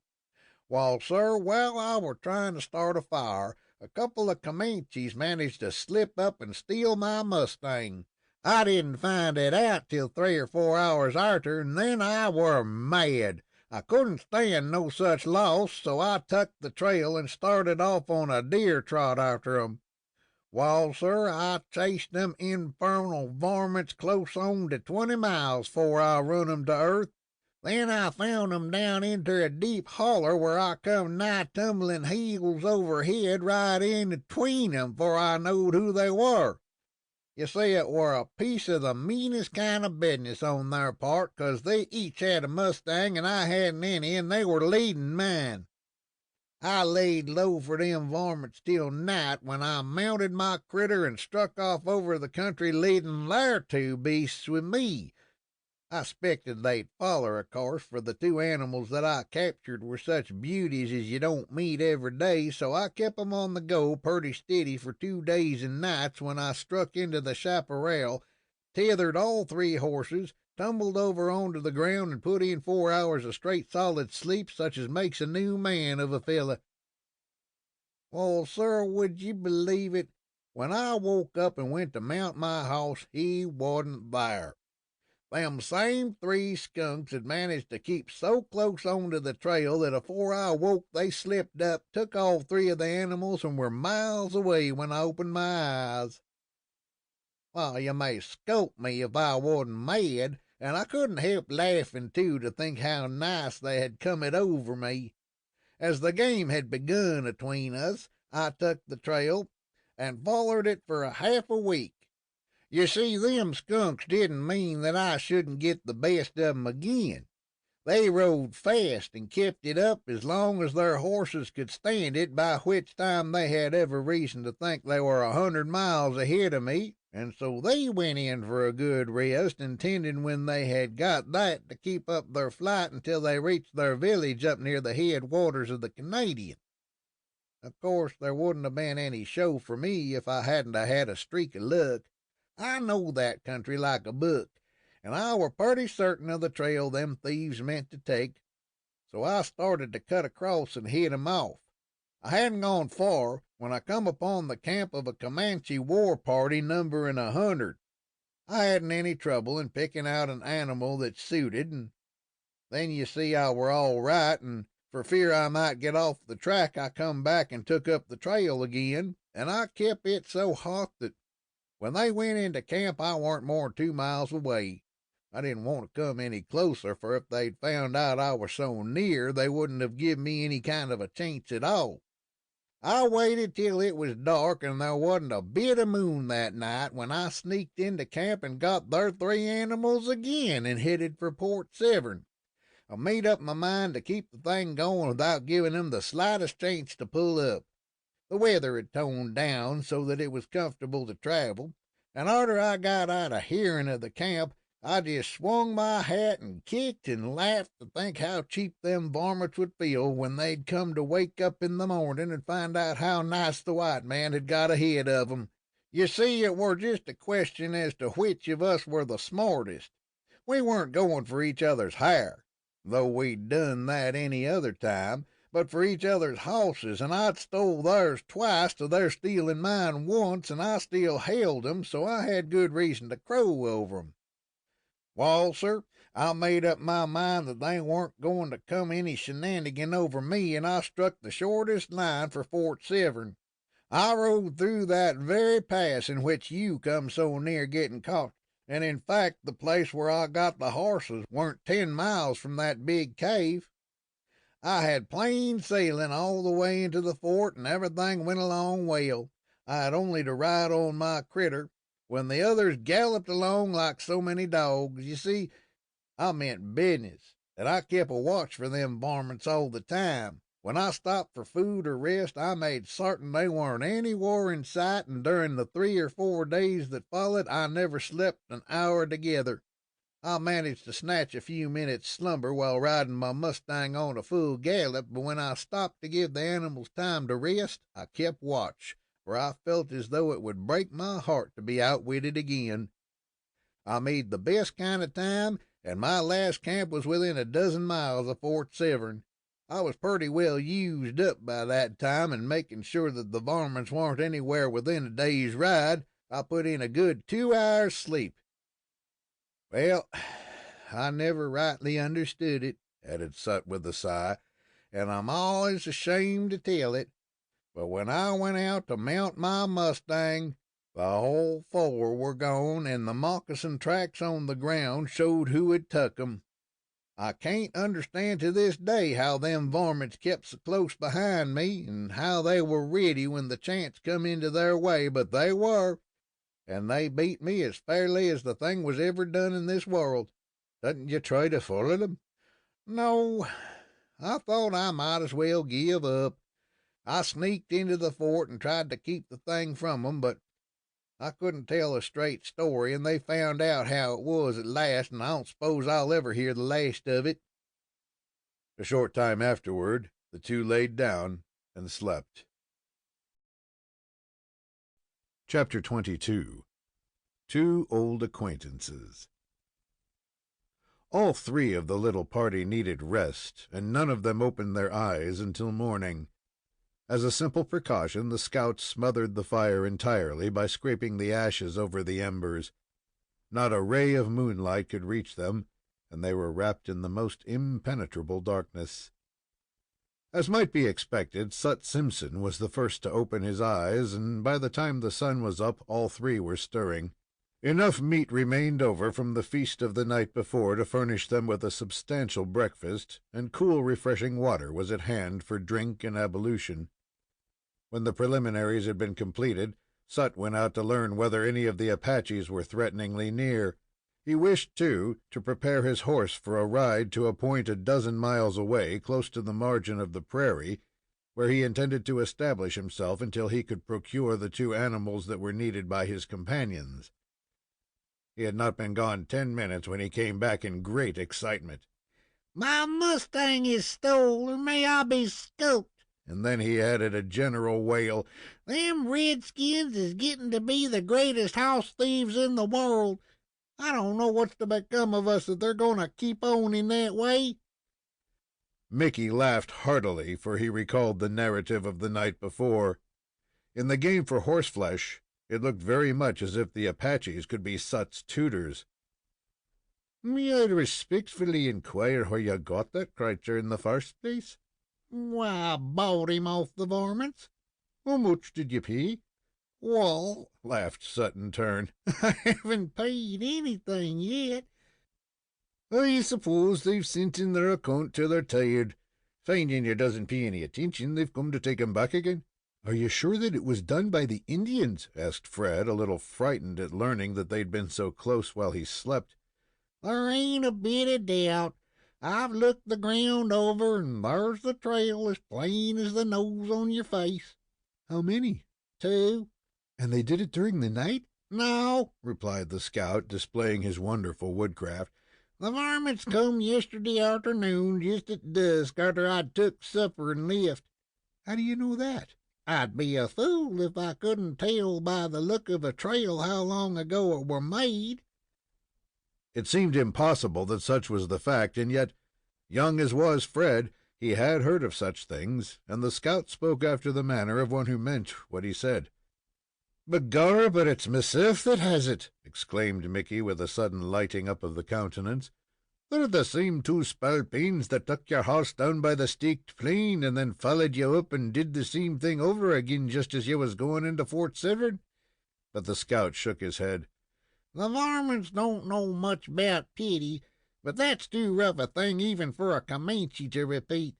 I've a suspicion that Lone Wolf had a hand in that, and I'm going for him. Come along." And the indignant Sut strode out of the camp, followed by his friends. He was not the man to submit to such a loss, and they saw that he was in deadly earnest. He neither spoke nor looked behind him for the next quarter of an hour, nor were his friends able to tell what direction he was following, for he changed so often, winding in and out among the trees, that they could form no conjecture as to the general course taken. They saw that he was following a trail, for he continually looked down at the ground in front of him, and then glanced to the right and left, occasionally inclining his head as though he was listening for something which he expected to hear. He appeared to be altogether unconscious of the fact that he had companions at all, and they sought to imitate his stealthy cat-like movement without venturing to speak. After traveling the distance mentioned, and while they were moving along in the same cautious way, the scout suddenly wheeled on his knee and faced them. "See here," he said, "it won't do for you to travel any further." "What's up?" asked Mickey. Why, the trail's getting too hot. I ain't fur from them horses." "Well, doesn't you want us to stand by and observe the style in which you are going to scoop 'em in?" Simpson shook his head. "You're both too green to try this kind of business. I never could get a chance at them varmints if I took you along. All you got to do is stay here till I get back. That won't be long." "Suppose you don't get back at all?" asked Fred anxiously. "Then you needn't wait." "But ain't it probable that some of the Apaches will visit us?" The scout was quite confident that the contingency would not occur, but as long as they were in that part of the world, so long were they in danger of the redskins. It was never prudent to lay aside habits of caution, but he did not believe they were liable to molestation at that time.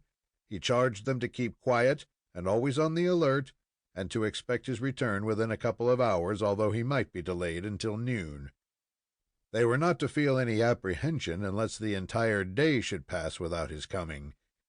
Still, even that would be possible, he said, without implying anything more than that he had encountered unexpected difficulties in regaining his horse. They were still to wait for him until the morrow, and if he continued absent, they were at liberty to conclude that the time had come for him to pass in his checks, and they were to make the effort to reach home the best way they could. With this understanding, they separated. At the time Sut left his friends, the trail was exceedingly hot, as he expressed it, and he was confident that within the next half hour he could force matters to an issue. The scout was of the opinion that a couple of Apaches had accidentally struck his trail, or happened directly upon his horse while he was grazing, and, without suspecting his ownership, had taken him away. The trail led toward the Apache camp, although by a winding course, and that was not far away. He was desirous of coming up with the marauders before they joined in with the others. In that case, he would consider himself fully equal to the task of getting even with them, but it was not likely that they would go into camp when they were so close to the main body. Shortly after, to his great surprise, he came upon his mustang tied by a long lariat to the limb of a tree and contentedly grazing upon the grass, which was quite abundant. There was not the sign of an Indian visible.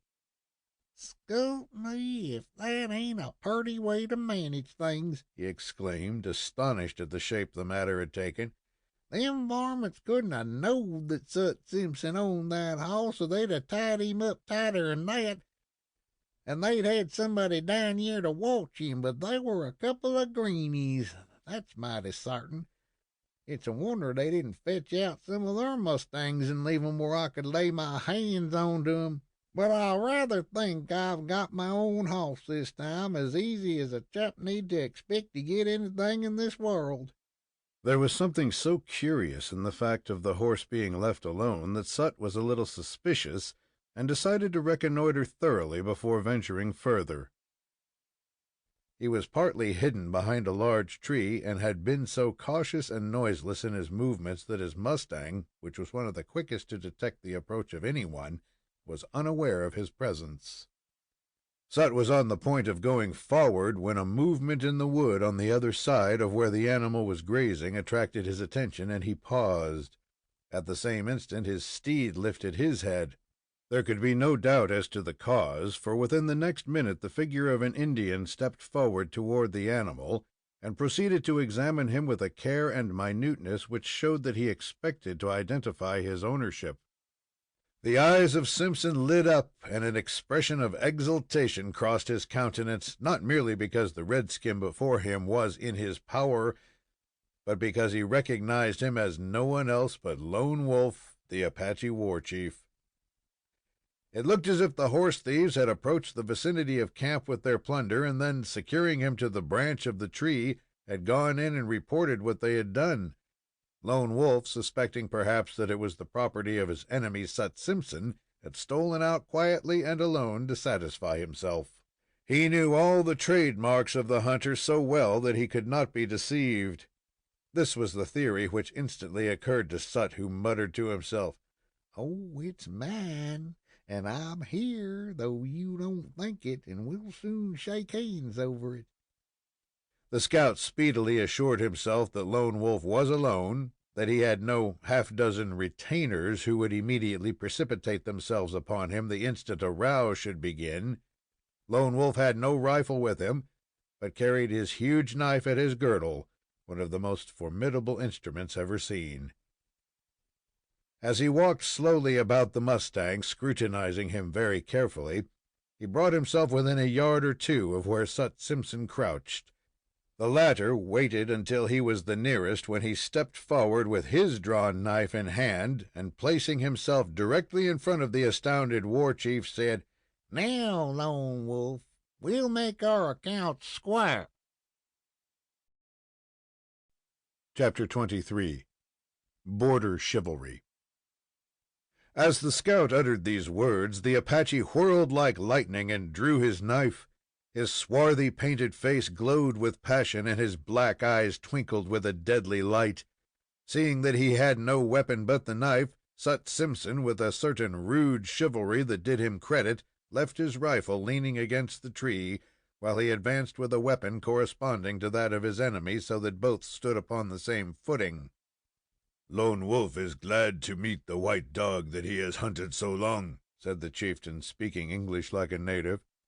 With a sardonic grin, Sut replied, "Let's play it out, old Pockerhead," alluding to the chieftain's pitted face. "I'm just as mad at you as I can be without you getting up any fancy didos to upset my nerves. I've come for you this time, and the best thing you can do is to proceed to business." They were facing each other with drawn knives, almost toe to toe, and each waiting for the other to lead off. It would have been hard to tell which stood the best chance of winning. Lone Wolf suddenly sprang forward like a panther and made a vicious lunge with his knife, Sut easily avoiding it by leaping back, when in turn he made a similar attempt upon his adversary, who escaped in precisely the same manner. But the scout noticed an unaccountable thing. Lone Wolf had dropped his knife. True, he picked it up like a flash and put himself on guard, but how it was that a veteran like him could have made such a slip was totally unexplainable to his foe. But the explanation came in the next moment, when the chief, without removing his eyes from those of the white man, cautiously changed the knife to his left hand. His right arm was injured in some way, so that it was unreliable. He had shown this, first by dropping the weapon while attempting to use it, and he showed it again by shifting it to his left hand, thus placing himself at a frightful disadvantage. Sut saw no wound, yet there could be no doubt of the truth, and his feelings changed on the instant. He felt himself the meanest of men to attempt to overcome an almost helpless foe. "Lone Wolf," said he, still looking him straight in the eyes, "why don't you hold your knife in the hand that you generally do?" "Lone Wolf can slay the dog of a white man with which hand he may choose." "You haven't been able to do it with both hands during all these years that you've been trying, when you've had your whole tribe to help you. But don't make a fool of yourself, Lone Wolf. Are your right arm hurt?" "Lone Wolf will fight the white dog with his strong arm." "No, you don't. Let's play it out," growled the scout, shoving his knife back in his girdle. "I don't love you any more'n I love the devil, and I felt happy to think that I had got a chance at last to get square with you. But when I lift the top knot of Lone Wolf and slide him under, he's got to have the same chance that I have. I don't believe you'd act that way toward me, but then you're a redskin, and that makes the difference. Lone Wolf, we'll adjourn the fight till you're yourself again." And deliberately turning away, the scout vaulted upon the back of the mustang, cutting the lariat that held him by a sweep of the knife. "I suppose you'll own I got some claim on this beast. So goodbye." And without turning to look at him again, he rode deliberately away. The Apache stood like a statue, staring at him until he was hidden from view by the intervening trees. Then he turned and walked slowly in the opposite direction, no doubt with strange thoughts in his brain. "I don't know how that scamp will take it," muttered Sut as he rode along. "He's one of the ugliest dogs that ever wore a painted face, and If he could catch me with a broken arm or head, he wouldn't want anything better'n to chop me up into mincemeat. But as I told the old varmint himself, he's an Injun and I ain't, and that's what's the matter." The wood was too dense and the ground too uneven to permit him to ride at a faster gait than a walk, but long before the appointed hour was up he rejoined his friends, who were as surprised as pleased at his prompt reappearance. "But where are the beasts that you promised to furnish us?" inquired Mickey, who had very little relish for the prospect of walking any portion of the distance homeward. "That's what I'll have for you before the sun goes down," was the confident reply. "I'll get you one hoss anyway, which maybe is just as good as two, for the weight of the younker don't make no difference, and we can get along with one beast better'n two." "I submit to your superior judgment," said the Irishman deferentially, "and would suggest that the sooner the same quadruped is procured, the better all round. I hope the thing won't be delayed, as my aunt observed when the judge sentenced her husband to be hung." Sut explained that his plan was to ride some distance further to a spot which he had in mind, where they would be safer against being trailed. There, consequently, they could wait with more security while he went for the much-needed horse. Time was precious, and no one realized it more than Sut Simpson. He turned the head of the mustang toward the left, and after he had started, leaped to the ground and walked ahead, acting the part of a guide for the horse, as well as for his friends. The surface over which they journeyed was of the roughest nature. The fact of it was, the scout was working the party out toward the open prairie without availing himself of the pass, an undertaking which would have been almost impossible to anyone else. At the same time, by picking his way over the rocky surface and using all means possible to conceal their trail, he hoped to baffle any pursuit that might be attempted. Lone Wolf was not the redskin to allow such a formidable enemy as Sut Simpson to walk away unmolested, even though he had received an unexpected piece of magnanimity at his hands. He had learned that it was he who had played such havoc among his warriors the day before, who had deceived them by cunningly uttered signals, and had drawn away the redskins sufficiently to permit his two intended victims to walk out of his clutches. It had been a series of unparalleled exploits, the results of which would have exasperated the mildest-tempered Indian ever known. These thoughts were constantly in the mind of the scout as he picked out the path for his equine and human companions. He took unusual pains, for a great deal depended upon his success in hiding the trail as much as possible. Perhaps it is not correct to say that the Apaches could be thrown entirely off the scent if they should set themselves to work to run the fugitives under cover. None knew this better than Sut himself. But he knew also that the thing could be partially done, and a partial success could be made a perfect one. That is, by adopting all the artifices at his command, the work of trailing could be rendered so difficult that it would be greatly delayed, so that it would require hours for the Apaches to unearth the hiding place. And Sut meant to accomplish his self-imposed task during those few hours, so as to rejoin his friends and resume their flight before the sharp-witted pursuers could overhaul them. The journey, therefore, was made one of the most difficult imaginable. The mustang was unshod, and yet he clambered up steep places and over rocks and through gravelly gullies where the ordinary horse would have been powerless. The animal seemed to enter into the spirit of the occasion, and his performances again and again excited the wonder and admiration of Mickey and Fred. The creature had undergone the severest kind of training at the hands of an unsurpassed veteran of the frontier. This laborious journeying continued for a couple of hours, during which it seemed to the man and lad that they passed over several miles of the roughest traveling they had ever witnessed. The mustang had fallen several times, but he sprang up again like a dog and showed no signs of injury or fatigue. Finally, Sut made a halt just as Mickey was on the point of protesting, and turning about so as to face his companions, he smiled in his peculiar way as he spoke. "You've stood it pretty well for greenhorns. Now I'm going to give you a good rest." "Do you mind to go into camp for a week or a month, or until the warm season is over?" I'm going to leave you here while I go for some horse flesh, and it'll take longer time than before." But the Irishman insisted that he should be allowed to accompany the scout upon this dangerous expedition. "For the reason that you're going to pick out this animal for me," he added.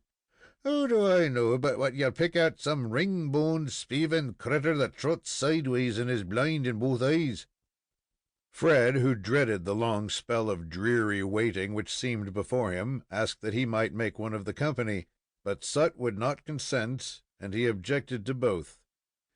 He finally compromised by agreeing to take the Irishman, but insisted that the lad should stay behind with his mustang.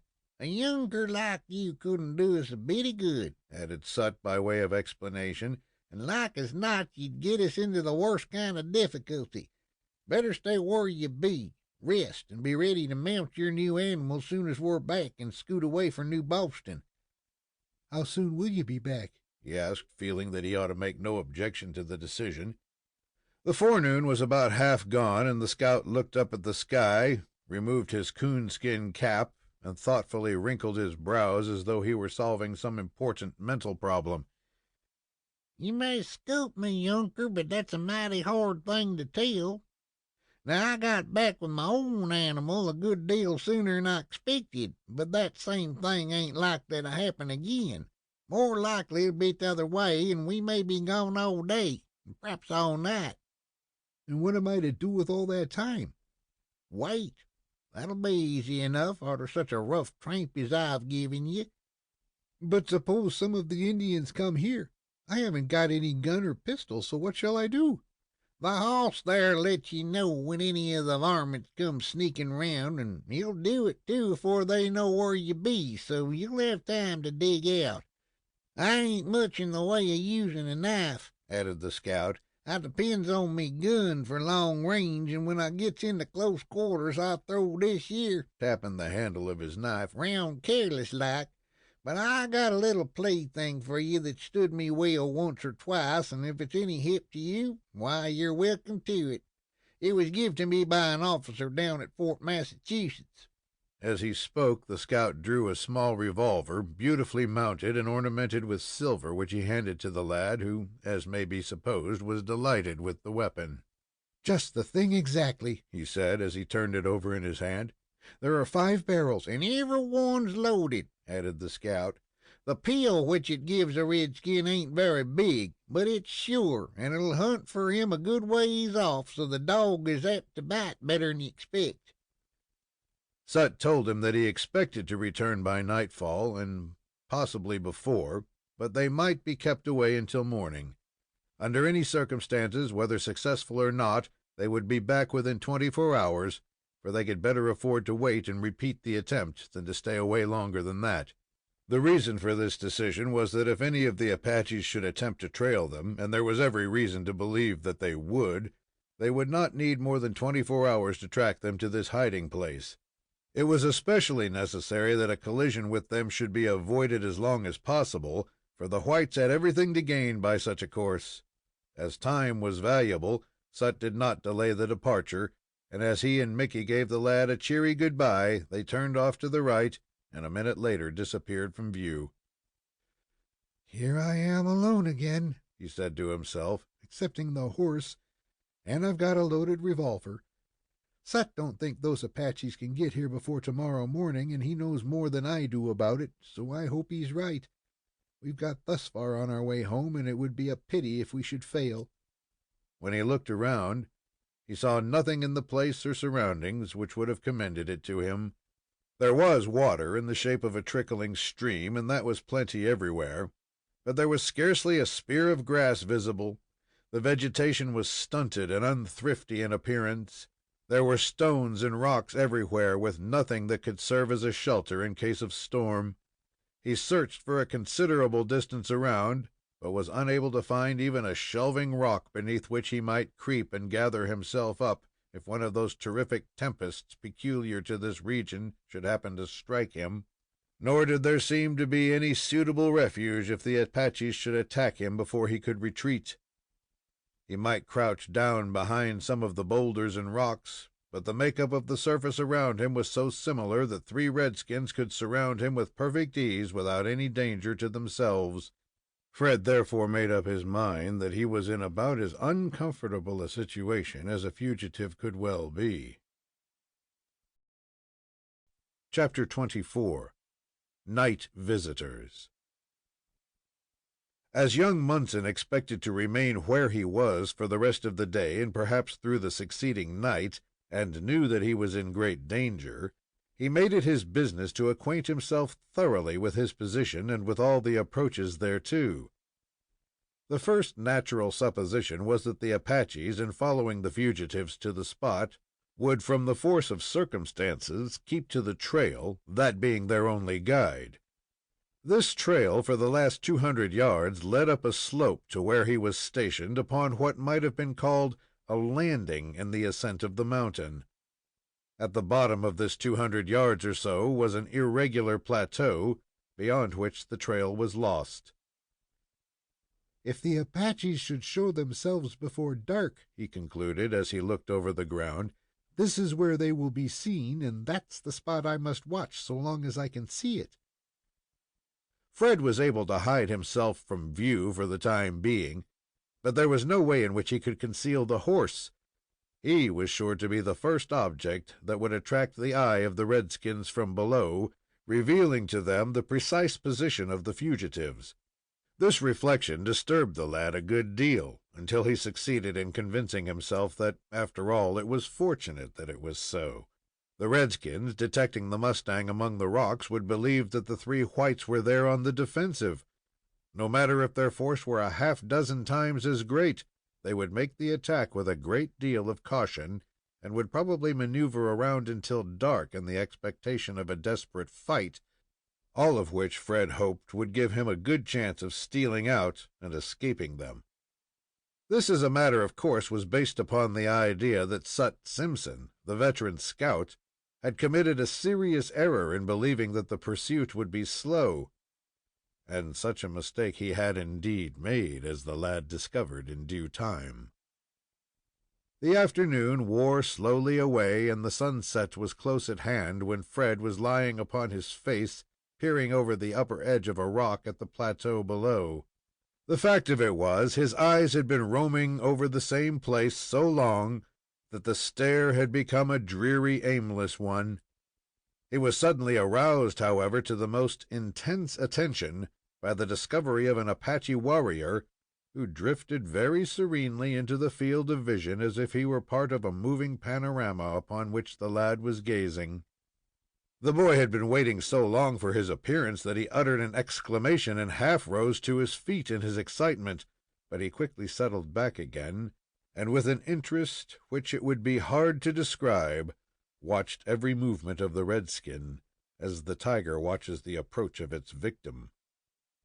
The Indian stalked up the other side of the plateau, walking slowly, looking right and left, in front and rear, and down at the ground, his manner showing that he was engaged in trailing the party, using all the care and skill of which he was the master.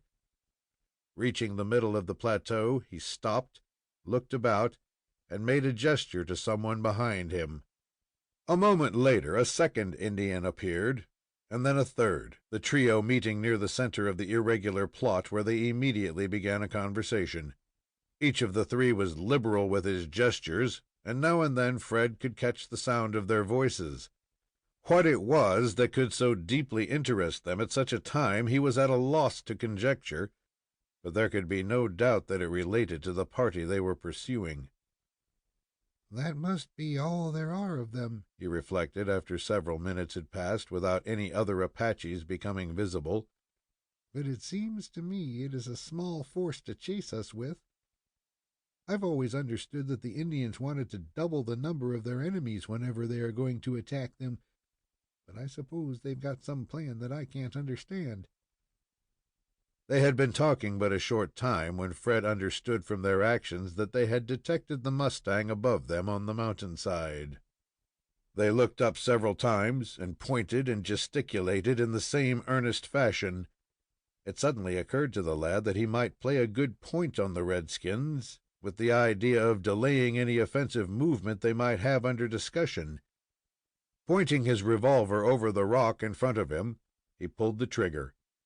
The report was as sharp and loud almost as that of a rifle, but the parties against whom it was aimed were in no more danger than if they had been in the city of Newark. The report had no sooner reached the ears of the Apaches than they scattered as wildly as if they had heard the whiz of a dozen bullets by their faces. Fred chuckled over the success of his ruse, and made sure to keep himself hid from view. That will make them think that we're holding a sharp lookout for them, and they'll be careful before they make an attack upon us. It seemed strange to him that the Apaches, who must know of the presence of Sut Simpson, who was equal to half a dozen men in such a situation, should have sent forward only 3 of their warriors to trail him. It may be, he thought after a while, that these men know how to follow a trail faster than the others, and they have gone on ahead while the others are coming after them. I should think Lone Wolf would do anything in the world to catch Sut, who has done him so much injury. Night was drawing on apace, darkness being due in less than an hour. Fred was naturally perplexed and alarmed, for he could not help feeling that he was in a most perilous position, regarding which he should have had more advice from the scout before his departure. The only thing that seemed prudent for him to do was to wait until dark, and then quietly steal out and shift his position. It looked very much as if he could take care of himself for the night at least, but he did not see how he could take care of the mustang, which had already changed hands so often, and which was so necessary to their safety. Sut said he expected to be home by dark, and I wish he'd come, was the thought that passed through his mind over and over again as he looked into the gathering darkness and listened for the sounds of his friends. But the stillness remained unbroken, and the shadows deepened until he saw that the night was fully come, and he could move about without danger of being fired upon from a distance. The moon was late in rising, so that the gloom was deep enough to hide one person from another when the distance was extremely slight. Although aware of this, Fred was afraid of some flank movement upon the part of the Apaches before he could get out of their reach. The suspicion that there were 2 men besides would make the redskins very cautious in their movements, but a little maneuvering on their part might reveal the truth, in which case the situation of the lad would be critical in the extreme. Fred had nerved himself to the task of stealing around the corner of a large rock and off into the darkness, when he was startled by a quick, sudden stamp of the horse. There might have been nothing in this, but recalling what the scout had said about the skill of the animal as a sentinel, he had no doubt but that it meant that he had scented danger, and that the redskins were close at hand. Scarcely pausing to reflect upon the advisability of the step, the lad began crawling in the direction of the animal, not more than 20 feet away. Before he had passed half the distance, he was certain that a redskin was at some deviltry, for the horse stamped and snorted and showed such excitement that Fred forgot his own danger, and springing to his feet, ran rapidly toward the animal. Just as he reached him, he saw that an Indian had him by the bridle and was trying to draw him along, the mustang resisting but still yielding a step at a time. In a short time, if the thief was not disturbed, he would have gotten him beyond the possibility of rescue, he seemingly more anxious to secure the steed than the scalp of its owner.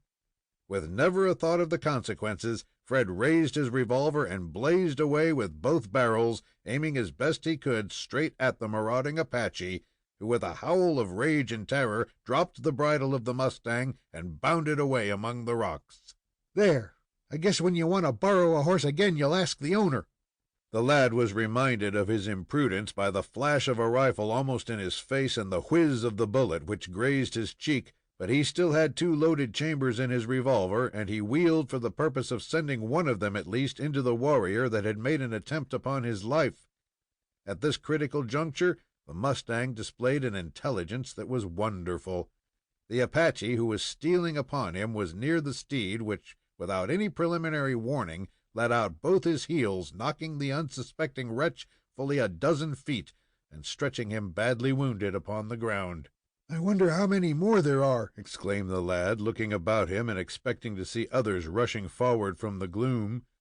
but the repulse for the time being was effectual, and the way was clear. I guess I'd better get out of here, was the thought of Fred, for it ain't likely they'll leave me alone very long when they've found out that I'm the only one left. With revolver in hand, he moved hurriedly backward among the rocks, and after going a few rods, halted and looked for his pursuers, whom he believed to be close behind him.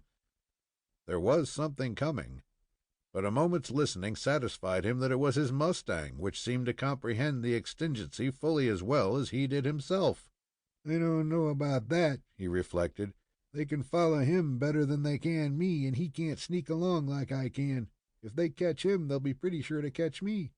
He started to flee, not from the Indians only, but from the mustang as well. But the speed of the latter was greater than his own, and after several attempts to dodge him, he gave it up. If you can travel so well, reflected Fred, you might as well carry me on your back. Saying this, he leaped upon the animal's back and gave him free rein.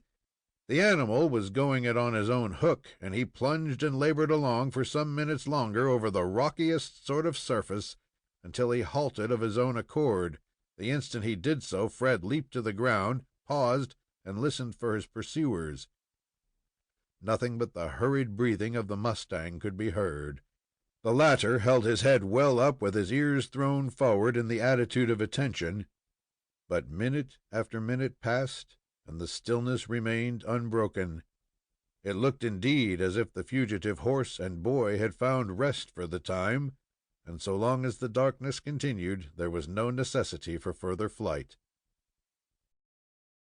Chapter 25. Hunting a Steed.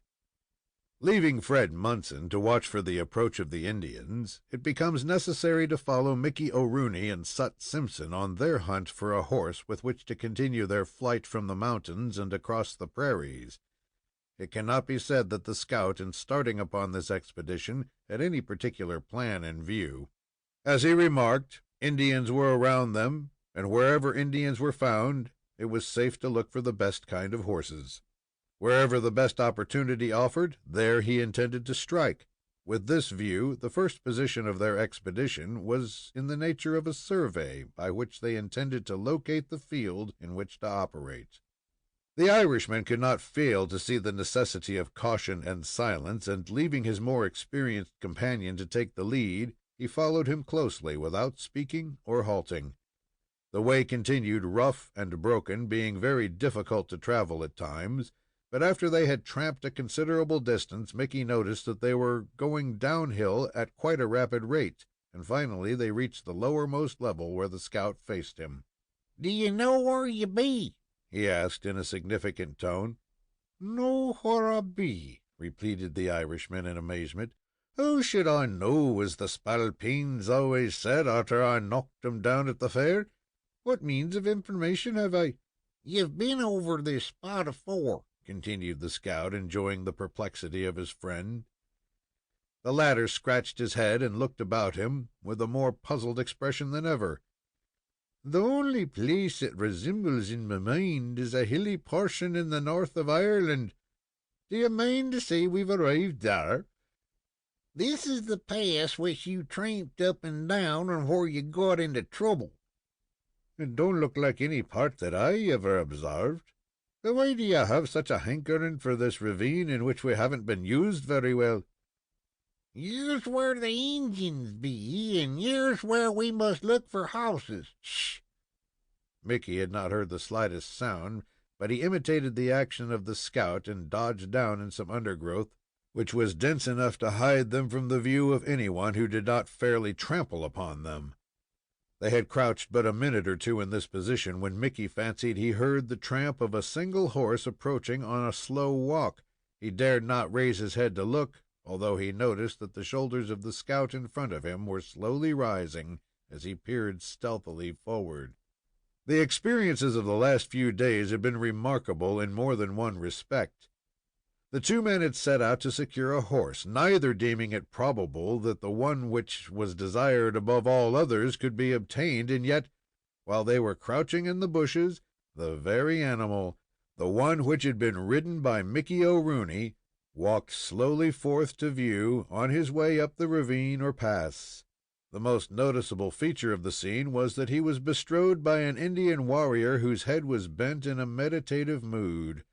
The redskin, so far as could be seen, was without a companion, the steed walking at the slowest possible gait and approaching a point which was no more than a dozen feet away.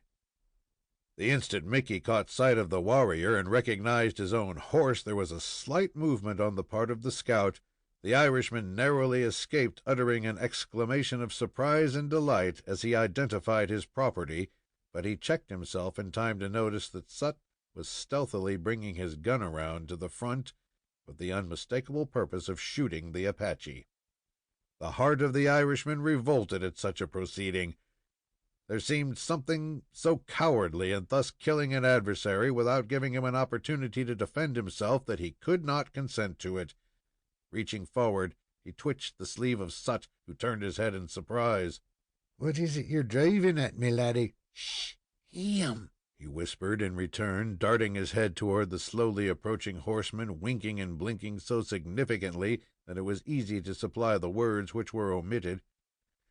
"But why don't you go out and tell him what you intend, so that he can inform his friends and bid 'em all good-bye? It ain't the thing to pop a man over in that style without giving him a chance to meditate on the chances of his life. So be easy with him, Soot." The scout seemed at a loss to understand the meaning of his companion, whose waggery and drollery cropped out at such unexpected times that no one knew when to expect it. The Indian was approaching, and was already close at hand. Keen-eared, and with their senses always about them, Apaches are likely to detect the slightest disturbance. The scout glanced at the horseman and then at Mickey, who was in earnest. "It's the only way to get the hoss, you lunkhead, so will you keep your meat trap shut?" "I don't want a horse if we got to murder a man to get the same." "But the only way out here to treat an Injun is to shoot him the minute you see him. That's sensible." "I don't want you to do it," said Mickey, so pleadingly that the scout could not refuse. "Oh, keep still and don't interfere, and I'll promise you I won't slide him under unless he gets in the way and won't get out." "All right," responded Mickey, not exactly sure that he understood him, but willing to trust one who was not without his rude traits of manhood. All this took place in a few seconds, during which the Apache horseman had approached, and another moment's delay would have given him a good chance of escape by flight. As noiselessly as a shadow, the scout arose from his knees to a stooping position, took a couple of long, silent strides forward, and then straightened up directly in front of the startled horse and still more startled rider. The former snorted and partly reared up, but seemed to understand, as if by an instinct, that the stranger was more entitled to claim him than the one upon his back. Another step forward, and the scout held the bridle in his left hand while he addressed the astounded Apache in his own tongue, a liberal translation being as follows: "Let my brother, the dog of an Apache, slide off that animal and vamoose the ranch, or I'll lift his hair quicker'n lightning." The savage deemed it advisable to slide. He carried a knife at his girdle and held a rifle in his grasp, but the scout had come upon him so suddenly that he felt he was master of the situation, so without attempting to argue the matter with him, he dropped to the ground and began retreating up the ravine with his face toward his conqueror, as if he mistrusted treachery. "Our blessings go with you," said Mickey, rising to his feet and waving his hand toward the alarmed Apache. "We don't want to harm you, and you may go in peace. There, Soot," he added, as he came up beside him. "We showed that spalpeen marcy when he scarcely had the right to expect it, and he will appreciate the same." "You're right," grunted the scout. "He'll show you how he'll appreciate it the minute he gets a chance to draw bead onto you. But you've learned that there are plenty of varmints in this section, and if we're going to get away with this hoss, there ain't no time to lose. Up with you there, and take the bridle." Mickey did as he requested, not exactly understanding what the intention was. "What is to be done?" he asked, as the head of the animal was turned back over the route that he had just traveled. "Am I to ride alone while you walk beside me?" "That's the idea for the present, so's to save the strength of the horse. A half-mile or so up the pass is a trail which leads down into it. The mustang can go over that like a streak of greased lightning, and there's where we'll leave the pass and make off through the woods and mountains till we can join in with the younker and go it without trouble." A few words of hurried consultation completed the plans. As they were very likely to encounter danger, it was agreed that the scout should go ahead of the horsemen, keeping some distance in advance and carefully reconnoitering the way before him, with the view of detecting anything amiss in time to notify his friend and prevent his running into it. There might come a chance where it would not be prudent for Sut Simpson to press forward, but where, if the intervening distance was short, Mickey might be able to make a dash for the opening in the pass and escape with his mustang. The Apache, being unhorsed in the manner described, had fled in the opposite direction from that which they intended to follow.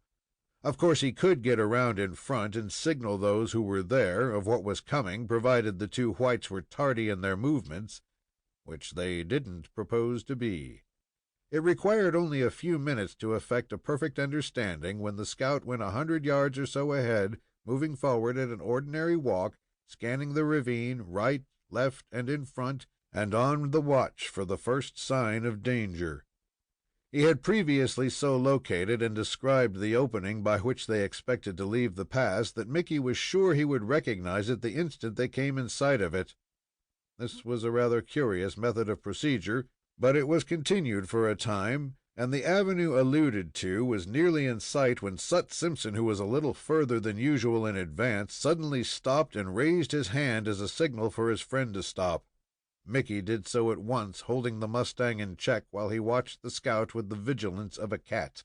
Sut never once looked behind him, but his long form gradually sank down in the grass until little more than his broad shoulders and a coonskin cap were visible.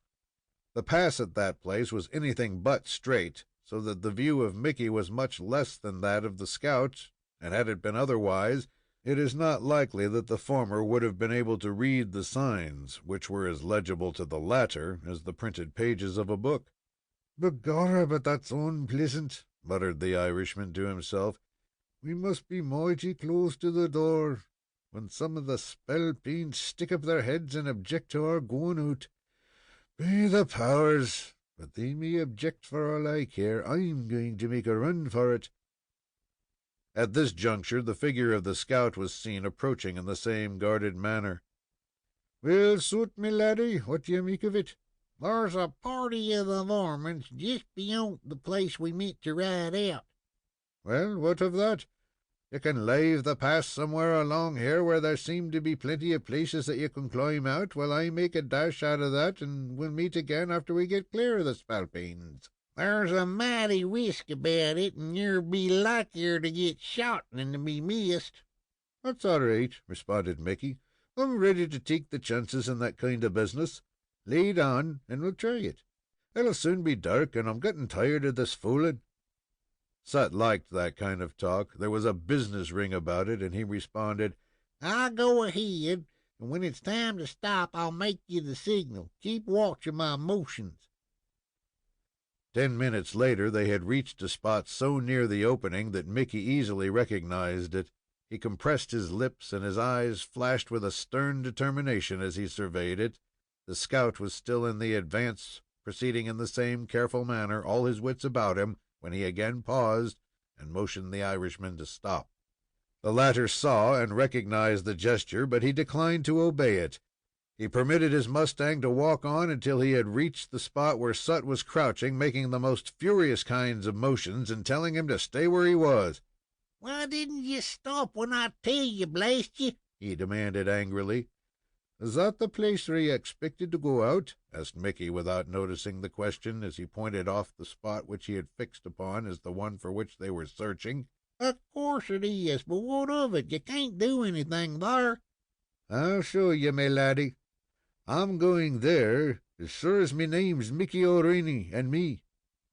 "You ain't going to try any such a thing. If you do, I'll bore you." But the Irishman had already given the word to his horse. The latter bounded forward, passing by the dumbfounded hunter, who raised his rifle, angered enough to tumble the reckless fellow from the saddle. But of course he could not do that, and he stared in a sort of wondering amazement at the course of the Irishman. The latter, instead of seeking to conceal his identity, seemed to take every means to make it known. He put the mustang on a dead run, sat bolt upright on his back, and Sut even fancied that he could see that his cap was set a little to one side, so as to give himself a saucy, defiant air to whomsoever might look upon him. "Scoop me if he ain't a good rider!" exclaimed the scout, anxious to assist him in the trouble with which he was certain to environ himself. "But he is riding to his death. There, what next? He's crazy!"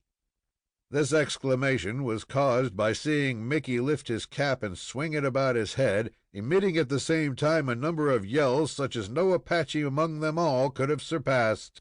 "Whoop, whoop, you bloody spalpeens! It's myself, Mickey O'Rooney, that's on the warpath, and do you keep out of the way, or there'll be some heads broken." Could madness further go? Instead of trying to avoid an encounter with the Apaches, the belligerent Irishman seemed actually to be seeking it, and there was no danger of his being disappointed. Certain of this, Sut Simpson hurried on after him for the purpose of giving what assistance he could in the desperate encounter soon to take place.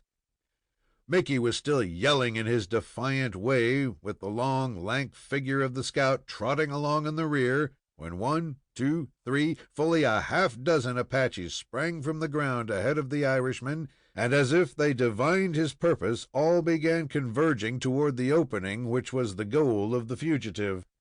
But it would have made no difference to the latter if a score had appeared across his path. He hammered the ribs of his mustang with his heels, urging him to the highest possible speed of which he was capable. Then he replaced his cap, added an extra yell or two, raised his rifle, and sighted best he could at the nearest Indian. When he pulled the trigger, he missed the mark probably 20 feet, for it was a kind of business to which Mickey was unaccustomed.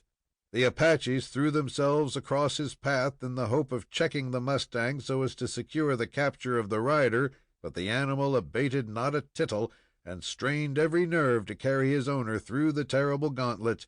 One of the redskins, fearful that the fugitive was going to escape in spite of all they could do, raised his gun with the purpose of tumbling him to the ground. Before he could do anything, he dropped his gun, threw up his arms with a howl, and tumbled over backward. Sut Simpson was near enough at hand to send in the shot that wound up his career. By this time, something like a sober second thought came to Mickey, who saw that his horse comprehended what was expected of him, and needed no further direction or urging. He realized furthermore that he had, by the impetuous movement of the animal, thrown all his foes in the rear, and they, being unmounted and anxious to check his flight, were certain to give him the contents of their rifles. Accordingly, he threw himself forward upon the neck of the steed, scarcely a second before the crack of the rifles were heard in every direction. The hurtling bullets passed fearfully near, and more than once Mickey believed he was struck. But his horse kept on with unabated speed, and a minute after thundered up the slope, and he and his rider were beyond the reach of all their bullets. Chapter 26. Lone Wolf's Tactics. Mickey O'Rooney gave a yell of defiance as he vanished from view, horse and rider unharmed by the scattering of shots which followed them even after they were lost to sight. It was well and bravely done, and yet it would have failed altogether, but for the wonderful cunning and shrewd courage of Simpson, who had kept close to the heels of the flying horse. It was when the crisis came, when the Apaches were closing around the fugitive, and it seemed inevitable that he should reap the natural reward of his own foolhardiness, that Sut had acted.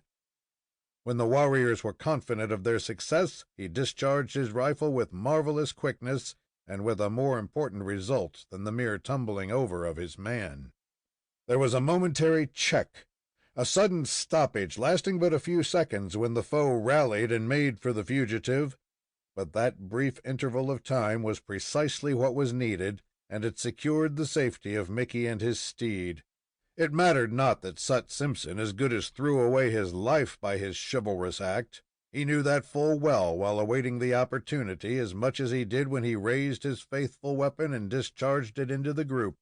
The moment the piece was fired, he knew that his mission was accomplished, and he began a retreat, moving stealthily and rapidly backward for the purpose of getting beyond the range of the redskins before they should fairly recover from the escape of the horsemen.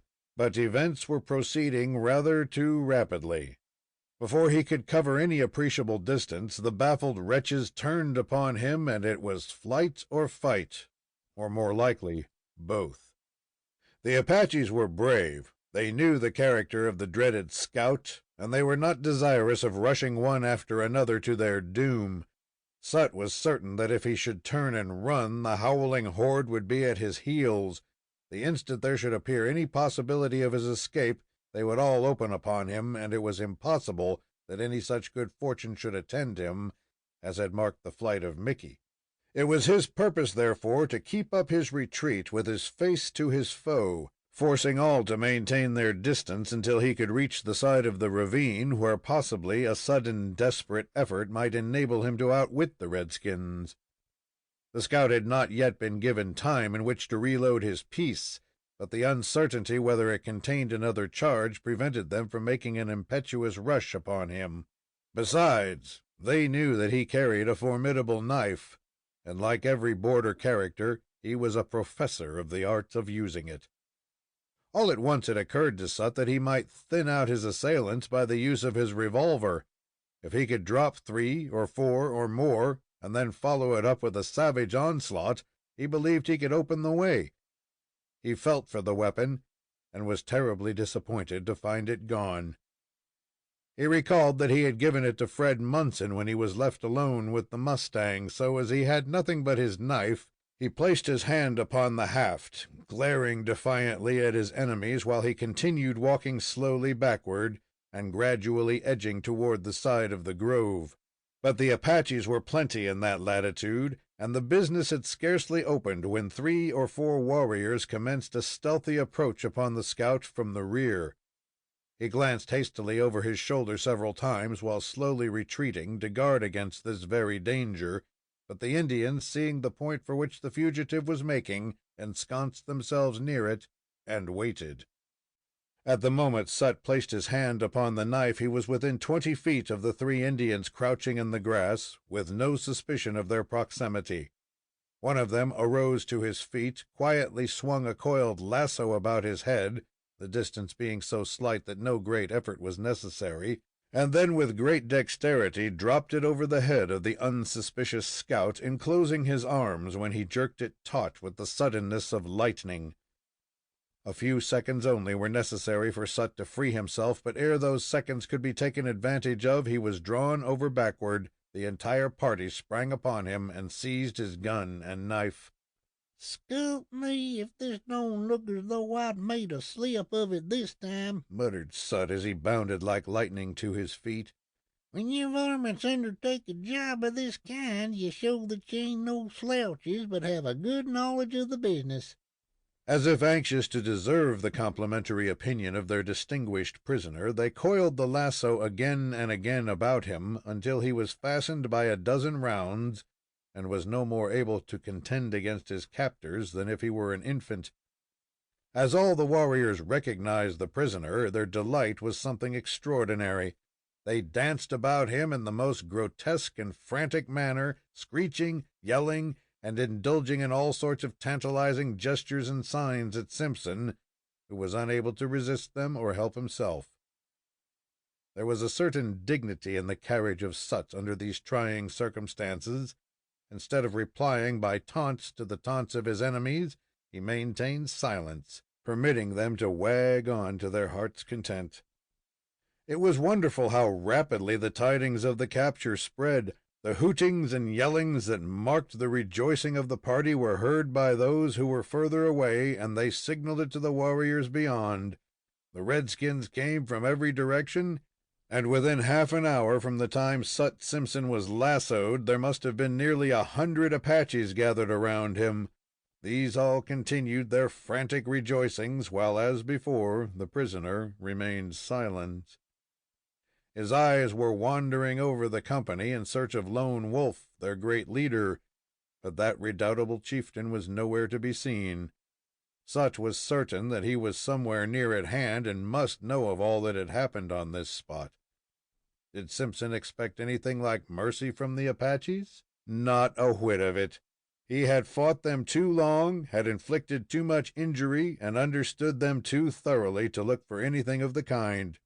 Besides, even if he was innocent of having ever harmed a redskin, he would not have received the slightest indulgence at their hands.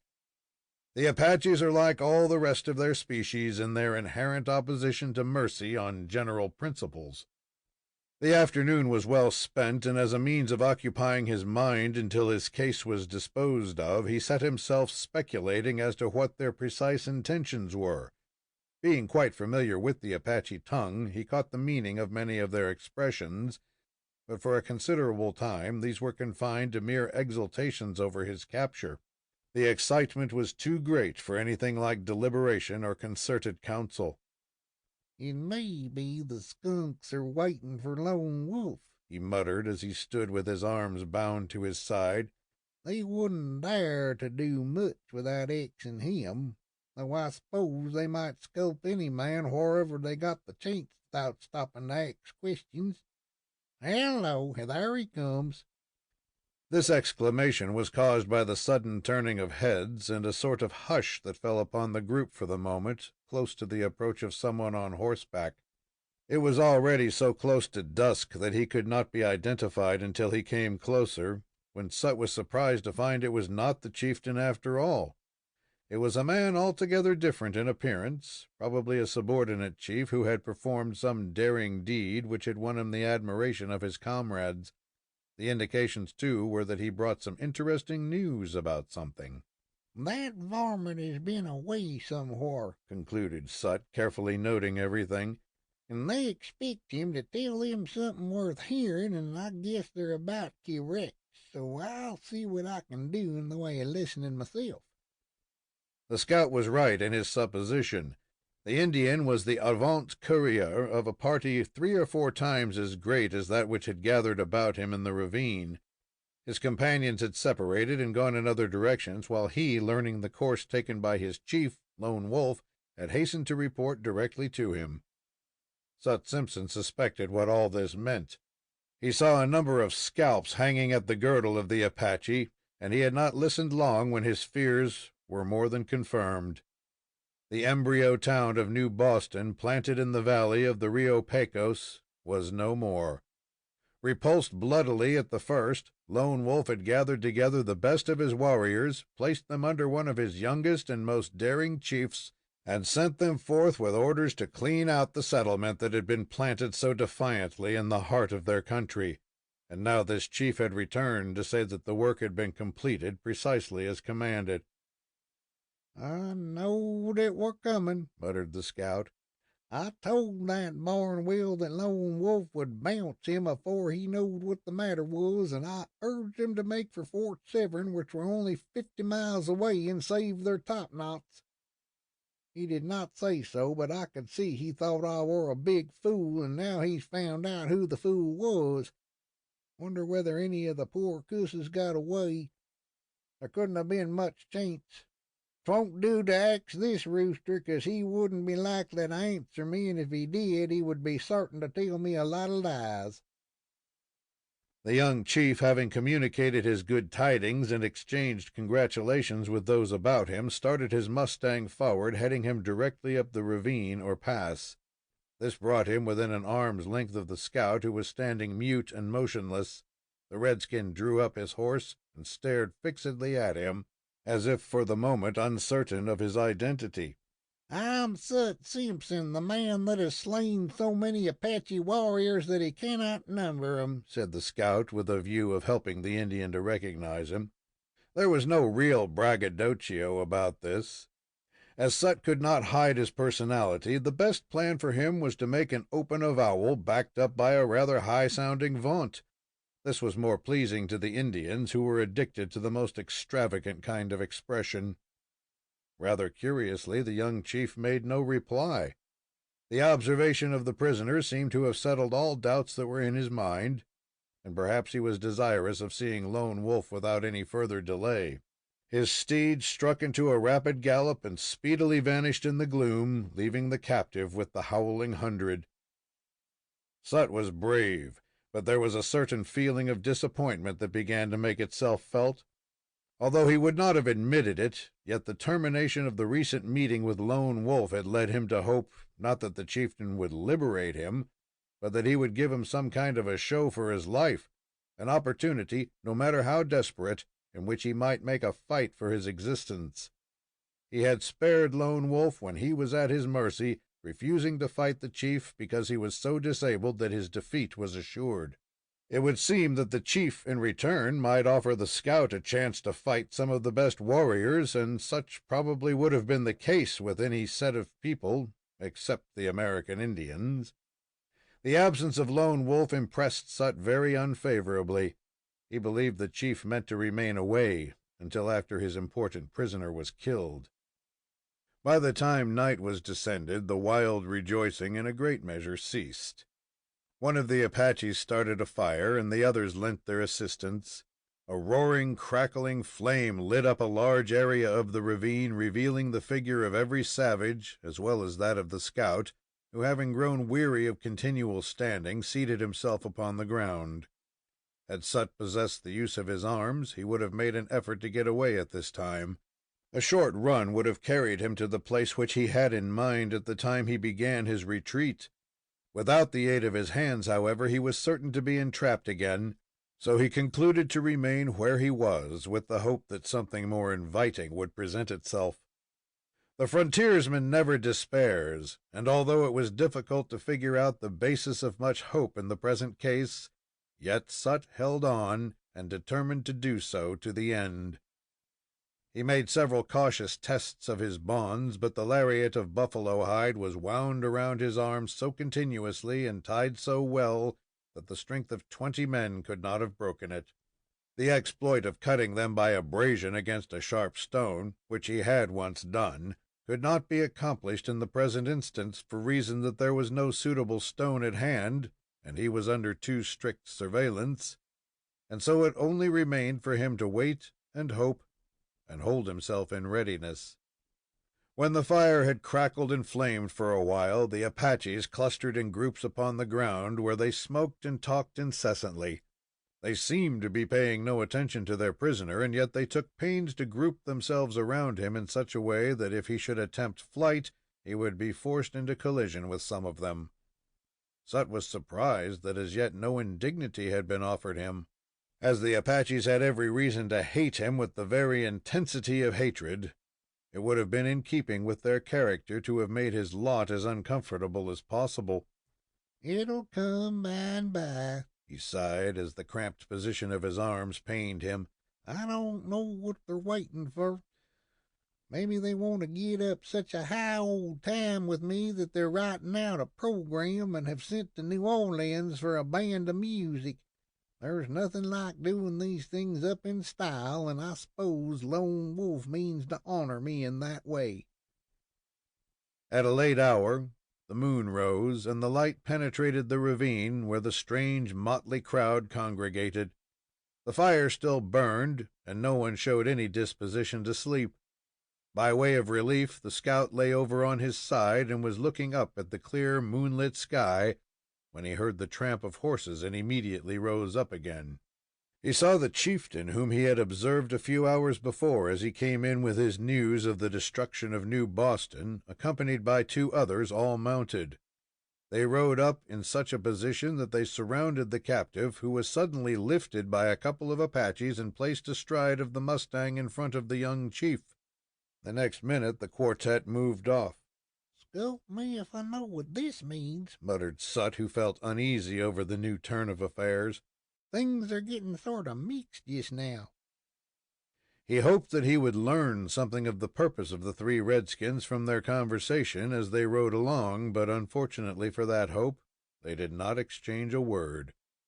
When they had ridden 1/4 of a mile, Sut caught the flash of a knife in the chieftain's hand. The next instant it moved swiftly along his back, and the lariat was cut in many pieces.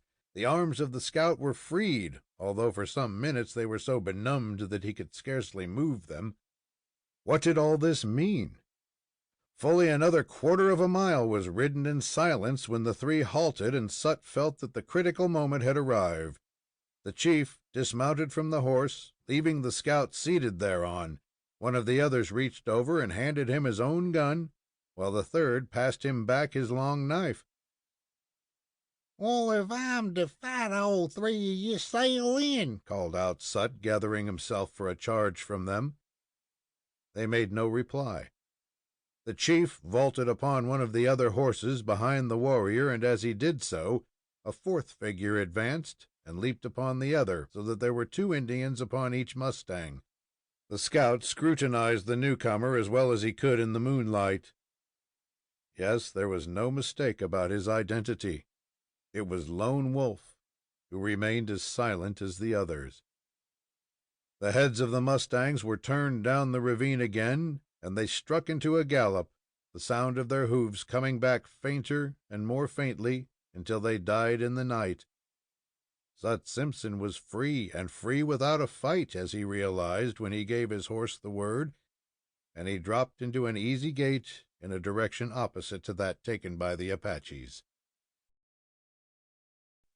Chapter 27. The End.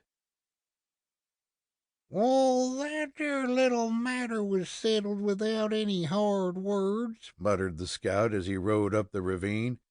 "It ain't the way Lone Wolf generally manages them things, but that affair me and him had when I took my hoss away from him, I s'pose had something to do with it."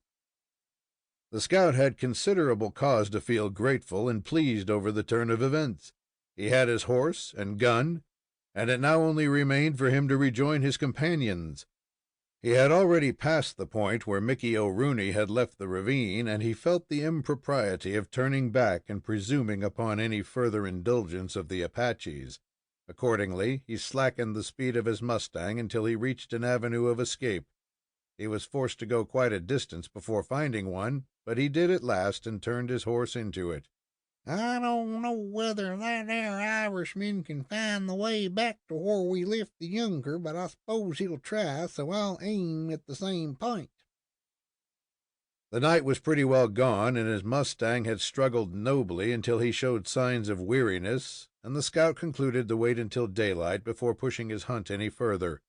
They were miles away from the Apache camp, and he had no fears of disturbance from that quarter, so he drew rein in a secluded spot and sprang to the ground.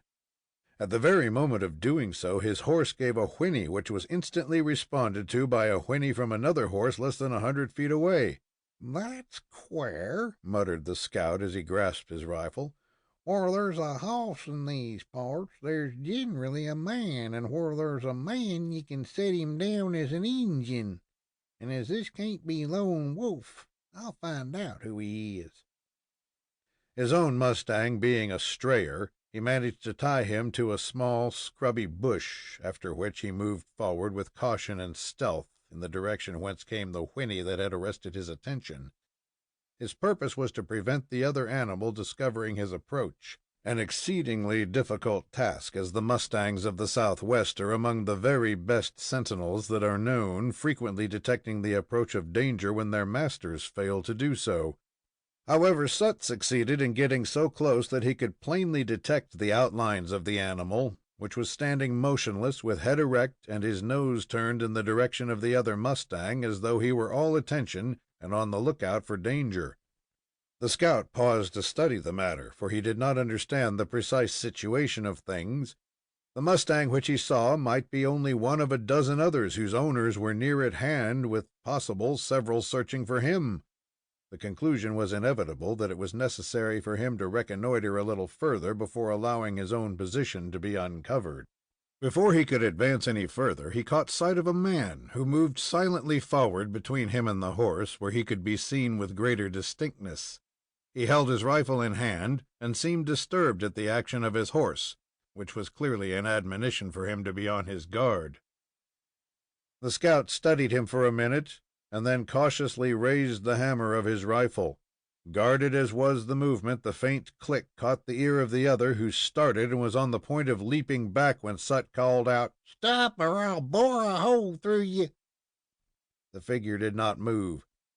Come forward and surrender. The form remained like a statue. Throw down that gun or I'll shoot. This brought a response, which came in the shape of a well-known voice.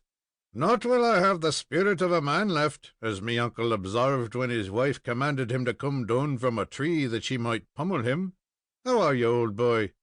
The scout had suspected the identity of his friend from the first, and had made the attempt to frighten him from the innate love of the thing. The two grasped hands cordially, and were rejoiced beyond measure at this fortunate meeting. Mickey explained that he had not been scratched by a bullet, nor had his horse suffered injury. It was a most singular escape indeed, but no more singular than that of the scout himself, who had received mercy at the hands of Lone Wolf, who had never been known to be guilty of such a weakness. It had been a providential deliverance all around, and the men could not be otherwise than in the best of spirits. The next thing is to hunt up the younger, said the scout as they sat upon the ground discussing the incidents of the past few days.